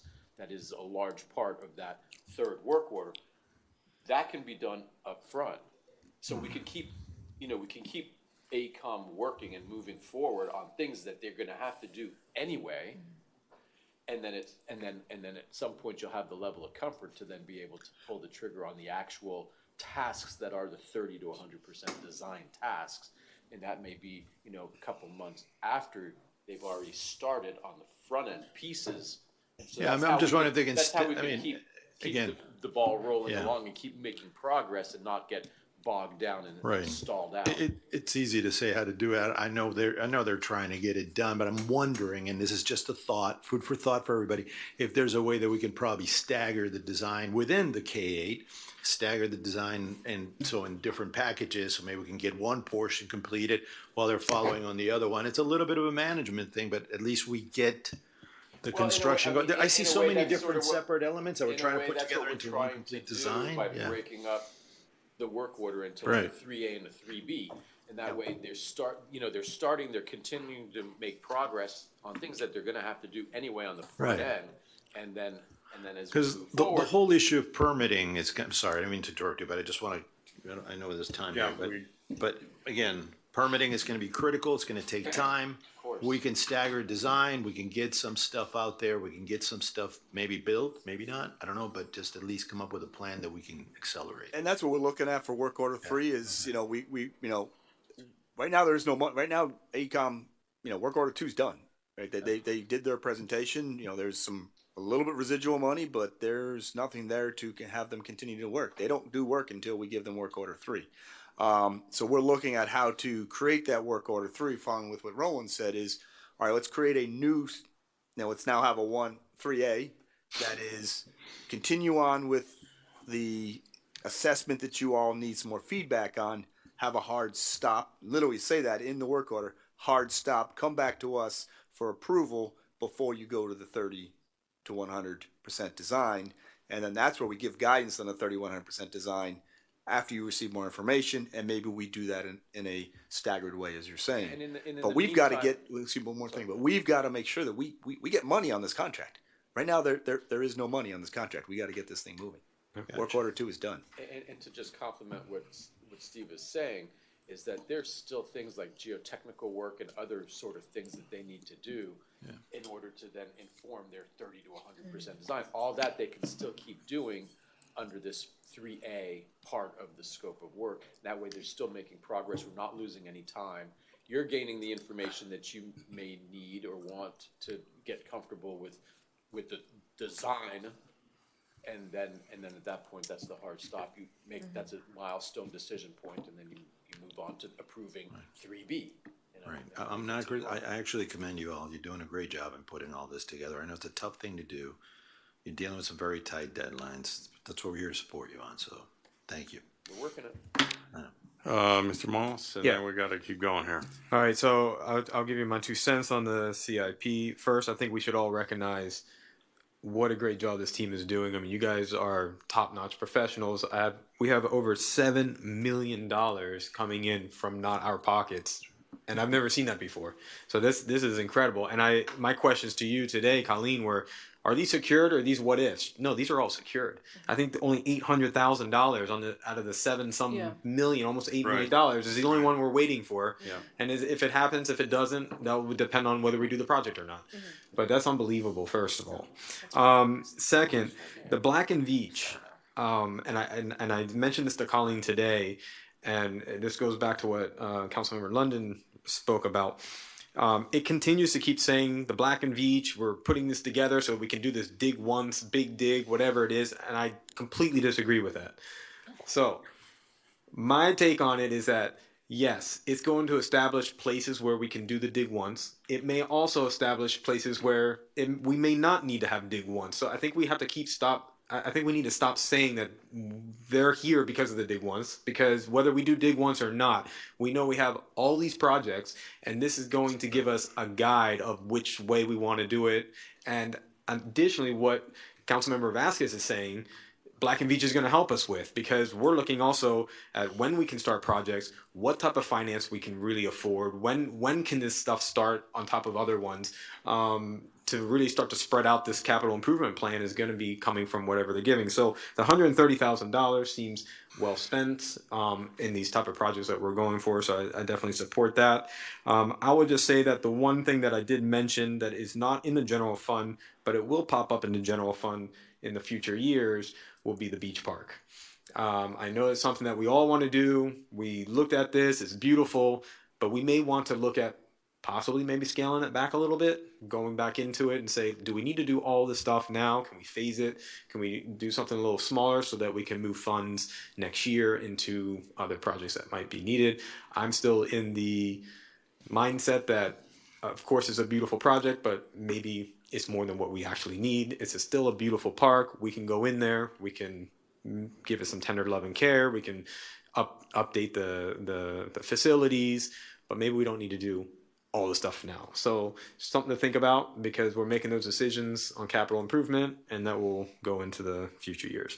The last thing I want to say on capital improvements, the same thing with the departments. We need to make sure that these things are tied to our strategic goals, that they are measurable, so we know exactly, based on this capital improvement plan, what are we going to have at the end of the year? Because a lot of these projects go multiple years, so we need to know, okay, if we're putting in this money, I want to know what, by this time next year, what are we talking about? Did we do it? Did we not do it? Why?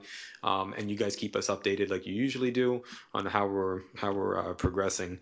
Other than that, there was some minor stuff that we already talked about, and I think you guys easily update. So thank you. I'd like to respond to a couple of those. I really appreciate those comments. First thing, thank you for recognizing that, but it's actually over $11 million of sorry. outside money. So I just want to make sure that It's okay. So the hard work. 75 cents.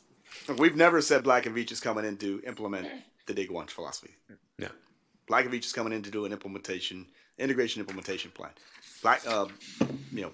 Dig Once is just a potential way we may do it. So we say they're doing an integration implementation plan. We don't say they're coming in to do Dig. But it says it in your summary. That's where I want to clarify it. Yeah. That's an edit I'm I'll just make. looking at this. Yeah. Okay. Yeah. I just want to make sure. Thirdly, the beach park. You can see where it's just, this is a rollover project from this year. Yeah, that's fine. And all we're I'm fine doing with is the that. center part, which is right. the pavilion. Phase one. So that's Okay. we're not doing So anything the more. other phases we can change later. Okay. Right. We'll continue. The next phase. Excellent. Okay, good. Any more discussion on the capital improvement program?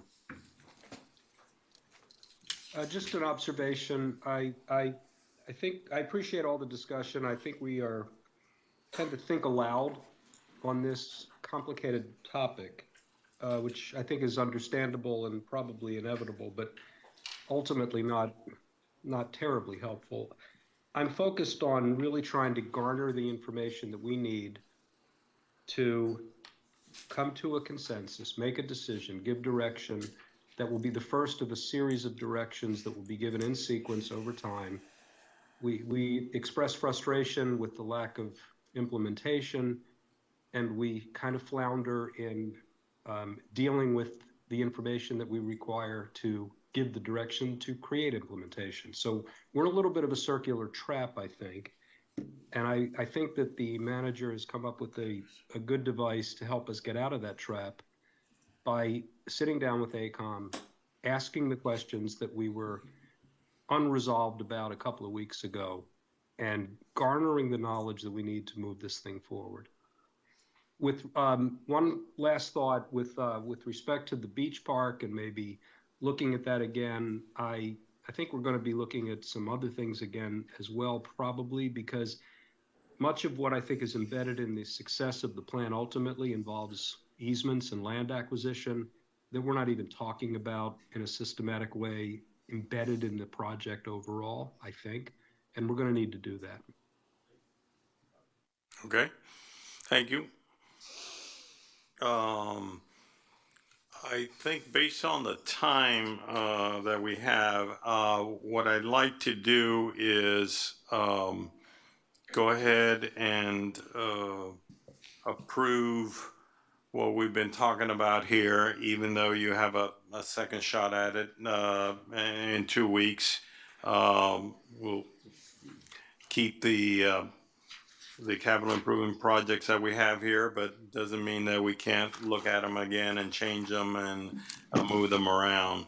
And then we need to get to the millage as soon as possible so that we can set that before we leave here tonight. Okay. So I would move to, I would make a motion to approve the 2024 budget as presented at first reading. Well, we need to go back to the millage. The first Okay, item so- to vote on is millage. So we should table the budget and then Right. go back to the millage. Move to Excuse table. me one second, Chad. Thank Chad, question, process Yes, question. hold on, Bro- hold hold on, on. hold on, hold on, Opposed? Hold on, hold on a hold second. on, The hold on. vice mayor has a question. The millage decision is a question of arithmetic that ties to the budget that has to be funded fully. Without approving the budget, how do we adopt a millage rate that isn't yet rooted in an approved budget? I think what the mayor had suggested, vice mayor, is that that because of the time that the decisions on changes to the budget would be made at the next meeting and discussed with the manager. I think that's what you were suggesting, right, Mayor? Yes, yes. So I don't think he was suggesting that there would be a change in the millage, which would affect, obviously, a change in the budget. But obviously, that would be up for the council to discuss. You're correct. If the millage changes, then we do have to go and deal with the budget. But If it's commonly understood that what Joe just suggested, which I would certainly support, is commonly understood, I'm good to go. Let's go. Second motion. Yeah, Mr. I Mayor, feel Mr. the Mayor, same. I'm sorry. Mayor, I want to make sure I'm clear on my instructions. So I've taken, I think, fairly good notes on all the recommendations and suggestions that you've had. Obviously, if I have any questions, I'll come back to you. But the guidance you're giving to me is millage is set as is, what you're about to set. Come back to us with these modifications as you all have recommended for the 26th. And then we see where that puts us with respect to millage and a final budget. Yes?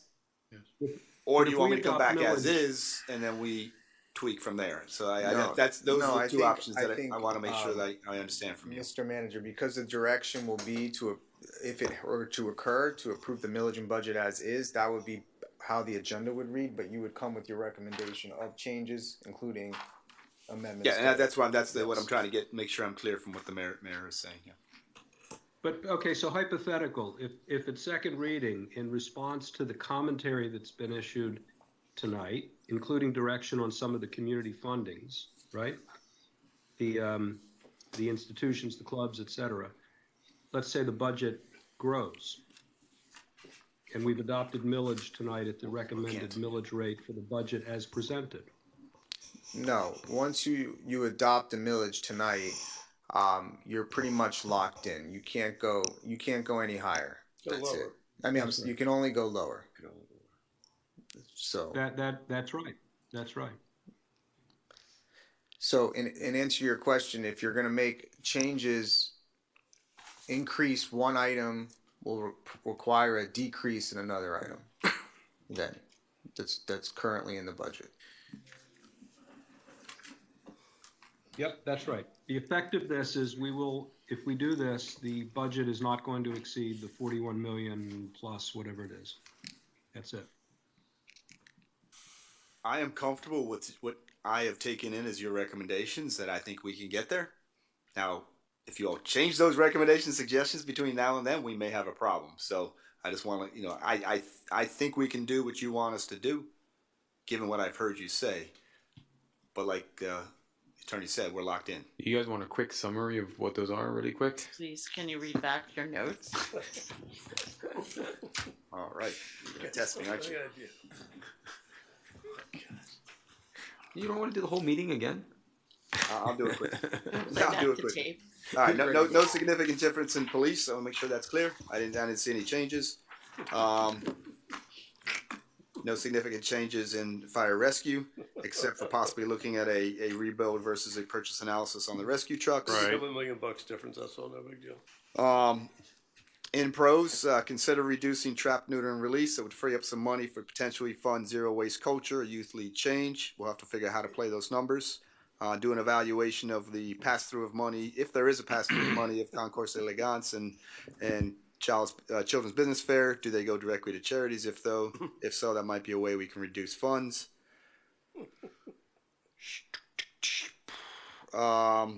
Bring back a recommendation on whether we increase the athletic surcharge, so to speak, at greater than 10%.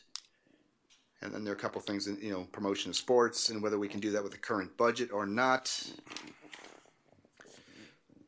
Public Works, I think that's also where we talked about trap, neuter, and release. That's what I'm tracking right there. Anything I miss? Okay. I think you didn't miss anything. I think that's it. I think it's amazing, first of all, how close that was. That's not a lot of changes, and none of them seem like they're going to have a positive impact, like a up on millage, just possibly right. down. I think we can achieve possibly this, down, yes. right? Ed might bring us way down. Let's go. Make a motion, Joe? Okay, where are we? We're Taking the There was a vote to motion and a table second. There was a motion and a budget second. ordinance. to We're table tabling the budget ordinance. tabling. Okay, all those in favor say aye. Aye. And what's the motion for? To Table it. Tabling the budget ordinance. for a second, and then now get us Opposed, into proper motion posture. carries. And then someone needs to untable the millage. I'll make a Move motion to to, adopt the millage rate as proposed in this budget packet. Second. Just I'll make a Right. motion to Untable take it the off the You're table. way the ahead, Frank. millage. Wait. Someone, Brett? Or Oscar? Thank you. Thank you. Okay. All those in favor? Aye. Opposed, Aye. motion carries. Okay, so where we are right now, so everybody is focused, is we're on the proposed millage that we need to set right now. So let's have discussion on the millage. And Mr. Mayor, pursuant to state law, we have to just read that into the record, the percentage increase. If Go we could ahead. Just do that. So the rollback rate, the proposed millage rate for the Village of Key Biscayne for the fiscal year commencing October 1st, 2023 through September 30th, 2024 is hereby fixed at a rate of 3.1602, which is $3.16 per $1,000 assessed value. The rollback rate is 2.8613 mils, and a proposed millage rate of 3.1602 mils, which is 0.2989 or 10.45% over the rollback rate. Make a motion. Motion on the floor? Make a motion to Move set to the adopt millage rate as at 3 proposed. mils. I'm sorry. Okay, so The vice mayor made a motion, and I'm just going back because I Yes. don't want two motions at the same time. go ahead. What? So is I there move to adopt the millage rate as proposed. is there a second for the vice mayor's motion? Second. Thank you. As proposed, right? Yes. Can we have a discussion on all the points of view before we go in one direction? We've got variables in some, incremental, but more than a few items of expense. We can go down, but we can't go up. The millage rate as proposed funded a $41 million plus aggregate budget. We feel some degree of conviction based on the discussion tonight that the variables that have been presented to the manager and the administration are not going to increase probably, maybe certainly, that aggregate amount of money. We should adopt the millage as proposed because that's what funds a balanced budget. What's the dollar amount between the 3 and the 3.1602? Benjamin.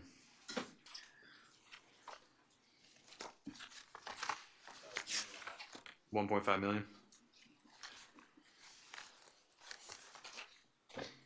That's your ambulance. 1.5 million? Mm-hmm. Okay.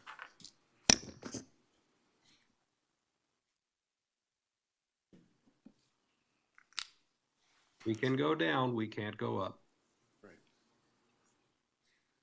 So if we wanted to go down, I mean, that we're going to work with them over the next 2 weeks to see what else there can be. And We come back. At this point, I mean, to go down like that, Ed, and have no idea where that money's going to come out of when we have another meeting coming up and we've asked them to do stuff and we can work with them. We have a motion on the table. I'm good to vote for Let me it. give you an example. We have 2.7 million of capital projects out of the general fund, which is going into the budget. Obviously, that can be debt. You don't have to be making capital because that's going to be a number of years. That alone will bring you down to lower than 3 mils, okay? Just that one item. Besides, you can cut a lot more, so we can really go down a lot more if you wanted to. So it's really your will to do that. Right now, you got 2.7 million in the 41 million. You take that out, and you're down to 3 mils. Right, but that can be, I mean, right now we are at, I feel right now that You we're still do already at that. a ceiling and we could still do that and we could still The come question down. was, Yeah. how can you do that? Right. There's one simple thing. If you don't want to go and check the fire department, you refuse to determine how many firemen they need, go Right. through the things. I'll send it all to you. But, And I mean, then you can- it's. maybe next month, you'll see what I'm talking about. Yeah, it seems like today's discussion, there wasn't anything there that I would see that would raise the millage rate. If it's a balanced budget and we have a millage rate that represents the budget that was discussed today, and we are okay with the budget that was discussed today, where there was no major reductions or additions or anything like that, I think it seems to me, it feels to me like we would be okay just approving it as is today, and then have an opportunity, if we need to bring it down for the next meeting. Does that make sense? So, I've had a lot of discussions over the last couple of weeks, and I feel pretty confident that we can get under the 3.15 that we are at this year. And I'm ready to go in that direction.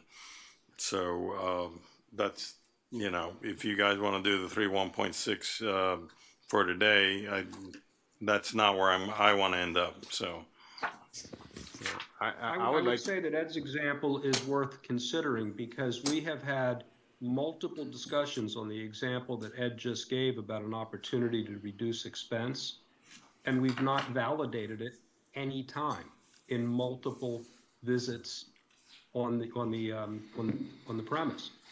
So to reduce millage at this moment at 1046 on the basis of the premise that we'll change our mind and do it 2 weeks from now seems reckless to me. Yeah, If there's an opportunity, on the other hand, to reduce expenses, I think we're always about trying to do exactly that. And we have 2 weeks before we have to adopt a budget to try again. Yeah, I mean, I can agree with that. I will say that the thing that sticks out to me the most is that our operating expenses is at, what was it, 16%? That's a big jump from 1 year to the next. So that's where I would like to dive in the next 2 weeks and look at that section, because personnel, there's not, unless we're going to change the number of personnel that we have, there's not much that we can really do inside that section. But operating expenses is where I see the biggest increase, and I kind of want to hone in onto what's going on there to see if we can tighten that up a little bit, and maybe the manager can put that in his list to bring back to us. Going each department, go through your operating expenses and try to find out what's the reason we're having a 16% increase. Some of this may be strategic goals that we're trying to achieve. Some of it may just be in case we have a project. Do we need to have those in there right now? Because we do have some reserves that we can use in case something emergency pops up. We can bring that in. We're going to have carryover probably from the year before. So maybe we should not have some of this kind of, maybe something might happen, because I know that some of that is built in it, which is responsible, but doesn't always need to be there, right? So I think that would be the area that I'll hone in. I don't know if that's going to bring us down to 3, but we can definitely work on that to bring it down. So that's why I would say I would agree with Frank and tonight, and I'm going to work the next few weeks trying to see how we can bring that 16% down. I think we all will be looking for ways, and I think that the manager and the staff have gotten that direction from us, and clearly Ed has an idea that I'd love to wrap my mind around more, but it's not going to happen at 10:50 after going through this whole budget. So I would like to vote on the motion that's on the floor, and plus we give everybody in the chat something to talk about for the next couple of weeks. There you go. What do you want?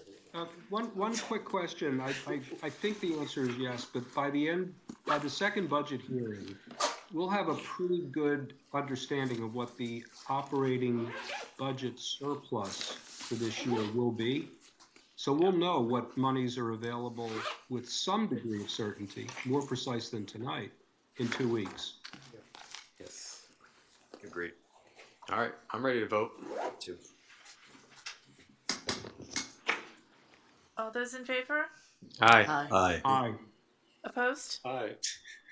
No, you're nay. You're a nay. Motion carries. I do the same thing. Don't worry. I always say aye for nay. Um, So we have to go back to budget. Now, okay, so, we take the budget back, yeah, right? before we go to the budget, Another wasted evening. I think you want to have different scenarios. So, you know, let's be able to look at, say, 3.0, 3.1, and the 3.16 that we're at right now, okay? What would it entail, I guess, right? Right. May I have a motion to untable the budget ordinance? Second. Move. Okay, Oh, been you said there moved was a and motion? seconded. But we just did. We untabled the budget so that we can pass it, and we'll be done. For the All- budget ordinance. On the budget ordinance before us. Councilmember McCormick. Yes. Councilmember Moss. Yes. Councilmember Sardinius. Yes. Councilmember Vasquez. Yes. Mayor Roscoe. Yes. Vice Mayor Kaplan. Yes. Councilmember London. No. The ordinance is approved on first reading. The second reading is on. No, that was to untable it, right? No, we did that. Did you? No, we Okay. already did the All right, I untable. just want to make sure. This was the passing of the budget Okay, ordinance. The just roll wanted to call. make sure. Why, did you need a second motion on the passing of the? No, we untabled it. And then It was off the But table. there was no motion to approve it.